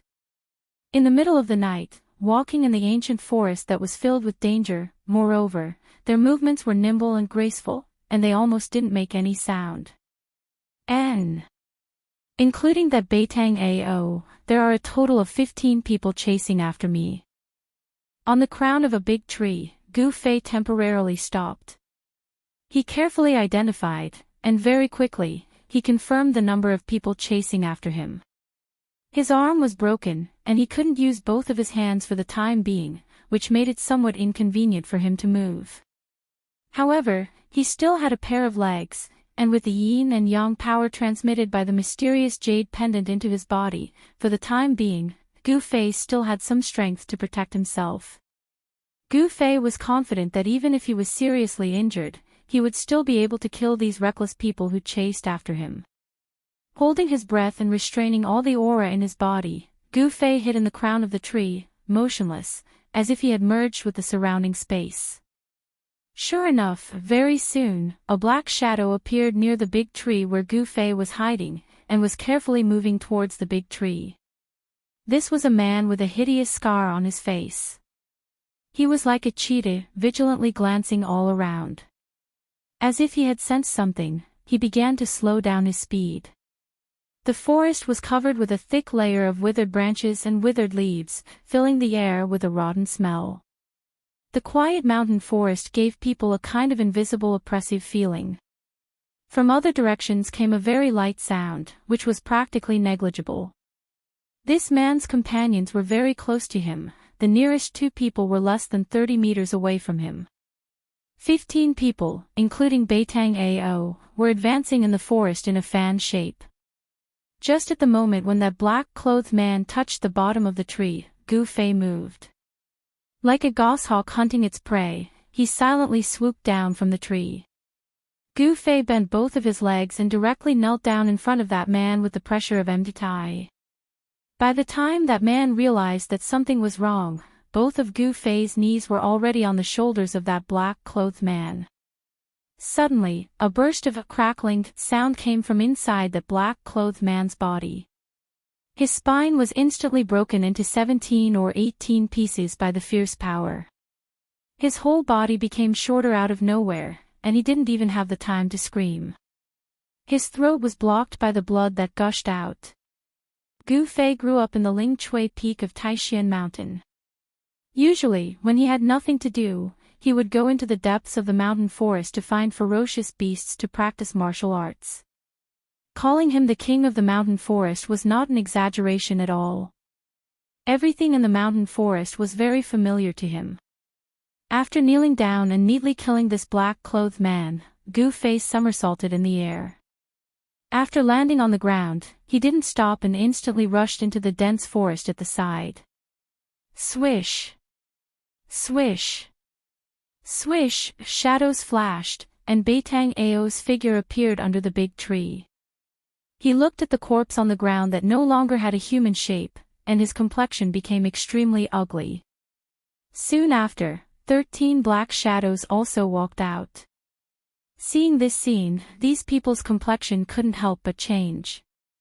Chapter 128. The two black-clothed men carefully and cautiously covered each other as they searched in the dense forest. Their foreheads were full of sweat due to nervousness.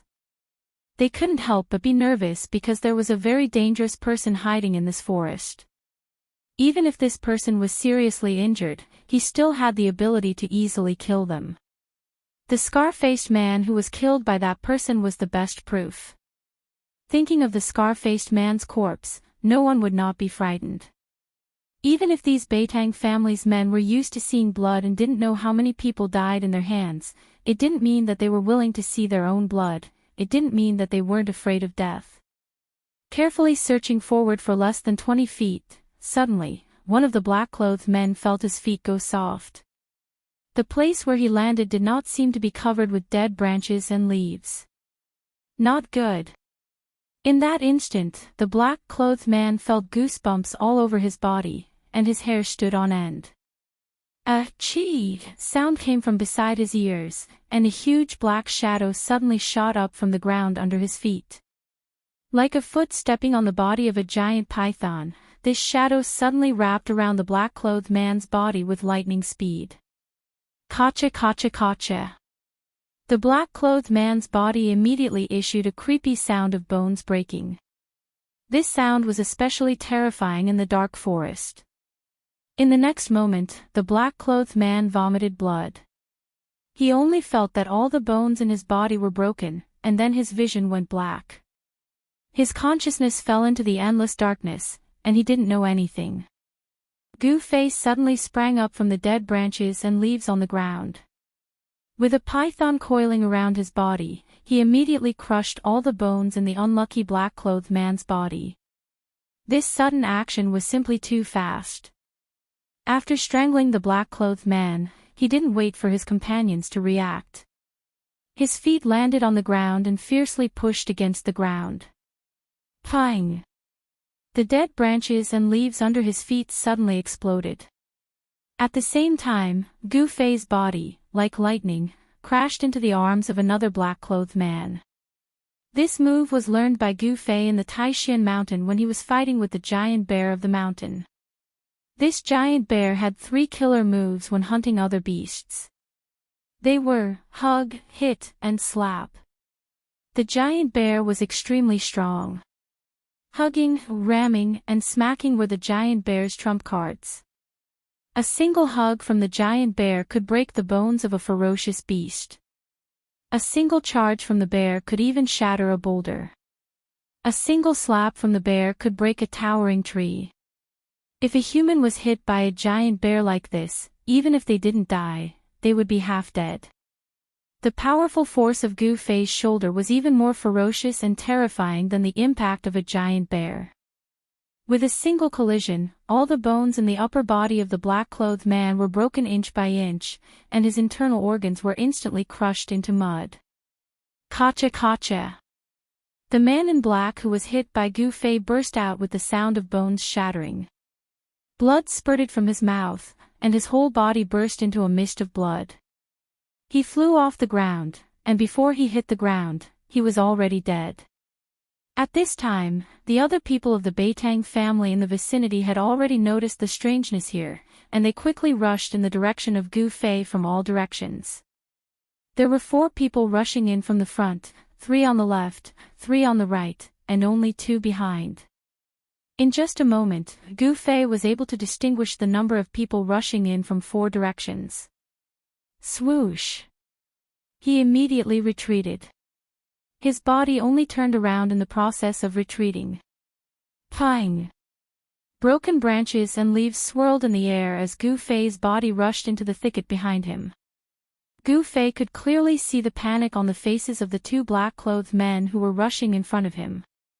His body moved like the wind and lightning, and the strong wind rolled up the fallen leaves on the ground, fluttering in the air.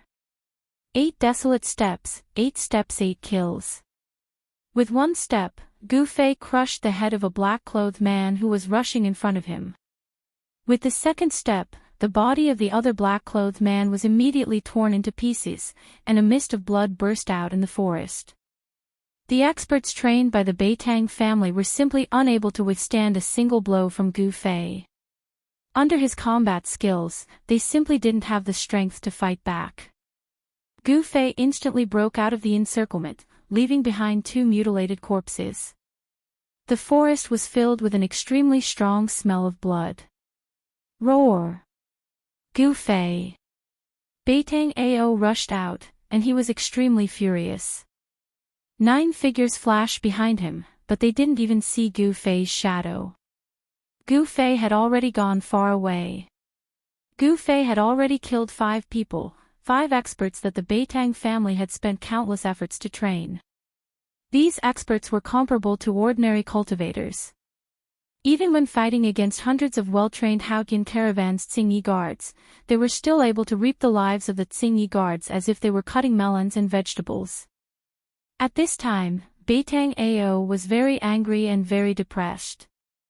The death of his 5 underlings made him feel endless heartache, and Gu Fei's cunning made him even more furious. Beitang Ao knew that Gu Fei was intentionally avoiding him and making a move on his underlings. In front of the already seriously injured Gu Fei, only Beitang Ao could pose a threat to him. As for the others, Gu Fei simply didn't put them in his eyes. In this primitive ancient forest, Gu Fei was like a fish in the sea, a bird flying in the sky. Wanting to kill him in the forest. This seemed even harder than ascending to the heavens. You 3 form a group and look after each other. This guy was seriously injured in the battle with Uncle, he won't be able to hold on for long. Beitang Ao said to the remaining 9 underlings in a deep voice. Although the 9 black-clothed men were frightened, they didn't dare to disobey Beitang Ao's order. They nodded towards Beitang Ao and walked into the dense forest in front of them in a group of 3. Beitang Ao looked at the headless corpse and the scattered flesh and blood on the ground. His expression was terrifyingly gloomy. He gritted his teeth and said, "Gu Fei, you better not fall into my hands. If you fall into my hands, I will definitely make you beg for death." Swish! Beitang Ao was extremely hateful and immediately rushed into the dense forest. Just as Beitang Ao was unresigned and continued to command his underlings to chase after Gu Fei in the endless primitive ancient forest, in Dragon Emperor City 200 to 300 li away, in a room of an inn, 2 people were restless. "Big brother, you really made a move against that person." In the room, a handsome teenager in white clothes asked a young man in white clothes in front of him with a shocked look. The teenager in white clothes and the young man in white clothes looked similar. The young man in white clothes had a quaint long saber on his waist. The scabbard of the long saber was engraved with mysterious runes. Faintly, an extremely sharp chi seemed to be emitting from the scabbard. This young man in white clothes was the mysterious person who poisoned Gu Fei together with Beitang Ao. This person was the Dongfang Long that Chu Tian had mentioned. Chapter 129. Dongfang Chen had already followed Dan Chenzi to Dragon Emperor City in South Wilderness. When Dan Chenzi left Taishian sect with Gu Fei and the others, he wanted to go to South Wilderness by air. However, in the sky above Yunmeng Mountain, they were intercepted by Demon Monarch of 6 realms.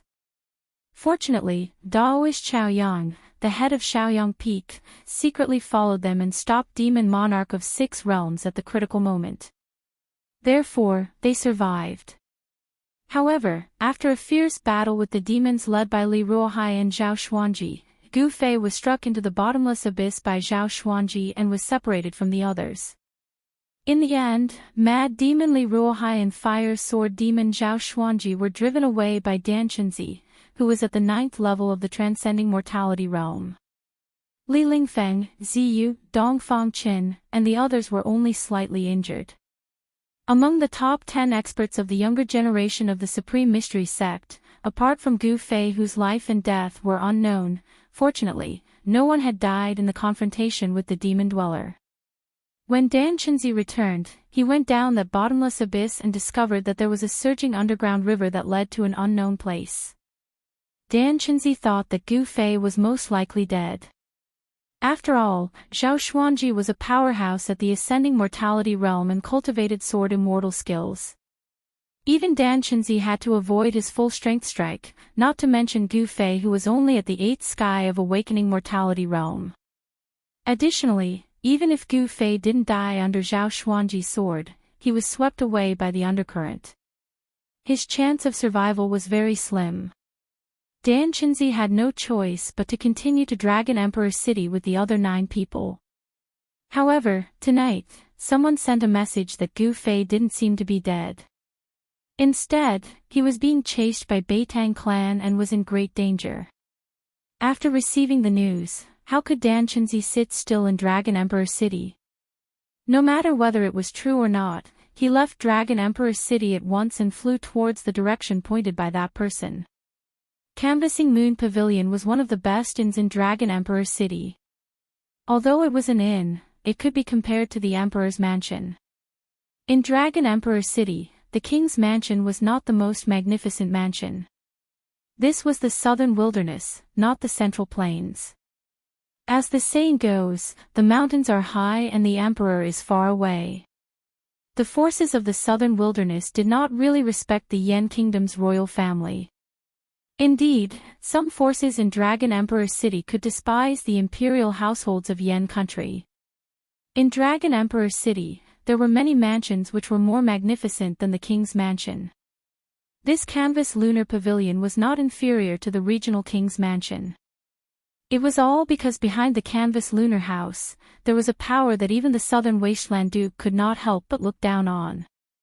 Aside from the main building of the Canvas Moon Pavilion, there was a courtyard behind it that was thousands of feet in circumference. Within the courtyard, there were 2, 9, and 18 courtyards scattered in a picturesque manner. In each courtyard, there were 18 suites. The person who built the Canvas Moon Pavilion actually used the number 9 by 9. This was enough to show that the person didn't care about the human emperor at all.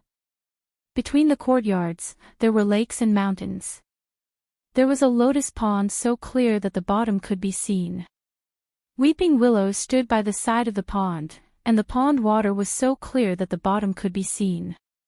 Occasionally, birds would fly low over the surface of the pond, startling the koi in the pond and causing some ripples. Half a year ago, someone had booked 3 of the 18 courtyards of the Canvas Moon Pavilion. In the past half a month, people started to move into the 3 courtyards one after another. The people who were able to stay in the Canvas Moon Pavilion all had extraordinary statuses. Moreover, the person who reserved 3 courtyards was even more extraordinary. At this moment, Dongfang Qin and Dongfang Long were in a superior guest room in one of the 18 courtyards of the Canvas Moon Pavilion. Humph. I did attack Gu Fei, so what? Seeing his younger brother's nervous look, Dongfang Long couldn't help but feel a bit disdainful inside. So what? If I had known it earlier, I would not have told you about Gu Fei. Dongfang Chen's expression changed. This matter could be big or small. If Gu Fei didn't die and pursued this matter, then he, Dongfang Chen, wouldn't be able to get away with it. I say, little brother, what are you afraid of? That Gu Fei is just a 4th-generation disciple of the Supreme Mystery Sect. Moreover, he actually defeated you in the 9 Peaks competition.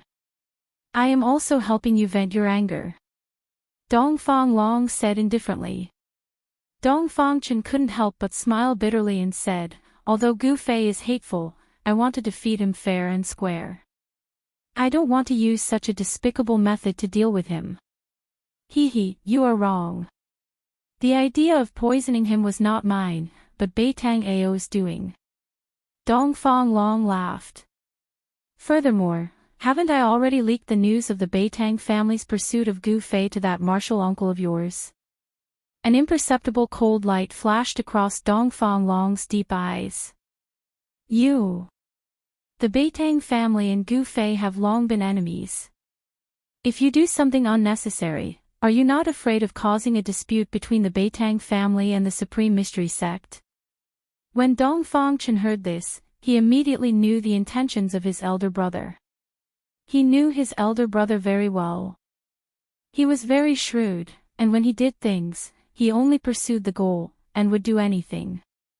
Isn't it good to make some enemies for your opponent? Moreover, does the Beitang family have the strength to compete with the Supreme Mystery Sect? Dongfang Long looked at Dongfang Chen meaningfully and said with a faint smile. You. Dongfang Chen couldn't help but be angry. A cultivation family that could be passed down in the cultivation world was not as simple as it seemed on the surface. If the Beitang family suddenly had one or two great cultivators of the controlling void realm, it would be enough for the Supreme Mystery Sect to suffer. When the Dongfang brothers were talking in the room, in the endless primitive forest hundreds of miles away from Dragon Emperor City, Gu Fei had already killed the seventh subordinate of Beitang Ao. At this time, the eastern sky began to turn white. It was almost dawn.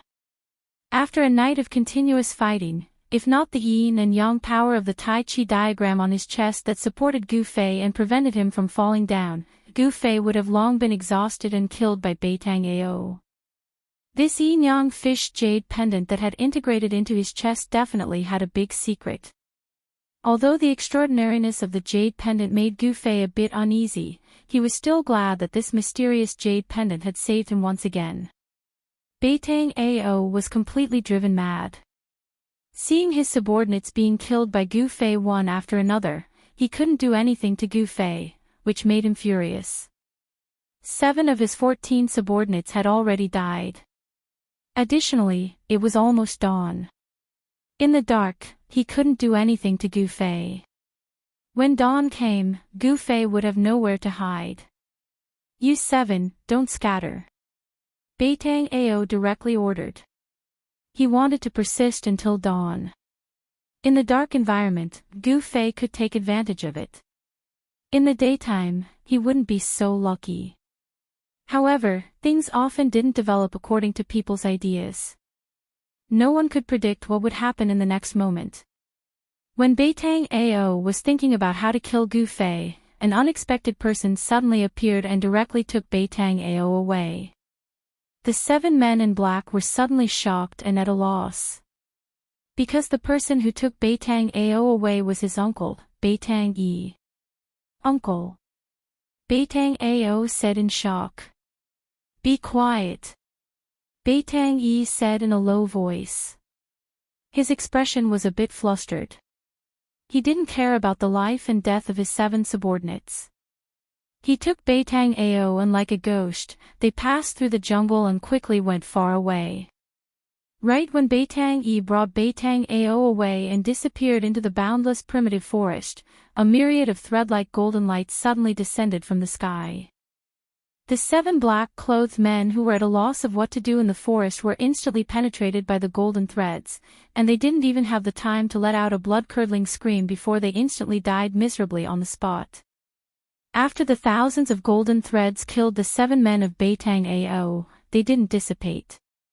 Instead, they soared into the sky and converged towards an azure-clothed Taoist who was slowly descending from the sky.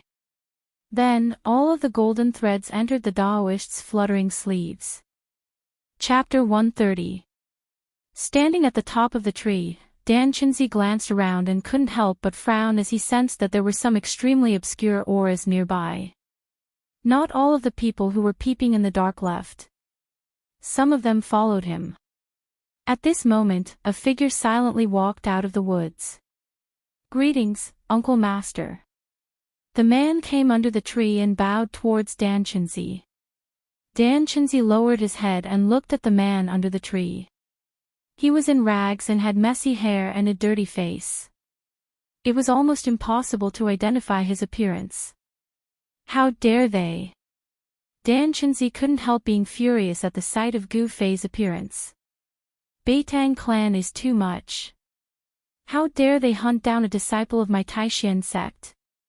After the incident in the ruined sky realm, I will definitely demand an explanation from the Beitang clan. Although Gu Fei was in an extremely sorry state, he was still alive. As long as he was alive, Dan Chenzi could not help but inwardly sigh in relief. Follow me. Dan Chenzi waved his sleeve as a ball of golden light rushed towards Gu Fei. It wrapped Gu Fei and flew to Dan Chenzi's side. Then, a golden light burst out of Dan Chenzi's body and flew towards Dragon Emperor City with Gu Fei. In one of the 18 courtyards of Canvassing Moonlight Pavilion, Gu Fei was sitting in a superior independent guest room with legs crossed and regulating his breath. The one who built Canvassing Moonlight Pavilion had really invested a lot in it. There were 18 guest rooms in 18 courtyards. Each guest room was independent and not connected to the others. Gu Fei found that his internal injuries were more severe than he had imagined. The battle with Beitang Yi had caused him an unimaginable impact. The bones in both arms were broken, the sternum and even the ribs had cracks. If it was a normal Xiuzhe that received such heavy injuries, they would have fallen to the ground already. How could they have killed 7 experts trained by the Beitang family? His powerful physical body, which had been tempered day and night, displayed its extraordinary side at this moment. The terrifying regenerative ability caused Gu Fei's injuries to gradually heal. Of course, this self-healing process was not as terrifying as being able to recover in an instant. On the skin in the middle of his chest, a looming pattern of yin-yang fish was emitting a warm current that nourished Gu Fei's flesh, tendons, and bones, accelerating his recovery speed. Yin and Yang were the 5 elements, and the 5 elements combined to create everything in the world. The yin-yang qi from the yin-yang fish jade pendant was 1 level higher than the 5 elements of yin-yang qi. Gu Fei noticed that the yin and yang qi that flowed through his limbs and bones finally converged at his dantian, where it was converted into wisps of 5 elemental yuan qi by the dim ball of 5 elemental origin light in his dantian. The wisps of 5 elemental yuan qi fused into his flesh and blood, healing his injured body. After the battle of life and death, Gu Fei's insane method of comprehending the essence of martial arts in the midst of life and death seemed to have some effect. He seemed to have understood something. He no longer deliberately operated the Xian Qi and let the yin-yang and 5 elements in his body interact. In the end, his heart became calmer and calmer. Naturally, he entered the state of forgetting everything. At this moment, Gu Fei's mind was filled with the diagram of the ancient Xian Qi technique. In the ancient Xian Qi technique, there were many obscure words, but now he gradually understood them. This made Gu Fei have a feeling of dispelling the clouds and seeing the blue sky. In the ancient Xian Qi technique, there were many obscure words, but now he gradually understood them. This made Gu Fei have a feeling of dispelling the clouds and seeing the blue sky. A life and death battle had deepened his understanding of the martial Tao. The problems that he had encountered in his cultivation had also gradually become clear. At this moment, Gu Fei's state of mind had risen to a new level. On this day, Gu Fei's room was filled with ripples of yuan qi. Vaguely, there was even the sound of wind and thunder. As Gu Fei's cultivation increased by the day, the thunderous sound of the heavenly drum that came from the vibrations of his muscles and bones had started to become louder and louder. The sun rose and set, until night once again enveloped the earth. An indescribable sense of oppression began to gradually emit from Gu Fei's room. In the same courtyard, there lived Li Lingfeng, Ziyu, Dongfang Qin, and the other 9 most outstanding people of the Supreme Profound Sect's younger generation. They had long sensed the strangeness of Gu Fei's room. And the great master Dan Chenzi, who was at the 9th level of the transcending mortality realm, sat directly outside the suite where Gu Fei was. He knew that Gu Fei was in the middle of a breakthrough, and Dan Chenzi did not want anyone to disturb Gu Fei. The 18 independent rooms were actually equivalent to 18 pavilions. In the other pavilions in the courtyard, Li Lingfeng, Ziyu, and the others all came out of their rooms and leaned against the railings to look. There were also people watching from the other courtyards, and in the other 2 courtyards that were adjacent to the disciples of the Supreme Profound Sect, there were people directly walking into the courtyard where the disciples of the Supreme Profound Sect were. These people were all young men and women who were not even 20 years old. They were also dressed in white, but what was different from the disciples of the Supreme Profound Sect was that these people's sleeves were embroidered with imprints. There were 2 kinds of imprints on the sleeves. One was a small sword, a small cyan sword, and the other was a yellow rune. Some people had already noticed the imprints on the sleeves of these young men and women who walked into the courtyard where the disciples of the Supreme Profound Sect were. They suddenly realized that these people were all disciples of the three great Taoist sects. The young men and women in white with a small cyan sword embroidered on their sleeves were the disciples of the Guangqing Celestial Sect. The young men and women with a small rune embroidered on their sleeves were the disciples of the Shangqing Sect. These people were all disciples of the three great Taoist sects who had come to participate in the training in the ruined sky. They were also the most outstanding disciples of the younger generation of the Guangqing Celestial Sect and the Shangqing Sect. Only people from the three great Taoist sects would dare to walk into the courtyard where the disciples of the Supreme Profound Sect were at this time. The others, even though they had sensed the strange fluctuations coming from the courtyard where the disciples of the Supreme Profound Sect were not willing to enter the courtyard to avoid offending the disciples of the Supreme Profound Sect. These outstanding disciples of the Shangqing Sect and the Guangqing Celestial Sect all felt a great pressure when they walked into the courtyard where the disciples of the Supreme Profound Sect were. Everyone looked at the pavilion where Gu Fei was in amazement, especially the figure sitting cross-legged in front of the pavilion, which shocked the disciples of the other two great Taoist sects even more. Dan Chenzi was a strong cultivator who was only one step away from becoming a great cultivator, but he seemed to be protecting the person in the pavilion. Just who was the person in the pavilion? Why was Dan Chenzi paying so much attention to him? The curious people began to ask the disciples of the Supreme Profound Sect they knew. There were no lights in the pavilion. It was pitch black inside. Under the night sky, the terrifying ripples and the muffled sounds of thunder came from there. For some reason, everyone felt their hearts palpitate. The dark window seemed to be connected to the abyss of hell, and there seemed to be a terrifying demon hiding in the pavilion. Everyone could not help but feel a chill in their hearts. When the moon was in the middle of the sky, the terrifying fluctuations coming from the pavilion where Gu Fei was in became more and more intense, and the pressure on everyone became more and more intense. Finally, the pavilion could no longer withstand the increasingly strong impact of the Yuan Qi, and with a loud roar, it exploded. Chapter 131. Vast Yuan Qi surged out, and the pavilion exploded into pieces.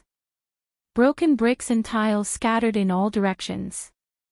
Inside, a person was sitting cross-legged in the air. Rays of multicolored light surrounded his body, as if there was an invisible hand supporting him in the air, causing him to float above the ground. The multicolored light originated from within Gu Fei's body. It was like a raging multicolored divine flame was burning.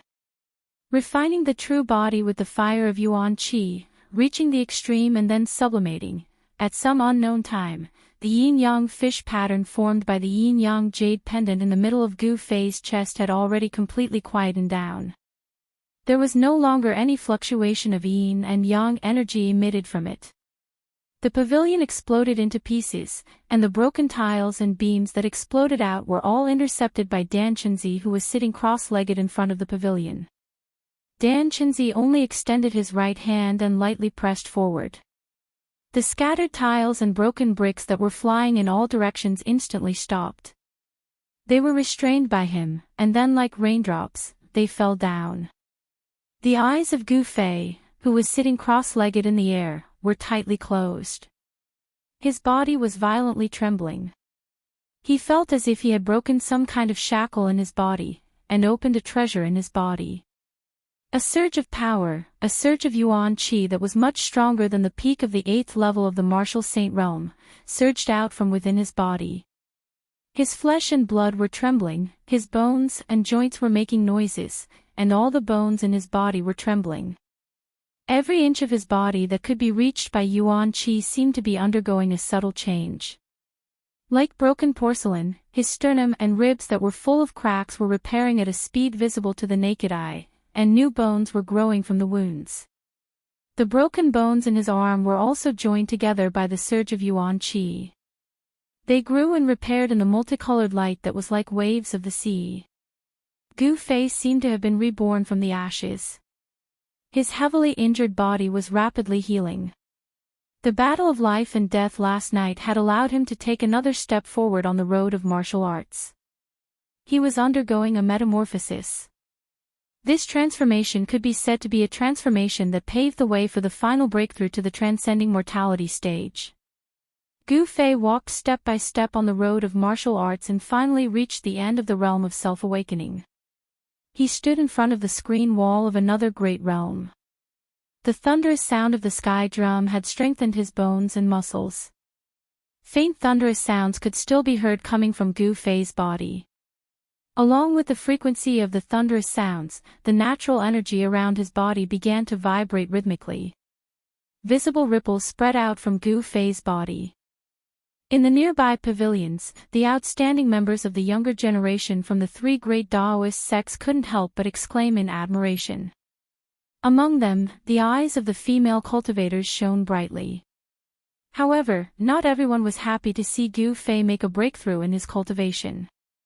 In a nearby pavilion, a white-robed youth and a white-robed youth looked coldly at the five-colored figure floating in the air. "I really want to unsheath my saber and behead him," the white-robed young man said in a deep voice. His voice was so low that it was almost inaudible. It was obvious that he had some misgivings. "Don't act rashly," the handsome youth standing beside the white-robed youth said in a low voice. He looked at the figure in front of him with an extremely solemn expression. His eyes flickered as if he was thinking about something. I'm just saying. With your martial uncle Dan Chinzi protecting him, who in Dragon Emperor City dares to attack him?" The youth looked at the other figure in the cyan robe in front of him. "Big brother, I hope you don't attack him anymore." "Gu Fei is mine," Dong Fangchen said calmly. Dong Fangchen said calmly. Seeing that Gu Fei had made another breakthrough on the path of cultivation, the urge to surpass Gu Fei in his heart became even stronger. Dong Fanglong glanced at his younger brother with disdain and said, "You're really stubborn. If we let this person grow up, it will be a disaster for us, even for our Dongfang clan. Since we've already offended this person, we should cut the weeds and eliminate the roots. We should nip the disaster in the bud. That's the wise thing to do." Dong Fangchen remained silent. He didn't agree with his elder brother Dong Fanglong's words. He didn't agree with his elder brother's words. Perhaps only Dong Fangchen himself knew that Gu Fei had already left an indelible shadow in his heart when he defeated him in front of the public in the Nine Peaks competition. If he couldn't surpass Gu Fei and defeat Gu Fei, he couldn't erase the shadow in his heart. He, Dong Fangchen, would lose the qualification to aspire to be the strongest. It would be very difficult for him to make great achievements in cultivation. At this moment, Gu Fei certainly didn't know what the Dongfang brothers were thinking about. His body was surging with incomparably powerful energy. Every inch of his skin contained extremely terrifying energy, flowing with brilliant light. His body was like a fine gold and immortal iron that had been tempered thousands of times. It contained endless essence of heaven and earth as it flickered. Suspending in the air, Zhang Tai sensed the essence of the five elements in his body, causing his blood, flesh, tendons, and bones to release powerful life essence one after another. The sound of muscles and bones gradually weakened. However, Gu Fei's chi field didn't weaken, instead, it became more powerful. As the old saying went, great sounds were silent. In the end, the sound of muscles and bones could barely be heard. The abnormal movement in Canvas Moonlight Pavilion gradually aroused the attention of more and more cultivators. Many cultivators were shocked by the fact that someone could break through the cultivation barrier in Dragon Emperor City. Dragon Emperor City was not a good place. Without a powerful background, nobody would like to carry out deep cultivation here, especially breaking through the cultivation barrier. Because nobody hoped to see a person who was more powerful and uncontrollable than himself. In the cultivation world, Xiuzha of the younger generation with unlimited potential like Gu Fei were people that all the major factions wanted to rope in. However, there were also many people who were jealous of talents in the cultivation world. If they couldn't rope him in, they would destroy him, instead of joining other forces. Because of this, Dan Chinzi protected Gu Fei when he sensed that Gu Fei was going to break through his original realm. With Dan Chinzi's help, nobody could harm Gu Fei in front of Dan Chinzi unless those old monsters in void-controlling realm attacked Gu Fei. Additionally, anyone who harmed Gu Fei was equal to challenging the entire Taishan sect. Given Dan Chinzi's cultivation base at the 9th heaven of Ascended Mortal Realm, he could frighten some people in Dragon Emperor City. Of course, the real powerhouses disdained to attack Gu Fei. Gu Fei is really a monster.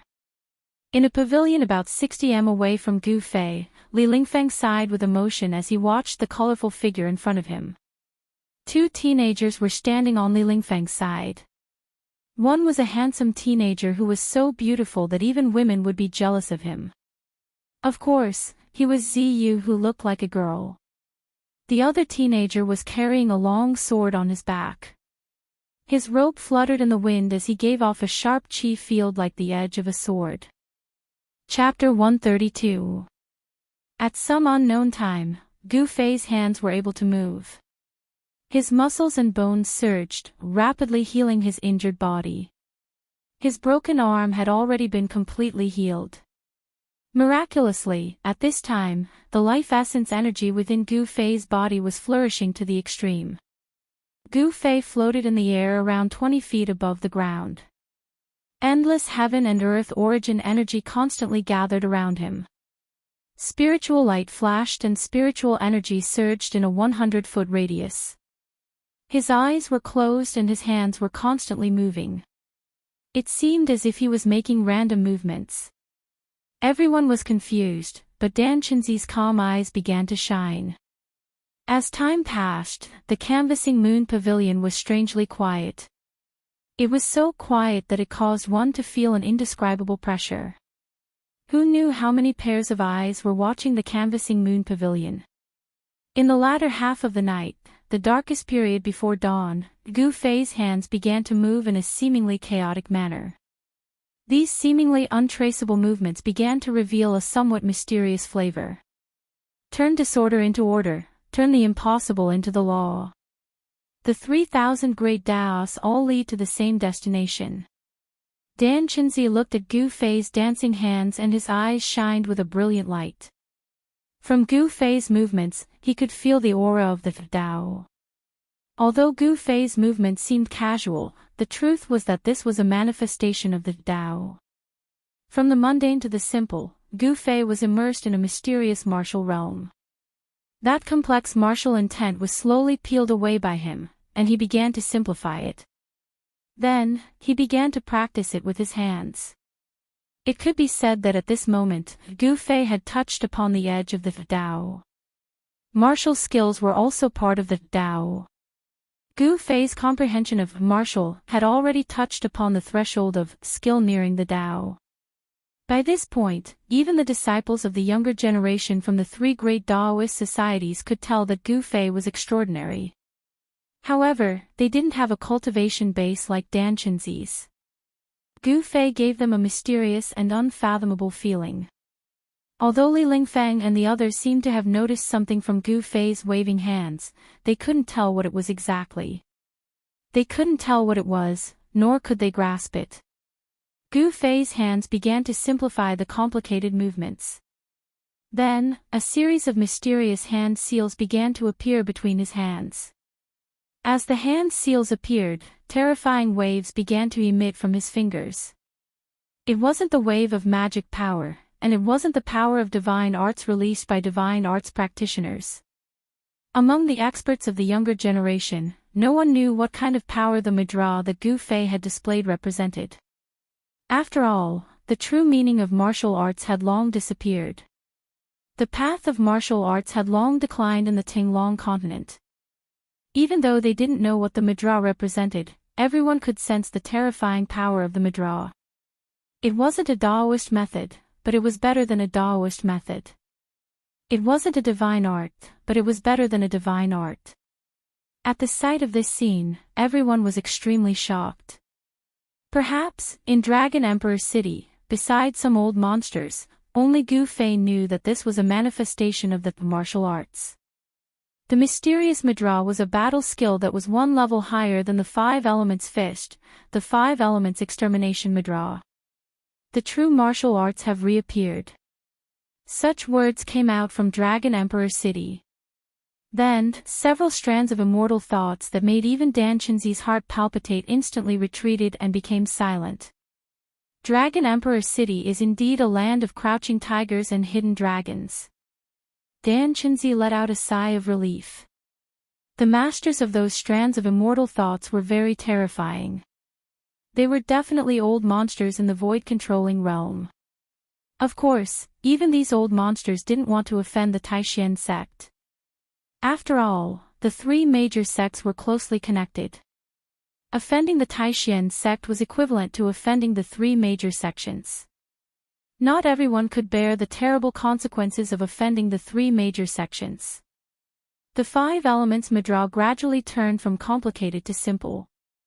Every time Gu Fei made a Madra, the essence of the world around him would vibrate. The Madra aroused the power of the world, and Gu Fei's body surged with dazzling qi. The power of the 5 elements surged out of the Madra.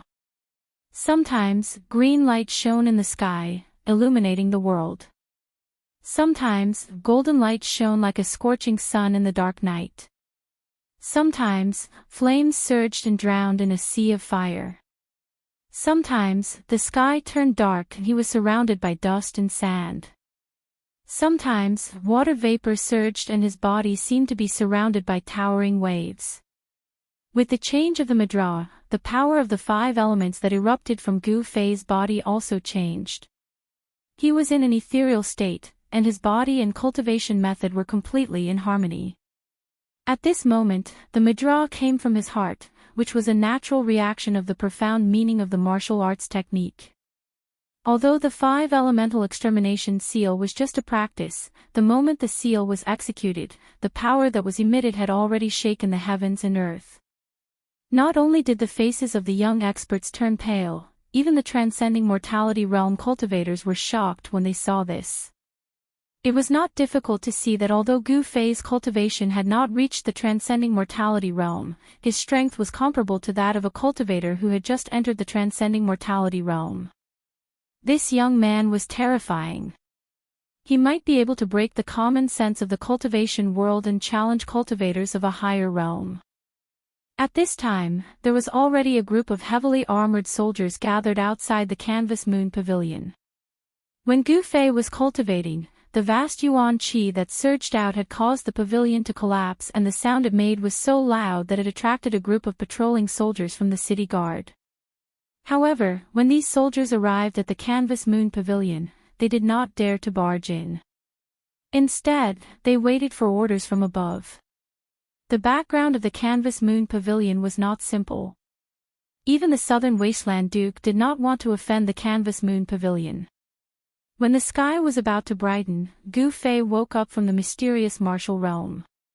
He descended from the sky and landed on the base of the broken pavilion. The pavilion he was in had already disappeared, leaving only the base of the pavilion below. The moment the Madra stopped, Gu Fei's body exploded with a dazzling 5-colored light. A majestic force erupted from his body and swept out in all directions, causing the heavens and earth to tremble. It was as if an extremely strong wind had appeared out of nowhere. The nearby pavilions, under the wind, swayed. Although they did not collapse, cracks appeared on the walls of the pavilions. The young experts on the pavilions all had to use their Xian Qi to resist the terrifying essence that surged out from Gu Fei's body. At this moment, the Qi of the 5 elements was everywhere in Gu Fei's body. His entire body, whether it was his bones, flesh, blood, or internal organs, was like a piece of iron. Everywhere was filled with endless power. He was reborn. He was only one step away from being truly reborn. Gu Fei felt that his entire body, from inside to outside, seemed to have been reborn. His cultivation had entered the realm of flesh and blood transformation, which was also the 9th layer of the awakening self realm. Flesh and blood transformation, that was to refine one's own flesh and blood into new flesh and blood. This was a heaven-defying method of cultivation, to rid the mortal body of its mortal nature. This process was very difficult. For hundreds of years, within the Jade Spirit Peak, no one had succeeded. Gu Fei's master was trapped in the 9th layer of the awakening self realm. In the end, he couldn't truly change his flesh and blood and rid the mortal body of its mortal nature. In the end, he was buried in the soil. However, Gu Fei had plenty of time. He had already reached the 9th layer of the awakening self realm at a young age. Additionally, with the help of the extremely mysterious yin-yang fish jade pendant, his cultivation speed had increased by 10 times. Therefore, his chances of breaking through to the shedding mortality realm were much higher than that of his master. Gu Fei opened his eyes. 2 substantial 5-colored immortal lights shot out of his eyes. Sitting on the base of the pavilion with crossed legs, his long hair fluttering in the air, he raised his head and roared, his voice shaking the sky. However, the rolling sound waves couldn't spread out. After all, they were in Dragon Emperor City. Dan Chenzi didn't want to alarm more cultivators. Therefore, he had secretly set up a soundproof realm around the courtyard with his great power. Apart from the explosion of the pavilion, there was no other sound that could be heard from this place. With his jet-black long hair fluttering in the air, Gu Fei's figure was incomparably tall. He formed a seal with his right hand and blasted it towards the sky. Endless golden light rushed into the sky and surged forward like a surging river. The area covered by the seal shook violently. The golden immortal light seemed to have broken the void. The violent power surged, emitting a destructive aura that made people's hearts palpitate. Boom! The base of the pavilion that Gu Fei was sitting on was instantly shattered. Everything within 15 meters around him turned into dust. The courtyard instantly became chaotic, causing sand and pebbles to fly. Shwa! With a sound, Dan Chenzi, who was sitting in front of Gu Fei, directly moved back. He didn't make any move to stop Gu Fei. Even if this courtyard of the canvassing lunar pavilion was demolished, it was nothing. At most, he would just have to pay for a new courtyard. Gu Fei stood up and retracted his powerful aura into his body. 9th heavenly layer, I've finally taken this step. A battle of life and death can really stimulate the body's potential. If I fight Beitangi now, I'm confident that I can fight him. Feeling the new power, Gu Fei didn't feel happy or sad at this moment. His state of mind was unusually calm. On another pavilion in the courtyard, Dongfang Chen and his elder brother Dongfang Long's expressions were rich and colorful. They changed again and again, but in the end, Dongfang Chen still revealed a brilliant expression. He jumped down from the pavilion and walked towards Gu Fei. Chapter 133. Gu Fei, I didn't expect you to break through at this time. Very good. Dan Chenzi said with a faint smile as he walked over to Gu Fei. Gu Fei's breakthrough was definitely a good thing for the trip to the ruined sky realm. Thank you for protecting me, Uncle Master. Gu Fei bowed to Dan Chenzi. Although his mind had been immersed in the mysterious martial realm, he could still vaguely feel what was happening in the outside world. Ha! Dan Chenzi laughed, which was rare for him. He waved his hand and said, "Congratulations, the Green Spirit Peak has finally produced an amazing disciple. I remember that no one in the Green Spirit Peak has been able to cultivate to the 9th layer of awakening heaven before the age of 20. You are the first." Although Dan Chenzi looked middle-aged, he had actually been cultivating on Taishan Mountain for 200 or 300 years. Moreover, he was a disciple of the sect leader, so he definitely knew a lot of secrets. Uncle Master, you flatter me. Gu Fei still looked indifferent, as if he was not very happy because of the improvement in his cultivation. Or perhaps it could be said that in front of Dan Chenzi, he was a little reserved and a little restrained. Swish! Swish! At this time, there was a flash of figures, and two people suddenly appeared beside Danchenzi. Ha! Brother Danchenzi, your Taishian sect is indeed full of talents. Among the two middle-aged Taoists who suddenly appeared, one of them holding a horsetail whisk and looking like an immortal, said with a smile. This Taoist was no stranger to Gu Fei. It was the senior cultivator of the Shangqing sect, Ding Yangzi, who had once visited the Taishian sect with Lin Shuer. The other Taoist was empty-handed, but Gu Fei sensed a familiar aura from him. This Taoist's aura was very fierce. He stood there like a divine sword that had been unsheathed, making it difficult for people to look at him directly. A swordsman. Looks like this person must be a senior cultivator of the Guangxing Immortal sect, Gu Fei thought to himself. So it's fellow Daoist Ding Yangzi and Lu Ruhai. Danchenzi wasn't unfamiliar with these two because they were the leaders of the Shangqing sect and Guangxing Celestial sect's expedition to the ruined sky. This little guy must be practicing orthodox martial arts. I didn't expect your Taishian sect to have this long-lost cultivation method. The middle-aged Daoist, who was like a heavenly sword being unsheathed and had an intimidating aura, looked at Gu Fei from head to toe. His eyes flickered as if they were about to shoot out of his eye sockets. Gu Fei felt that the gaze of this senior sword immortal of Guangxing Immortal sect was as sharp as a sword aura. It seemed to be able to pierce through the void and see through his entire body. This feeling of being seen through made Gu Fei feel a little uncomfortable. Gu Fei, greet Uncle Master Ding Yangzi of the Shangqing sect and Uncle Master Lu Ruhai of the Guangxing Immortal sect, Danchenzi said to Gu Fei with a smile. When Gu Fei heard this, he stepped forward and bowed to the two middle-aged Taoists, calling them Uncle Masters before retreating to Danchenzi's side in a neither servile nor overbearing manner. Good, not bad. The senior sword immortal of the Guangxing Immortal sect, Lu Ruhai, couldn't help but nod inwardly when he saw Gu Fei's performance. However, Ding Yangzi, who was standing next to Lu Ruhai, frowned inwardly. Where did this Gu Fei pop out from? The last time he visited the Taishian sect, he didn't seem to have heard of such a young expert. The last time Ding Yangzi and Lin Shuer had visited the Taishian sect on behalf of the Shangqing sect, Lin Shuer had used her extraordinary Daoist techniques to defeat the outstanding disciples of the Shangqing sect's younger generation.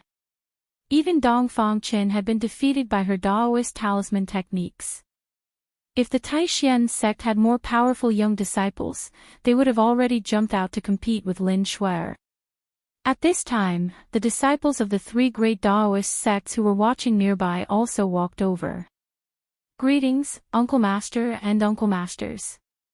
An ordinary-looking young man in white bowed to Danchenzi, Ding Yangzi, and Lu Ruhai, then said to Gu Fei, "Congratulations, junior brother Gu Fei." This ordinary-looking young man in white was the eldest senior brother of the Taishian sect's younger generation, Li Lingfeng. Behind Li Lingfeng were 8 young men, including Ziyu and Dongfang Qin. Danchenzi and the other two just nodded. At this time, the disciples of the Shangqing sect and the Guangxing Immortal sect also walked over. Let's let these young disciples interact with each other and improve their relationship. The three of us should find another place to discuss the details of entering the 100,000 mountains. Lu Ruhai said to Danchenzi and Ding Yangzi. That's great. Danchenzi and Ding Yangzi nodded. Since Gu Fei had returned, they would not waste any more time and should start preparing to enter the 100,000 mountains. The abnormal phenomenon that occurred once every 260 years was not far away. Every time night fell, the blood-red star in the sky that represented slaughter and death would shine brighter and brighter. The blood-red star was full of demonic nature. Every 260 years, it would appear in the sky and emit endless demonic power that would disturb the world. Every time this happened, the cultivation of the demonic people who had fallen into the demonic path would also greatly increase.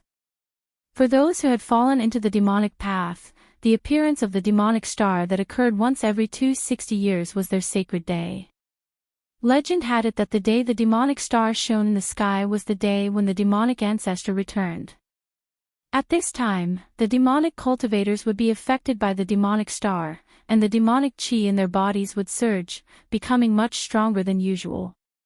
Every time this happened, the world would be full of demons, causing quite a bit of chaos in the world.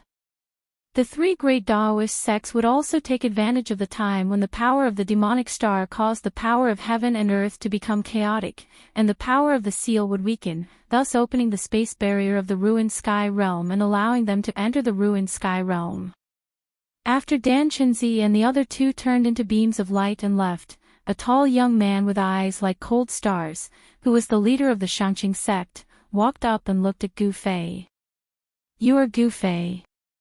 I am Lin Xian of the Shangqing sect. I heard that you are the #1 expert of the younger generation in the Taishan sect. Now that I have seen you today, you are indeed extraordinary. I hope to have a chance to spar with you." Lin Xian's words were full of power. "When the time comes, I will not disappoint you." Gu Fei looked at Lin Xian. He felt some pressure from Lin Xian. This person was an expert. Both of them were extremely powerful figures, and their words were full of the smell of gunpowder. When their eyes met, sparks seemed to fly in the air. The bystanders couldn't help but change their expressions when they saw the two of them fighting. "Brother Gu, we meet again." At this time, a young man with a long sword on his back walked out from the crowd of the Guangqing Immortal sect. "So it is Brother Liu." When Gu Fei heard this, his attention immediately moved away from Lin Xian. He recognized the young man with a sword on his back at a glance. This young man was Lu Yunhe, who had once fought with Gu Fei in the Yunmeng Mountain against the ghost cultivators of Fingdu. At this time, a thought flashed in Gu Fei's mind. No wonder he felt a familiar aura on Lu Ruhai. It turned out that the person who had been chased by Zhao Xuanji that night and hurriedly rescued Lu Yunhe was Lu Ruhai, Uncle Lu. "Brother Gu, come, let me introduce you. This is our eldest senior brother, Ren Wuming. This is our little junior sister, Li Mengyao. This is..." Lu Yunhe introduced the disciples of the Guangqing Immortal sect who had come to participate in the trial in the ruined sky to Gu Fei. Chapter 134. A group of promising young cultivators gathered together. The atmosphere was not that harmonious. No one was willing to admit that they were not as good as others. They were all young shouja who stood out among their peers. Youthful vigor, youthful frivolity, these were the strong points of youths, but also the weak points of youths. Young people had a drive and were not afraid of anything. It was a good thing to be courageous in cultivation. However, if this drive was used elsewhere, it would become arrogance. In the eyes of some people, Gu Fei's behavior was a bit arrogant.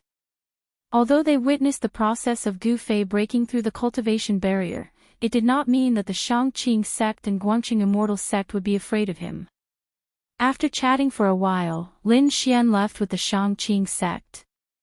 Then, Ren Wuming also left with the Guangqing Immortal sect. Among the disciples of the Guangqing Immortal sect, only Lu Yunhe seemed to get along well with Gu Fei. After a short meeting, Gu Fei remembered a few outstanding figures from the Shangqing sect and the Guangqing Immortal sect. Lin Xian from the Shangqing sect, Ren Wuming from the Guangqing Immortal sect, and Li Mengyao. These people were all geniuses. Among the younger generation of their respective sects, it was hard to find a worthy opponent. It was not hard to imagine that in 20 or 30 years, they would become powerful figures in the cultivation world. After the people from the Shangqing sect and the Guangqing Immortal sect left, only Gu Fei and the other 9 people from the same sect were left. Dongfang Qin, do you know someone called Dongfang Long? After the people from the Shangqing sect and the Guangqing Immortal sect left, Gu Fei directly questioned Dongfang Qin. Gu Fei stared at Dongfang Qin. His gaze was as sharp as a knife. It made Dongfang Qin feel a strong sense of oppression, as if there was a knife on his back. He did not deliberately reveal a powerful force. It was a natural aura. "Junior Marshal Brother Gu, you..." Li Lingfeng and the others could feel the tense atmosphere between Gu Fei and Dongfang Qin and couldn't help but change their expressions. They knew that the Dongfang Long that Gu Fei mentioned had a great relationship with Dongfang Qin. He was Dongfang Chen's elder brother. Moreover, Dongfang Long was probably in Dongfang Chen's room. It had been 7 or 8 days since Dan Chenzi took Li Lingfeng and the others to Dragon Emperor City. Dongfang Long, Dongfang Chen's elder brother, didn't appear in Dragon Emperor City until 2 days ago. Dongfang Chen's face changed, and then he met Gu Fei's gaze, looked directly at Gu Fei, and said in a deep voice, "Dongfang Long is my big brother." "What, Gu Fei, do you know my big brother?" Bang! Gu Fei took a step forward, and the entire ground suddenly trembled. Without any warning, an incomparably powerful aura swept out from Gu Fei's body. The oppressive aura was as heavy as a mountain, surging like a surging river, and surging like the sea. Everyone was shocked. They didn't expect that Gu Fei would be so hostile to Dongfang Qin. The surging aura made everyone feel like they were in a storm. They couldn't help but step back. Is this the power of the 9th heavenly layer? Except for Li Lingfeng, who was also in the 9th heavenly layer, everyone else was frightened by Gu Fei's aura. Dongfang Qin, who bore the brunt of it, felt like he was struck by lightning. His body shook violently, and he retreated 7 or 8 steps in a row. Each step left a deep footprint on the ground. This was not a physical attack, but it was equivalent to Gu Fei's attack. A great pressure directly acted on Dongfang Chen's heart, destroying his will. It was as if a 1,000-pound boulder was pressing on his chest, making him almost unable to breathe. Humph! Gu Fei sneered. He looked at Dongfang Qin with undisguised anger in his eyes. Anyone could see Gu Fei's anger towards Dongfang Qin. How could I not know your good big brother? Not only do I know him, I am also very familiar with him. Gu Fei said while gritting his teeth. When he thought that he almost died in the hands of Dongfang Long, his anger burned to the 9th heavenly layer. At this time, he already knew the ins and outs of the matter. Sure enough, as Chu Tian said, the people who wanted to borrow Chu Tian's hand to poison him with wine were Beitang Ao and Dongfang Long. They were really despicable and shameless, unforgivable. An incomparably tyrannical pressure enveloped Dongfang Qin, making him like a weak grass in a storm, as if he could be blown away at any time. Just when Dongfang Qin was about to fall back again, a hand was placed on Gu Fei's shoulder, and an incomparably dignified voice sounded in Gu Fei's ears, "Junior brother Gu, don't hurt the harmony between fellow disciples." Gu Fei couldn't help but be startled. The person who spoke was Li Lingfeng. Among the people present, only Li Lingfeng could still stabilize his body and put his hand on his shoulder. Gu Fei frowned. Then, the terrifying pressure that enveloped everyone immediately retreated like a tide. Everyone let out a sigh of relief. "Tell your big brother, I will find him to reminisce about the past," Gu Fei said in a deep voice, then turned around and walked straight to another pavilion. Killing fellow disciples was a taboo in the sect, and Gu Fei had some scruples. In the 18 courtyards of the Canvas Moon Pavilion, each courtyard had 18 independent pavilions, and each pavilion was equivalent to a set of superior rooms. And the people of the Supreme Profound Sect, including the leader Dan Chenzi, were only 11 people. In other words, in the courtyard, there were 7 pavilions that no one lived in. Gu Fei easily found a locked pavilion, then directly cut open the lock and walked in. Dongfang Qin gasped for breath. At this time, he realized that he didn't know when, but his clothes had been drenched in sweat. It was sticky and stuck to his body. It was very uncomfortable. Gu Fei. Dongfang Qin was furious. His fists were clenched, and the veins on his forehead were throbbing. He wanted to rush forward and fight Gu Fei to the death, but in the end, he still forcefully suppressed his anger. Gu Fei, who had already broken through to the 9th level of awakening, was simply undefeatable. Dong Fangchen sadly discovered that he didn't even seem to have the qualifications to fight Gu Fei to the death. Junior brother Dongfang, what the hell is going on? Li Lingfeng said to Dongfang Chen with a gloomy face. Dongfang Chen and Gu Fei, these two people were very strange. Ziyu, Song Ruochen, and the others also looked at Dongfang Chen in surprise. Just now, if it wasn't for big brother Li Lingfeng's timely words, looking at Gu Fei's posture, he might have directly attacked Dongfang Chen at any time. Dongfang Chen glanced at Li Lingfeng, then looked at the crowd, then let out a long sigh and helplessly said, "My big brother, maybe there is some misunderstanding with Gu Fei. I don't know the details." Of course, Dongfang Chen wouldn't say that his big brother conspired with others to poison Gu Fei with wine. Everyone looked at each other. How could things be so simple? There must be something fishy about this. Otherwise, Gu Fei wouldn't be so angry. Everyone dispersed, and Dongfang Chen also returned to his room with a bad expression. He closed the door and sat down at the table. Chapter 135.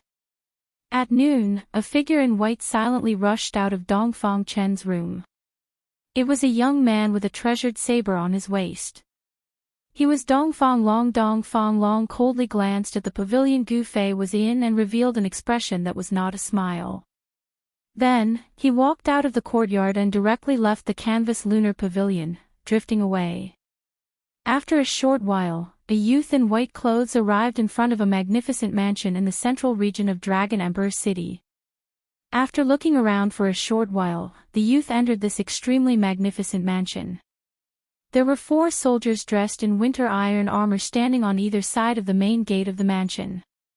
However, they seemed to be unable to see the young man in white and allowed him to walk into the mansion. On the banners above the main doors of the mansion, there were 3 large golden words written in flamboyant calligraphy, Regional King's Mansion. No wonder this mansion was so magnificent and even had armored guards. It turned out that this was the Prefecture King's mansion of the Southern Desolate Prefecture King, Yang Yuandao. The young man in white was obviously a frequent visitor of the Prefecture King's mansion. The guards outside the gate recognized him. Therefore, no one stopped him and allowed him to enter the Prefecture King's mansion. In the evening, in the canvassing moon pavilion, 9 young disciples of the 3 great Daoist sects received invitations from the Southern Desolate Prefecture King's mansion at the same time. The Prefecture King's crown prince, Yang Sun, would invite them to a banquet in the Prefecture King's courtyard. Among these 9 people, including Gu Fei, were the top 3 most outstanding disciples among the young disciples of the 3 major Daoist sects. Inside the pavilion, Gu Fei looked at the invitation in his hand and couldn't help but frown. He didn't know this Prefecture King's crown prince. Why did he invite him? He threw the invitation in his hand onto the table in front of him, then closed his eyes and sat cross-legged on his bed. Because of his breakthrough, he needed to familiarize himself with his new strength. He didn't care about the Prefecture King's crown prince. Prefecture King. So what if he was the emperor? The monarch of the secular world only had a great deterrent force to the common people. In the eyes of powerful cultivators, there was no difference between the monarch and the common people. Even these large empires with thousands of miles of territory had to pay tribute to some of the large sects within their borders. The state of Qi, where the Supreme Mystery Sect was located, had to pay tribute to the Supreme Mystery Sect every year.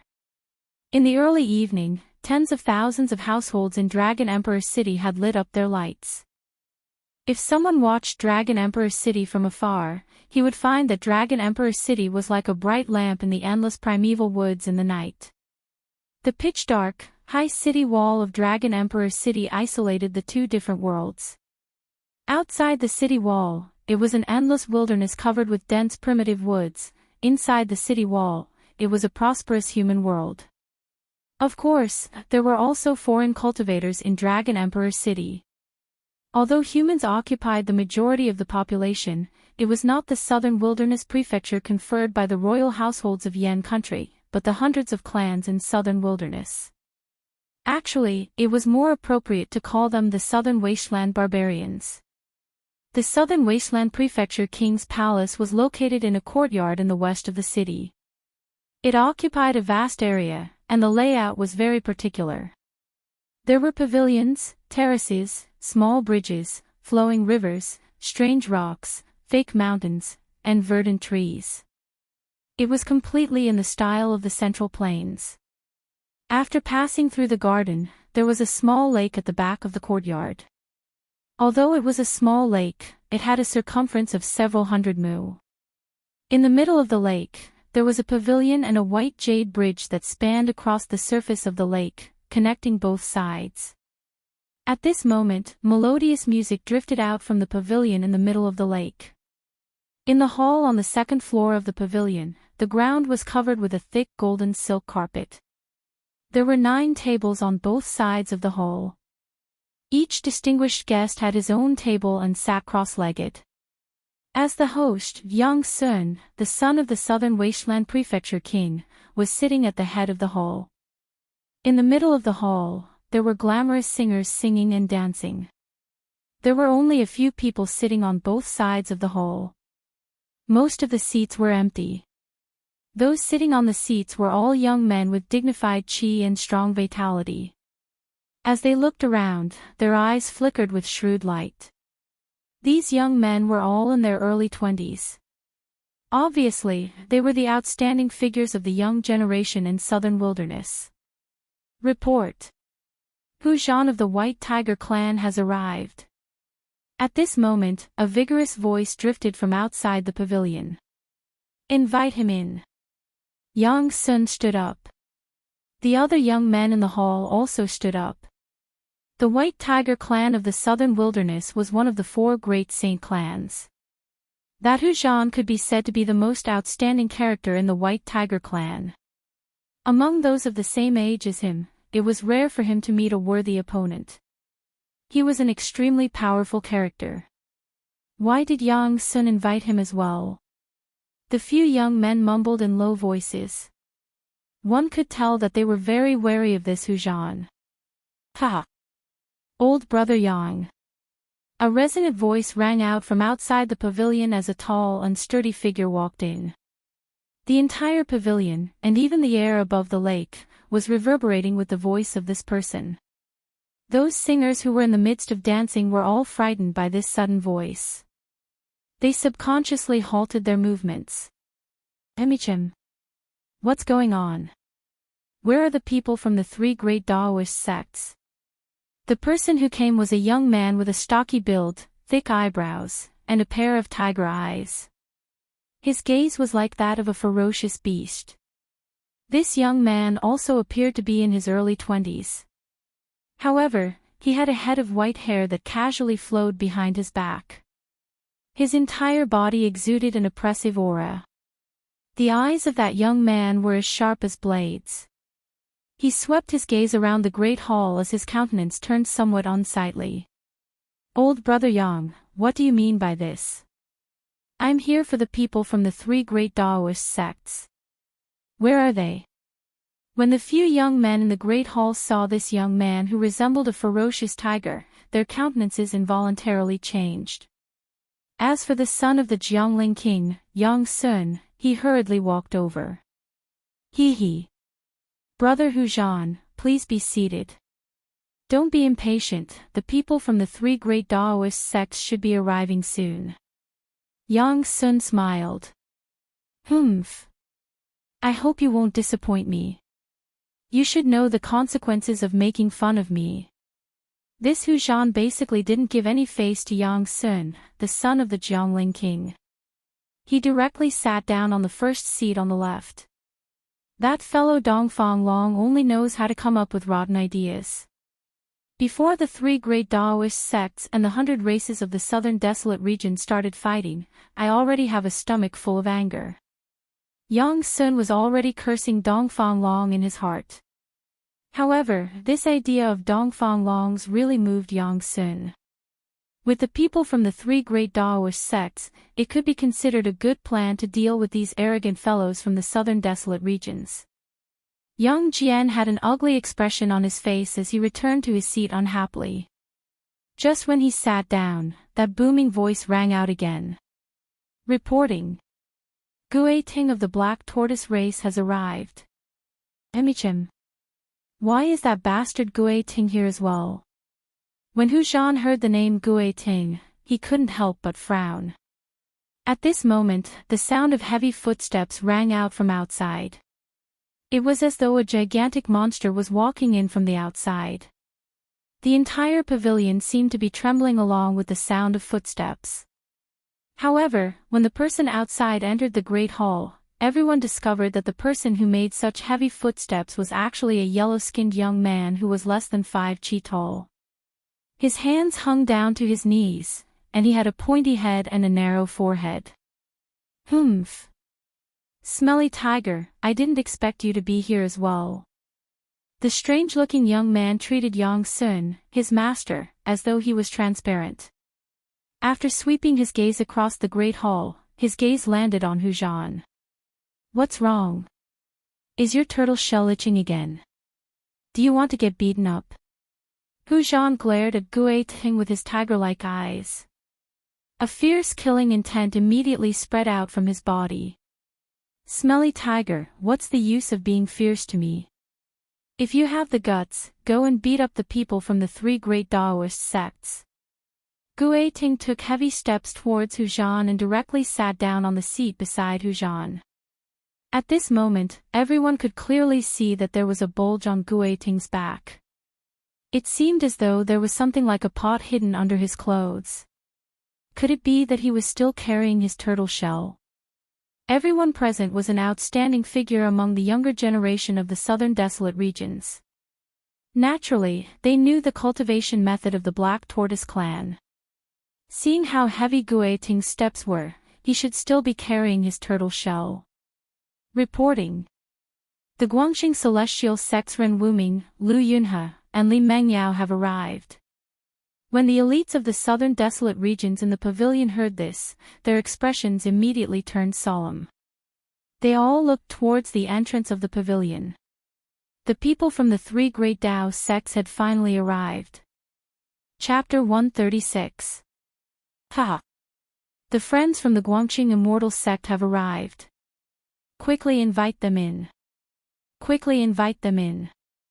That Yang Sun smiled. His smile was incomparably radiant. He passionately stood up from his seat and walked towards the 3 white-robed young men and women with treasured swords on their backs. The 3 young men and women who walked into the hall were none other than Ren Wuming, Lu Yunhe, and Li Mengyao of the Guangxing Immortal sect.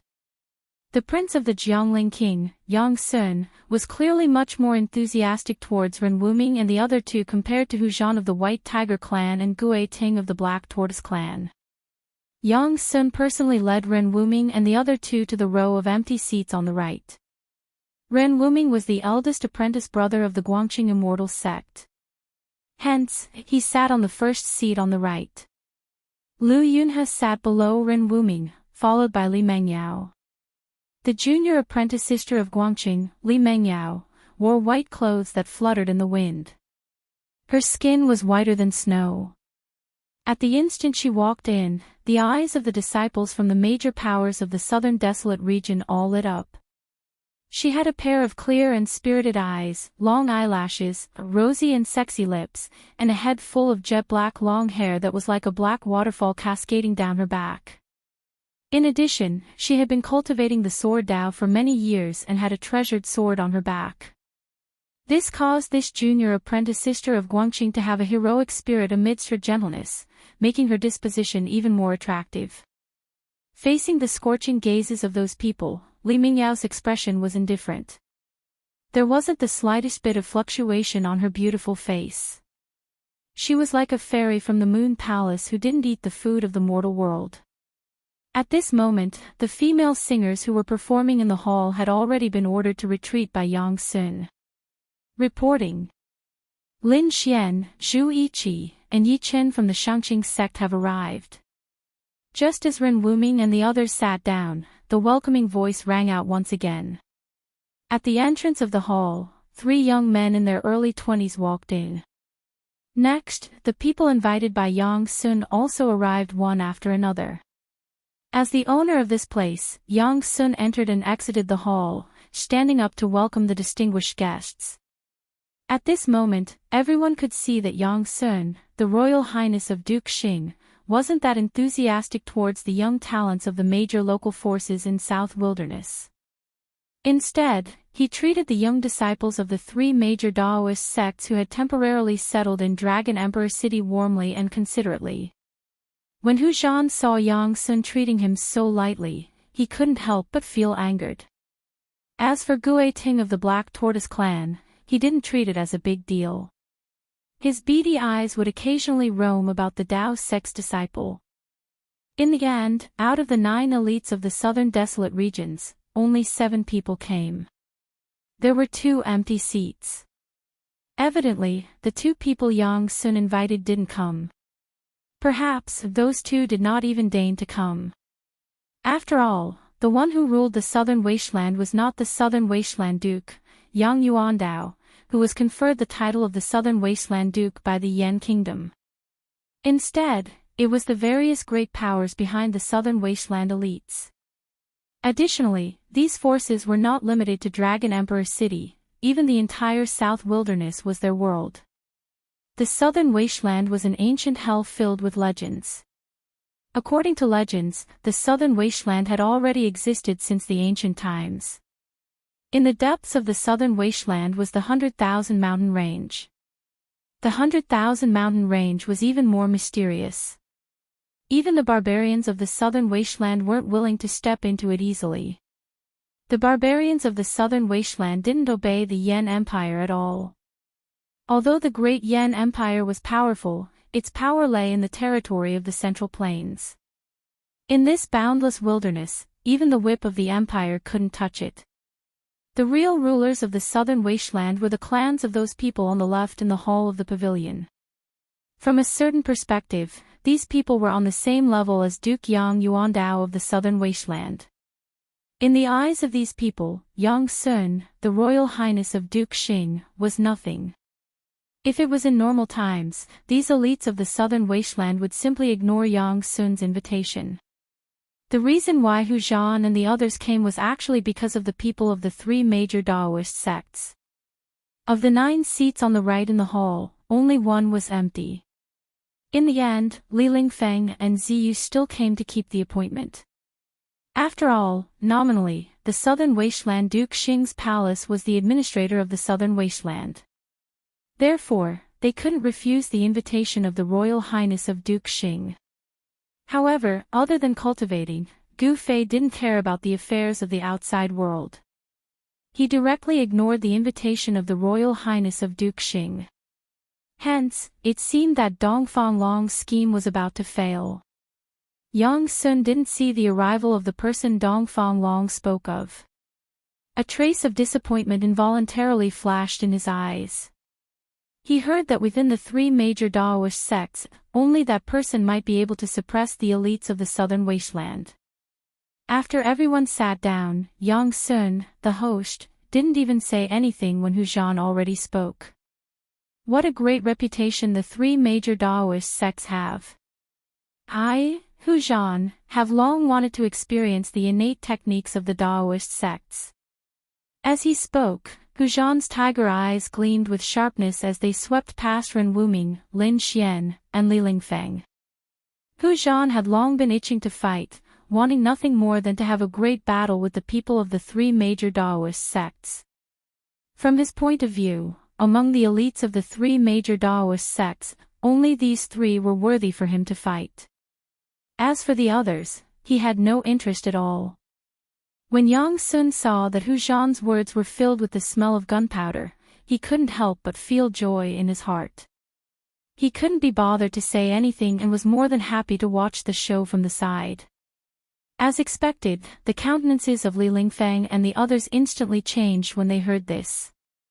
Hu Zhan's actions were undoubtedly a naked challenge to them. The southern wasteland is filled with crouching tigers and hidden dragons. We also wish to experience the innate techniques of the experts of the southern wasteland. Although Ren Wuming's words were calm, everyone present could feel his battle intent. The path of the sword Immortal was a branch of the Taoist sects. They cultivated the Tao of the sword, and their methods were to slay demons and exterminate devils. It was very different from the Tao techniques of the Supreme Mystery sect and the High Clarity sect. Ren Wuming cultivated the sword day and night. He was like a sword, and the sword was like him. Not only was the aura from his body like an unsheathed divine sword, incomparably sharp, but his temperament was also extremely sharp, unwilling to show weakness. He.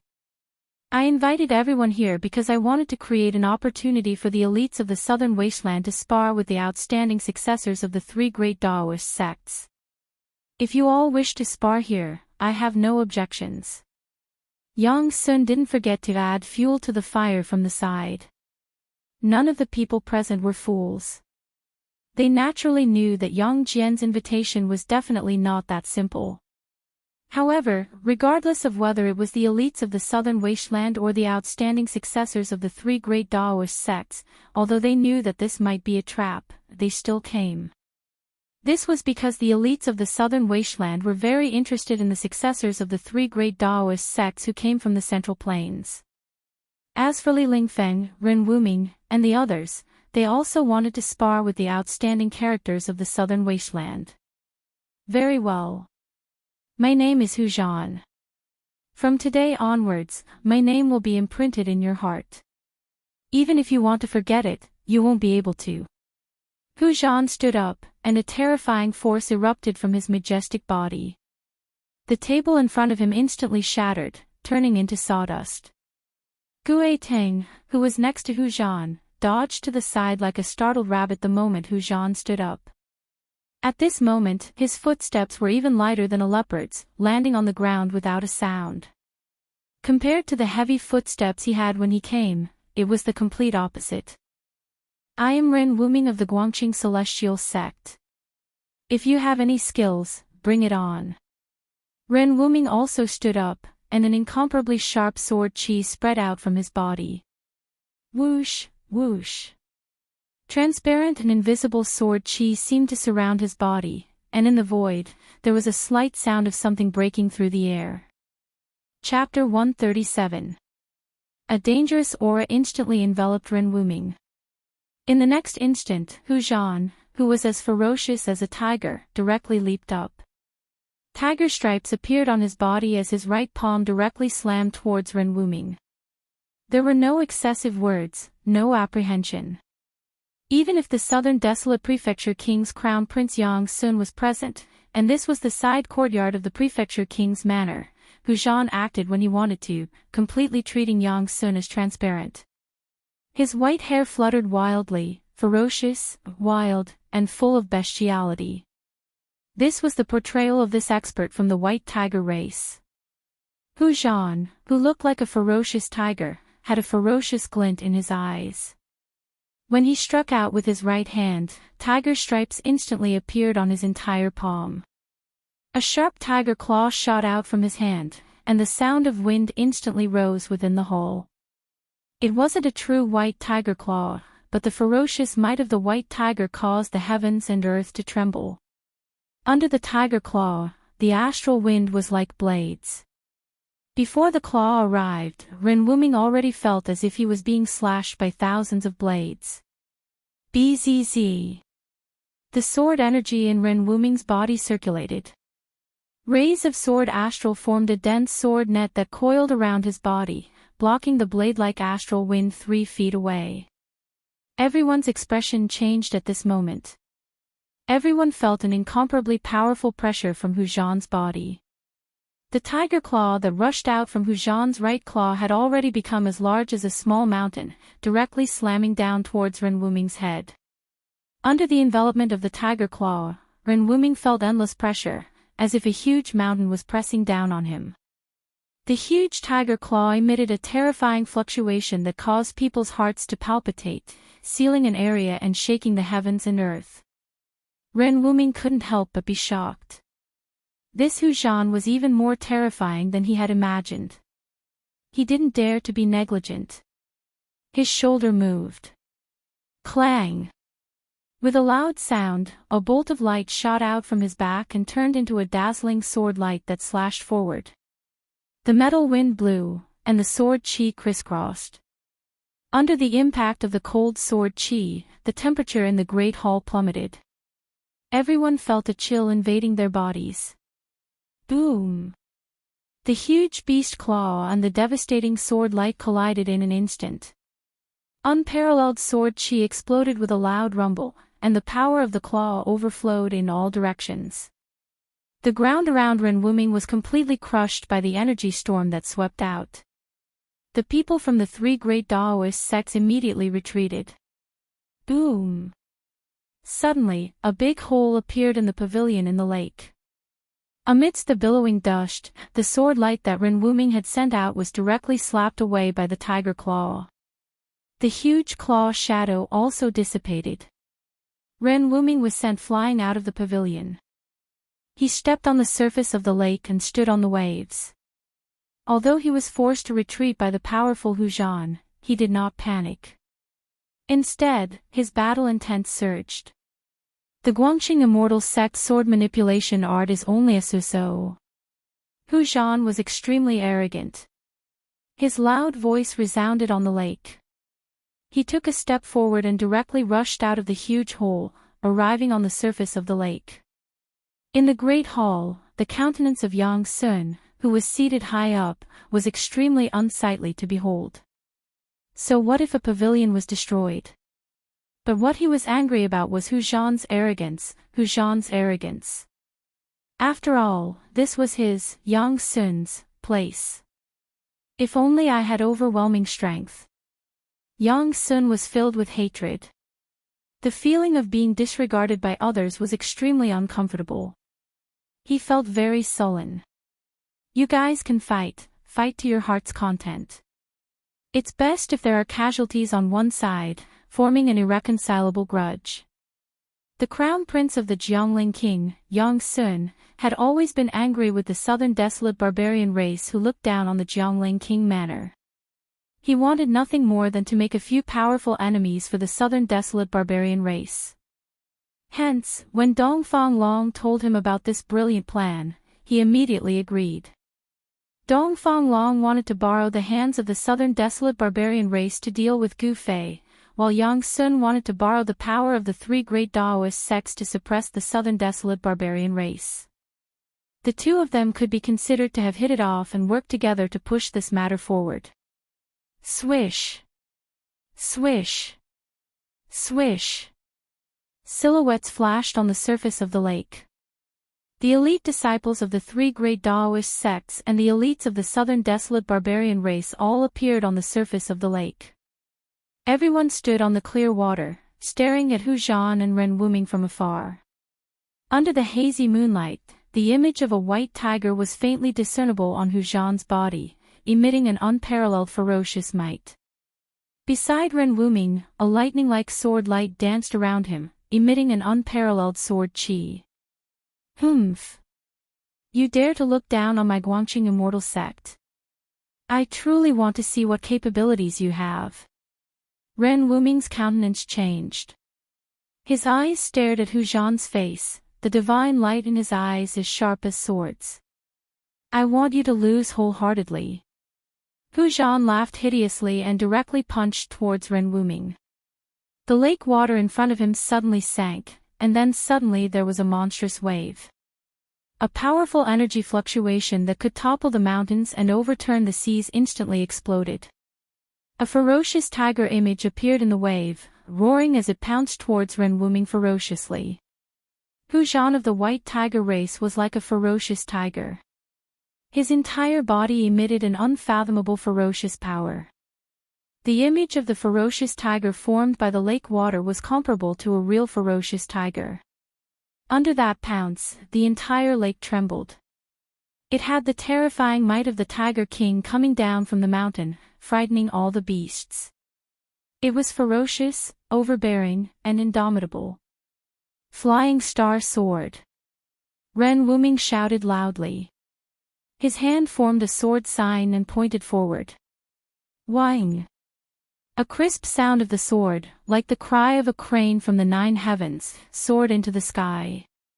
The sword light grew 10 feet, and like a meteor streaking across the sky, it shot towards the ferocious tiger that was pouncing towards him. The lake water silently separated, and the huge waves surged to both sides. The mud at the bottom of the lake could be seen clearly. The sword seemed to tear through the void, and the entire lake's surface was split in half. Pang! With a loud sound, the unparalleled meteor swordlight directly split the ferocious tiger that was formed by the waves into 2 halves, bursting into a sky full of splashes. After breaking Hu Zhan's fist energy, Ren Wuming's sword aura did not stop. The sword sign in his hand changed, and a terrifying sword aura surged from his body again. 7 stars sword transformation, 7 stars illuminate the sky. Ren Wuming used his full strength, and the sword sign pointed towards the dazzling sword light. As the sword light trembled, it actually split into 7 shocking sword rainbows that were like meteors, and they flew towards Hu Zhan. The 7 sword rainbows vaguely seemed to form a formation, and they trapped Hu Zhan under the sword light. The power of the sword aura caused everyone present to be shocked. The eldest senior of the Guangqing Celestial Sect's younger generation disciples was indeed powerful. Lu Yunhe and Li Mengyao, who were watching the battle from the side, had a trace of a smile on their faces. Roar! At that moment, a tiger's roar shook the heavens and the earth. Hu Zhan, who was trapped by the sword light, had his long white hair crazily fluttering. The baleful aura on his body soared into the sky. Tiger stripes appeared on his body, and the bright white light intertwined with each other. After that, a huge image of a white tiger was condensed on the surface of his body. An extremely ferocious aura swept out. At that moment, Hu Zhan's strength reached an extreme. It was as if he had truly transformed into a ferocious tiger. The tiger's claws tore the heavens and the earth apart, and they directly slapped towards the 7 terrifying sword lights. Bang! Bang! Bang! Bang! 7 consecutive sounds, and the 7 shocking sword rainbows were actually directly slapped away by Hu Zhan. The image of the white tiger on Hu Zhan's body was condensed, and it was wild, ferocious, and its murderous aura was unparalleled. The ferocious might of the white tiger shook the heavens and the earth. Ren Wuming's body violently shook, and he retreated 7 steps on the surface of the lake. With every step he retreated, he spat out a mouthful of blood, as if those 7 heavy blows had directly landed on his body. Li Lingfeng, Lin Xian, and the others only then saw how terrifying the outstanding figures of the southern wasteland barbarian tribe's younger generation were. Chapter 138. Without a doubt, Ren Wuming had suffered a heavy blow. Out of the 7 destructive sword lights that were like shooting stars, 6 of them had been shattered. Only 1 sword light hadn't been shattered. That was because it was a flying sword light that had been transformed from a real sword. That dim sword light was recalled by Ren Wuming. With a clang, it entered the scabbard on his back. At this moment, his face was deathly pale as he looked at the roaring white tiger image in front of him in disbelief. Unfortunately, he was only 1 step away from the transcending mortality realm and couldn't completely become one with the sword. Otherwise, he would be able to display an unparalleled sword formation. No matter how powerful Hu Zhan was, he would be able to defeat him. Boom! The peerless white tiger soared into the sky. The surface of the lake under its feet instantly exploded. A vast and unparalleled power burst out, causing water to splash all over the sky. The entire lake shook violently. This Hu Zhan definitely had a terrifying strength that surpassed the awakening self-realm. A horrifying aura surged out in all directions in an earth-shattering manner. Everyone's gazes were attracted by the tall figure that had leapt into the sky. Hu Zhan, an outstanding young expert from the southern wasteland barbarian tribe. At this moment, he transformed into a white tiger and pounced towards Ren Wuming from the sky, emitting an unparalleled and overbearing might. Ren Wuming knew that he couldn't resist, so he quickly retreated on the surface of the lake like a phantom, leaving behind a series of afterimages that hadn't dissipated in time. Boom! The tall figure swept downwards like a ferocious tiger pouncing on its prey. The place where Ren Wuming originally stood was instantly shattered. A water pillar soared high into the sky, and the entire lake shook a few times. The huge waves slammed onto the pavilion in the lake, directly sweeping the pavilion and the white jade bridge away, shattering it into pieces. The white tiger image on Hu Zhan's body seemed as if it was about to materialize. The tiger stripes emitted a bright light. The unparalleled ferocious tiger swept everything with unstoppable force. This was the sign of the white tiger bloodline awakening in Hu Zhan's body. The southern wasteland white tiger tribe's bloodline was said to be inherited from the ancient almighty, the white tiger Saint King. The people of this tribe regarded themselves as the descendants of the white tiger, and the totem they worshipped was the white tiger. Hu Zhan ferociously turned around, and his thick and long tiger tail fiercely lashed out. The whole tail emitted a bright white light, and swept towards Ren Wuming's waist like a divine whip. The white light that shot out from the tiger's tail was several tens of feet long. It rapidly streaked across the void, emitting a sharp whistling sound that made people's scalps numb. Its imposing manner was overwhelming. Bang! Ren Wuming was directly sent flying by the tiger tail as he coughed out large mouthfuls of blood. The #1 expert of the younger generation of the Guangqing Immortal sect was defeated. He was defeated by the young expert of the southern desolate white tiger race, Hu Zhan. Eldest senior brother. A few exclamations came from afar. Roar! A tiger's roar shook the sky. After that, an incomparably wild power erupted. The white tiger that had appeared from Hu Zhan's body burst forth with a white light. Its claws grabbed towards Ren Wuming, who was flying backwards. The huge beast claw seemed to break the void and caught up with Ren Wuming in an instant. At the moment when he was about to be caught by the tiger claw that was surrounded by white light, Ren Wuming suddenly felt a strong wave of sword chi coming from behind him. In the blink of an eye, a bright sword light brushed past Ren Wuming's body and shot forward from behind him, meeting the terrifying tiger claw that was chasing after him. Boom! The sword light directly destroyed the tiger claw, but the sword light was also sent flying. Swish! Swish! A silhouette flashed beside Ren Wuming. A white silhouette rushed forward from his side. The sword light that was repelled was recalled by that person with a wave of his hand. One person and one sword rushed towards Hu Zhan. Eldest senior brother. A clear voice resounded beside his ear. Ren Wuming was supported by a person, and they quickly slid across the surface of the lake. In an instant, the two of them stepped onto the land on the shore. Little junior sister, quickly asked junior brother Yunhe to back off. He is not Hu Zhan's opponent. Ren Wuming said to Li Mengyao, who was beside him anxiously.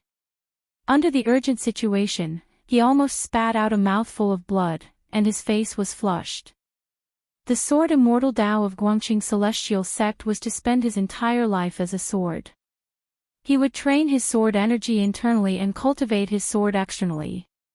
He would use the sword energy within his body to temper his sword all day and night, causing the sword to have a spirit and become one with the sword. Ren Wuming's flying sword was closely related to him. Their chi meridians were connected. That Hu Zhan broke Ren Wuming's flying sword technique. The tyrannical power didn't directly hit Ren Wuming's body, but it still made Ren Wuming suffer a great impact. Ren Wuming wanted Li Mengyao to call Lu Yunhe down, but it was already too late. When Li Mengyao supported Ren Wuming, who was on the verge of falling back to the shore, the outcome of the battle in the lake had already been decided. The might of the white tiger wasn't something that Lu Yunhe could withstand.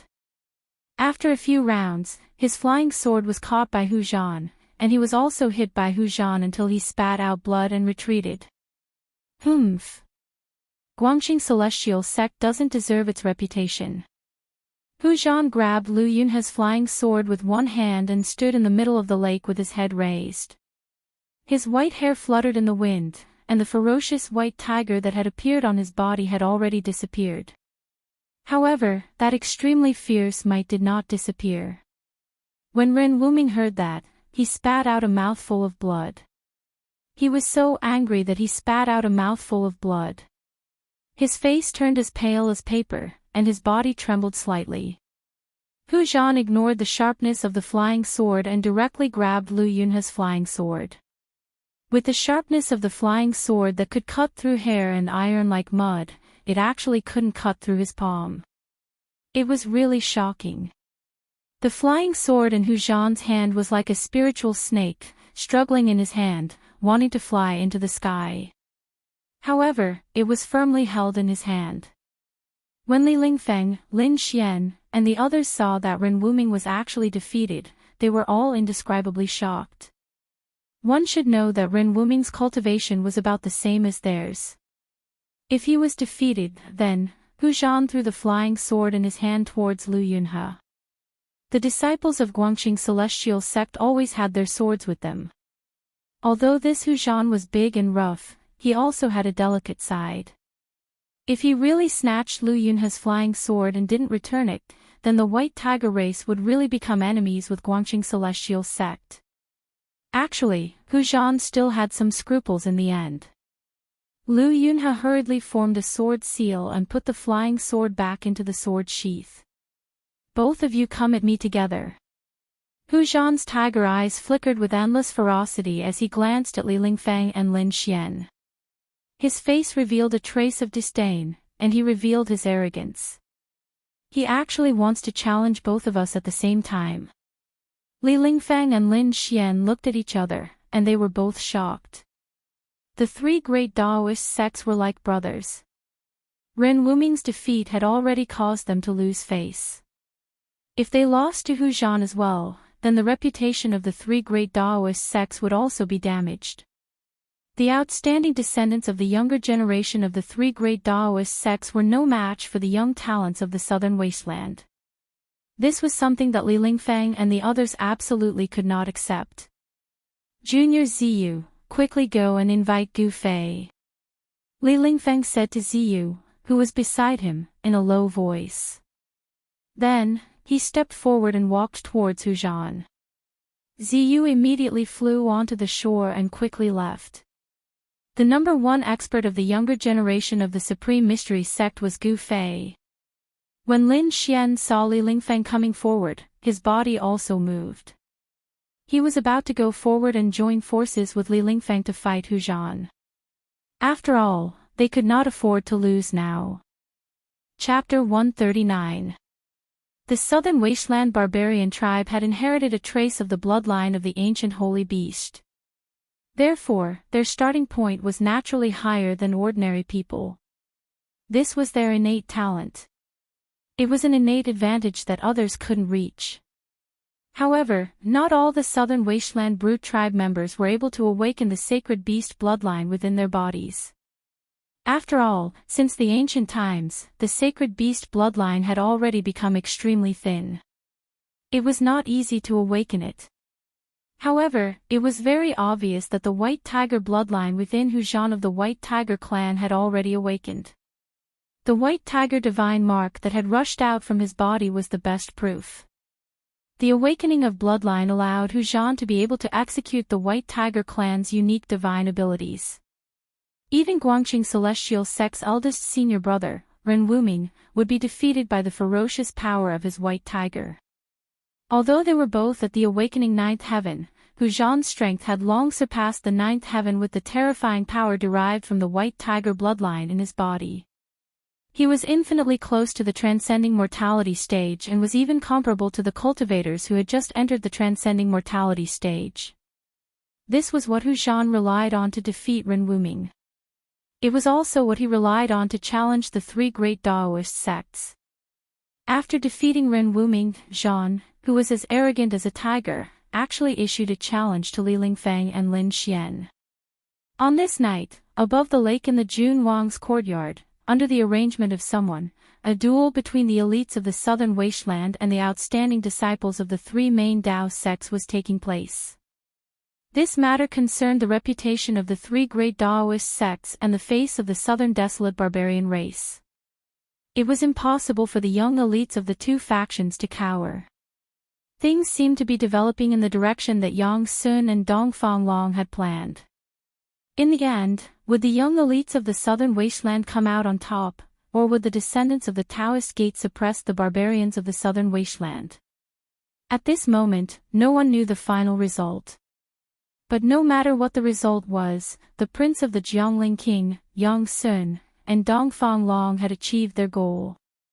Ren Wuming's defeat could only mean that the three great Taoist sects were temporarily at a disadvantage. The battle was not over yet. Hence, no one could come to a conclusion at this point in time.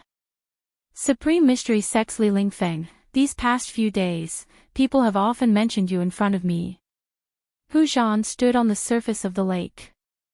The surrounding lake water was as calm as a mirror. His powerful aura caused the lake water beneath his feet to not have the slightest ripple.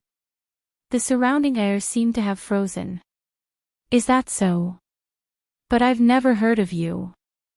Li Lingfeng calmly looked at the tiger-like white-haired youth in front of him and said calmly. You will never forget my name. Hu Zhan was very confident, and he wasn't being pretentious. With his battle record of defeating Ren Wuming, no one thought that his words were empty words. Li Lingfeng said no more. He formed a seal with his hand, and a vast amount of magic power rippled out from his body. 8 trigrams appeared around him, and the power of the 8 symbols of heaven and earth immediately gathered towards Li Lingfeng from all directions. Transforming Tao techniques into mystiques, using one's own strength to draw upon the might of heaven and earth. This was Tao. The 8 trigrams circled around Li Lingfeng's body, emitting a dazzling light. It made Li Lingfeng feel as if he was in 8 independent worlds, giving off a strange feeling as if he had escaped from the world and was no longer part of the 5 elements. Hu Zhan directly disappeared from where he was, and in the next moment, he appeared in front of Li Lingfeng in an instant. Then, his right fist punched towards Li Lingfeng's chest. Streaks of resplendent tiger stripes rushed out from Hu Zhan's fist. A tyrannical power suddenly exploded, and the air was instantly torn apart, letting out a dull explosion. White Tiger Emperor's fist. Hu Zhan shouted in a low voice. Vaguely, he seemed to hear a heart-palpitating tiger roar coming from the void. This was a deterrence that directly affected the heart. The world in front of the fist trembled. Li Lingfeng's long hair was blown back by the fist wind, and his clothes stuck tightly to his chest. Hu Zhan's fist had yet to truly land on his body, but the trigrams circling around Li Lingfeng's body had already trembled. His chest felt as if there was a 500-kilogram boulder pressing on it, making him feel incomparably oppressed. So powerful. Li Lingfeng was secretly shocked. He seemed to see Gu Fei's shadow on Hu Zhan. Both of them were incomparably powerful, and both of them were peerlessly overbearing. Li Lingfeng instantly fused with the Sun trigram. The Sun trigram represented wind, and it represented the power of wind. He seemed to have transformed into a whirlwind that soared into the sky. A pillar of water was also sucked into the sky by the whirlwind, forming a waterspout. After Li Lingfeng's body fused with the Sun trigram, the speed of his movement had already reached an unimaginable level. He was definitely like the wind and lightning, and everyone could only catch an extremely faint shadow. Pang! The extremely powerful White Tiger Emperor's fist directly shattered the waterspout. The exploding water that filled the sky was directly evaporated by the terrifying fist force, and completely disappeared in the air. Just as Hu Zhan's fist missed, Li Lingfeng had already swooped down towards him with the momentum of a thunderbolt. His right palm pressed down on Hu Zhan, and the Gen trigram appeared on his palm. The Gen trigram represented the power of mountains and rivers. Li Lingfeng's right palm seemed to have drawn in the endless mountain qi, and it was like a huge mountain was descending from the sky to suppress Hu Zhan. Rumble. Under Li Lingfeng's palm, there was the sound of 10,000 galloping horses. The water on the surface of the lake bounced continuously, and the terrifying power shook the entire space. The Dao technique and mystique that Li Lingfeng had displayed was extremely marvelous. The trigram was like a landslide, and the ground seemed to sink. The terrifying mountain qi sealed the space below, and it completely enveloped Hujan. When the people from the three main Daoist sects saw this scene, they couldn't help but reveal looks of joy on their faces. Even the eyes of Lin Xian from the Shangqing sect and Gue Ting from the Black Tortoise clan, who were in a stalemate, were attracted by the battle in the lake. Lin Xian had originally wanted to fight alongside Li Lingfeng. Hu Zhan, who was incomparably domineering and arrogant, was blocked by Gue Ting from the Black Tortoise clan. Roar! The tiger's roar shook the sky, and the tiger stripes appeared. Hu Zhan felt threatened, and the image of a white tiger surged out from Hu Zhan's body. Then, with a bang, the surface of the lake cracked, and the lake water sank. A white tiger pounced towards the sky, bearing its fangs and claws. It was extremely ferocious. The Gen trigram that was descending from the sky had already become as big as a mountain, and it gathered the mountain qi from all directions. The light illuminated half the sky, and within the trigram, there seemed to be an endless amount of mountains appearing. The white tiger and its body became one, as if an ancient sacred white tiger had descended into the world. The tiger's might shocked the heavens and earth. Hu Zhan directly rushed into the sky, pouncing towards the trigram that was suppressing him. Rumble. There was a loud rumble, and Hu Zhan had gone crazy. He actually shattered the trigram and directly rushed into the endless mountain qi.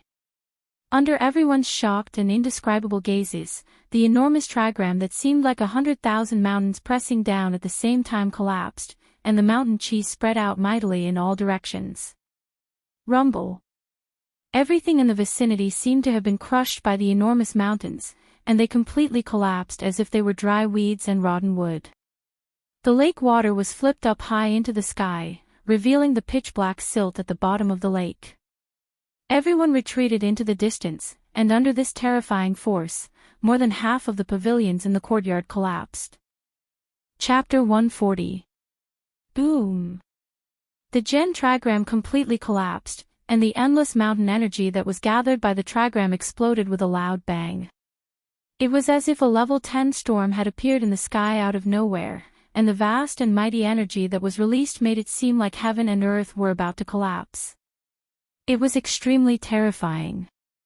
Network, in the center of the energy storm, people could faintly see a huge white tiger roaring towards the sky while baring its fangs and brandishing its claws, shocking the entire space. Such a momentum had long aroused the attention of the major forces in Dragon Emperor City. Mysterious figures started to appear around Dragon Emperor Courtyard. Someone was paying attention to everything that happened here. The application of Taoist magic skills could arouse the vitality of the universe. No wonder it could arouse the attention of some people. After all, Dragon Emperor City was the center of all the competitions between major forces in South Wilderness. The spies of all the major forces were all over Dragon Emperor City. After the divinatory diagram of Gen collapsed, the divinatory diagram of Sun appeared in the energy storm. Being surrounded by the divinatory diagram of Gen, Li Lingfeng rushed out of the energy storm with the help of the wind strength induced by the divinatory diagram of Sun. In the instant that Li Lingfeng rushed out, a huge tiger claw with white tiger divine inscriptions that looked almost solid descended from the sky, emitting a terrifying energy fluctuation as it slammed down on Li Lingfeng's head. The situation was reversed in a split second. Li Lingfeng, who had taken the upper hand, was forced to dodge away from the sharp edge of the tiger. All the onlookers were flurried and pretty intense. The magical effect of Kan and Li, water and fire. Li Lingfeng would never sit and wait for death. He clenched his teeth and performed a Daoist incantation gesture with both hands. The two trigrams of Kan and Li rushed out of his body in an instant, transforming into a monstrous flood and raging flame between his hands. Then, they surged toward the gigantic tiger claw that was slapping down from above his head. Contragram was water while Trigram was fire. When the two forces intertwined, the power of water and fire increased at once. The surging water and the overwhelming immortal flames instantly destroyed the tiger claw. Rumble. Amidst the power of water and fire, a thunderous sound rang out. A tiger's claw directly broke through the seal of the 1,000 heavy waves of the sea of flames and clawed at Li Lingfeng below. This was a shocking scene. Everyone was shocked by the scene in front of them. The power of the white tiger was extremely terrifying. Tao techniques and supernatural powers seemed to be unable to contend against it. It seemed to have the momentum to break through all supernatural powers. Li Lingfeng was shocked. He wanted to use the power of the Sun Trigram to escape the terrifying tiger claws that were descending from the sky, but in the next moment, he was indescribably shocked. He felt that he was actually imprisoned by an unfathomable force. His body seemed to have sunk into a quagmire, and moving was actually extremely strenuous. It was difficult for him to escape from the tiger's claws. Beads of sweat the size of soybeans appeared on his forehead. His clothes were instantly drenched in sweat. Online ETN. Damn it. Li Lingfeng's heart pounded violently. This Hu Zhan was even more terrifying than he had imagined. It was hard for him to contend against him. Time to go all out. Li Lingfeng's thoughts spun rapidly. He knew that he couldn't dodge, so he could only go all out. The outcome of the battle would be decided in this moment. Terrifying waves of magic power surged out from Li Lingfeng's body, causing his figure to look blurry. Li Lingfeng performed a Tao incantation. Rays of magic power converged on his hands. The Jin trigram that lingered around his body shone brightly as he performed the incantation. Li Lingfeng absorbed the Jin trigram into his palms. With the Jin trigram as thunder, Li Lingfeng's hands instantly emitted blinding electric currents.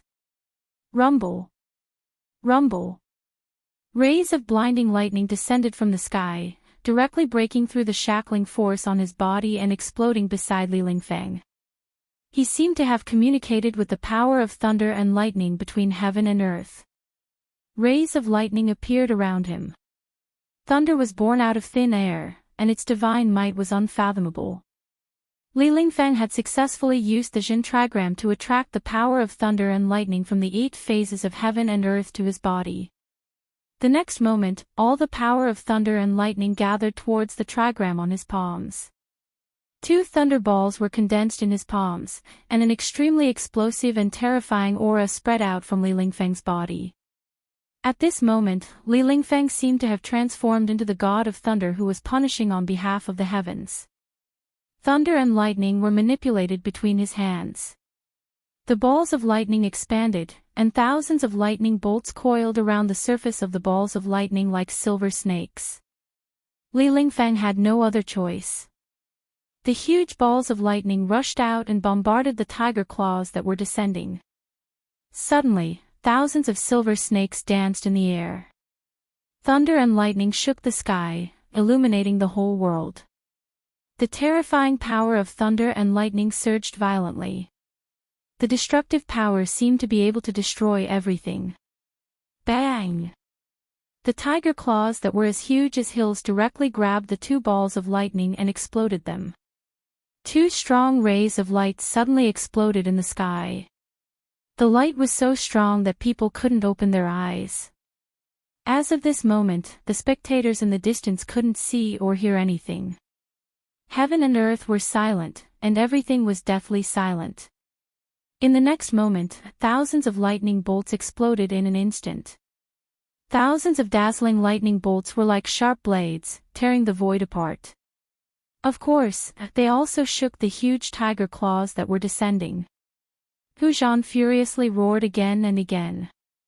On the huge tiger claw, the white tiger divine markings emitted an unprecedentedly bright radiance, emitting an unprecedentedly powerful energy ripple.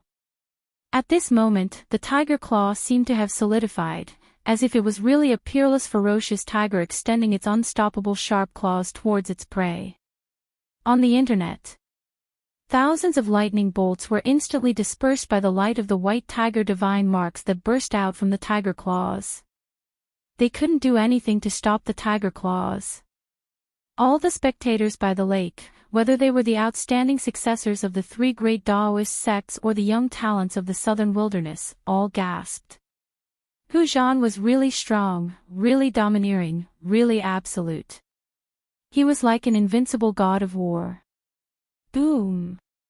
With a loud sound, the ground undulated like waves. Li Lingfeng was actually slammed into the mud at the bottom of the lake by the huge tiger claws that were like a small mountain. The water in the lake had already been evaporated. When Hu Zhan's claw slammed down, a huge claw print immediately appeared at the bottom of the lake. The mud scattered in all directions. The huge tiger claws gradually faded and finally disappeared. Hu Zhan's tall and wild figure appeared. The small lake in the courtyard had completely collapsed. Cracks spread out from the claw print in the lake. The buildings on the lake had all collapsed into ruins. Pang! The huge claw print in the lake suddenly exploded. A figure rushed out from the mud and arrived in front of Hu Zhan in an instant. You! The eyes of the person who rushed out from the mud were red. He was like an injured beast. Blood flowed from the corner of his mouth. His chest was heaving up and down violently. He wanted to skin Hu Zhan alive. Li Lingfeng was defeated. Moreover, he was defeated even more miserably than Ren Wuming. His whole body was covered in mud and his body was extremely dirty. This was simply a kind of humiliation to him. It made him mad. Humph. You have lost. Do you still want to fight? Hu Zhan glanced at Li Lingfeng disdainfully and said coldly. Hu Zhan had defeated two masters of the Taoism faction in a row. His momentum was unparalleled. Li Lingfeng was furious. He wanted to use the 8 symbols and 8 trigrams to fight Hu Zhan. However, he could not make up his mind. He knew that if he fought again, the result would be the same. Although Hu Zhan's level of cultivation was the same as Li Lingfeng's, they were both at the 9th layer of the awakening realm. He had not reached the transcending mortality realm, but the strength he displayed was much stronger than the cultivators at the 9th layer of the awakening realm. Don't be so proud. I am not the number 1 in the younger generation of the Taishan sect. Even if you have defeated me, it does not mean that the younger generation of the Taishan sect is inferior to the young masters of the southern wasteland. Li Lingfeng's cold voice was very ruthless. Although he was unwilling, he was even more unconvinced.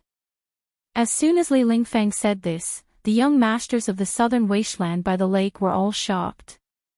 Was a master like Li Lingfeng not the number 1 in the younger generation of the Taishan sect?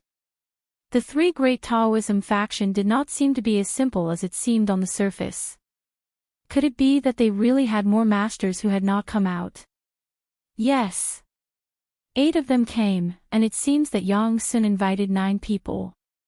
Could it be that the person who did not come is the number 1 in the 3 great Taoism faction? The owner of this place, the Duke's Crown Prince, Yang Sun, had long run off somewhere. Once the battle started, the crowd threw the Duke's Crown Prince to the back of their minds and directly ignored him.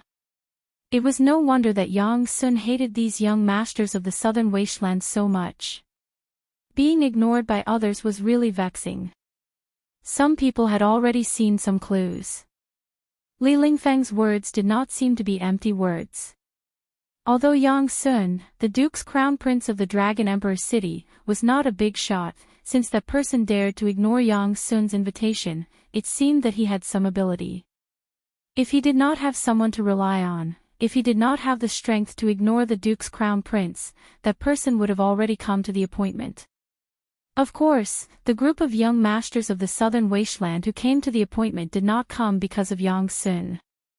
These people wanted to give the people of the 3 great Taoism faction a show of strength. The young masters of the southern wasteland were also not willing to lose their limelight. Ha! The 5 young masters of the southern wasteland who had yet to make a move laughed uproariously. In that case, call out the strongest person among you to come out. Let's see if the people of our southern wasteland are stronger or if the people of your Dao sect are a notch higher. A voice called out to Ren Wuming and the others. Under the willow tree by the lake, the descendants of the 3 great Taoism factions and the young masters of the southern wasteland stood in 2 different directions. The atmosphere between both parties was a little tense. At this moment, Lin Xian and Gue Ting, who were in confrontation, also retreated back to their respective camps. They could sense a power that was not any weaker than theirs from each other. The 2 of them were not willing to act rashly because they didn't have the confidence to suppress the other party. When Li Lingfeng heard the clamoring of the young masters of the southern wasteland, he couldn't help but feel anxious in his heart. He silently thought, "Junior brother Ziyu went to invite Gu Fei. Why isn't he back yet? Don't say that I didn't give you guys a chance. I want the 3 great Taoism factions to lose wholeheartedly. You, and you, the 3 of you can come at me together." Hu Zhan pointed at Li Lingfeng, Ren Wuming, and Lin Xian as he spoke arrogantly. As the sound of his voice rang out, everyone was taken aback. Li Lingfeng and the others were indescribably shocked and angered. This young master of the White Tiger race, Hu Zhan, was truly arrogant to the point of not putting the most outstanding descendants of the 3 great Taoism factions in his eyes at all.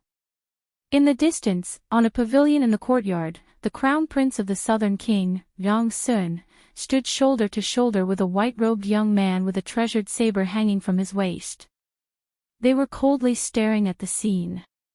"Brother Dongfang, seems like these hateful fellows from the southern wasteland are still stronger than the people from the 3 great Taoism factions." Yang Sun's voice contained a hint of unconcealable disappointment. The purpose of this Yang Sun was precisely to borrow the hands of Li Lingfeng and the others to cause the southern wasteland barbarian race to lose all face. But sadly, things didn't seem to go as he wished. Among the young experts of the southern wasteland barbarian race, only Hu Zhan from the White Tiger race acted, and it seemed that he was able to suppress the most outstanding descendants of the 3 great Taoism factions. The appearance of such a situation had already greatly exceeded Yang Sun's expectations. It wasn't that the people from the 3 great Taoism factions weren't powerful, but rather, Hu Zhan was simply too powerful. Too powerful. Hee. The best part is yet to come. Dongfang Long smiled confidently. As long as that person is willing to act, that Hu Zhan will be out of luck. Is that person really so powerful? Yang Sun turned his head and stared at Dongfang Long as he asked in bewilderment. From his point of view, this Hu Zhan was already very powerful, strong enough to suppress all the outstanding descendants of the 3 great Taoism factions. Among the 3 great Taoism factions, there was a successor that was even stronger than him. Yang Sun didn't dare to believe this. Naturally, the Central Plains is extremely flourishing. Within its 10,000 miles, there are tens of millions of people. How can a desolate place like the southern wasteland be able to compare to it? Dongfang Long spoke arrogantly. Just when Yang Sun and Dongfang Long were conversing, an explosive sound that shook the entire space rang out. Boundless energy fluctuations gushed forth, erupting with intense light that illuminated the night sky. Terrifying cracks appeared on the ground. Although the pavilion Yang Sun and Dongfang Long were in was 200 to 300 zhang away from the battlefield, their bodies swayed unstably. The pavilion under their feet was on the verge of collapse, as though it would collapse at any moment. How powerful! The cultivation bases of these people are truly terrifying. The countenances of Yang Sun and Dongfang Long changed drastically, feeling extremely shocked in their hearts. The cultivation bases of these people were sufficient to show disdain for those of the same age. The reputation of the 3 great Taoism factions wasn't undeserved. 3 figures were flung out from the center of the energy storm. A dim flying sword was sent flying over 100 zhang away. Boom! A deafening sound rang out, directly shattering a pavilion and causing it to fall into the ground. After that, a large crater also appeared on the ground. And a violet gold 8 trigrams was also blasted away by the impact. It soared through the air and smashed into a fake mountain. There were also tens of thousands of Tao talismans that were destroyed by the energy storm. A wild figure that resembled both a god and a devil stood proudly in the center of the energy storm. Bai Feiyang's gaze was like cold lightning, seemingly wanting to tear apart the void. His majestic tiger body was surrounded by numerous white tiger divine inscriptions, exuding boundless ferocity. The countenances of everyone changed. So it turned out that Li Lingfeng, Ren Wuming, and Lin Xian had joined forces in the end. But sadly, even if the three of them joined forces, it would still be difficult for them to contend against Hu Zhan. Hu Zhan's strength far surpassed their imaginations. Slapping away the flying sword with a claw, forcing the violet gold 8 trigrams back with a punch, and destroying tens of thousands of talismans with a flip of his palm. Hu Zhan displayed a terrifying cultivation base that could be said to be invincible among those of the same cultivation level.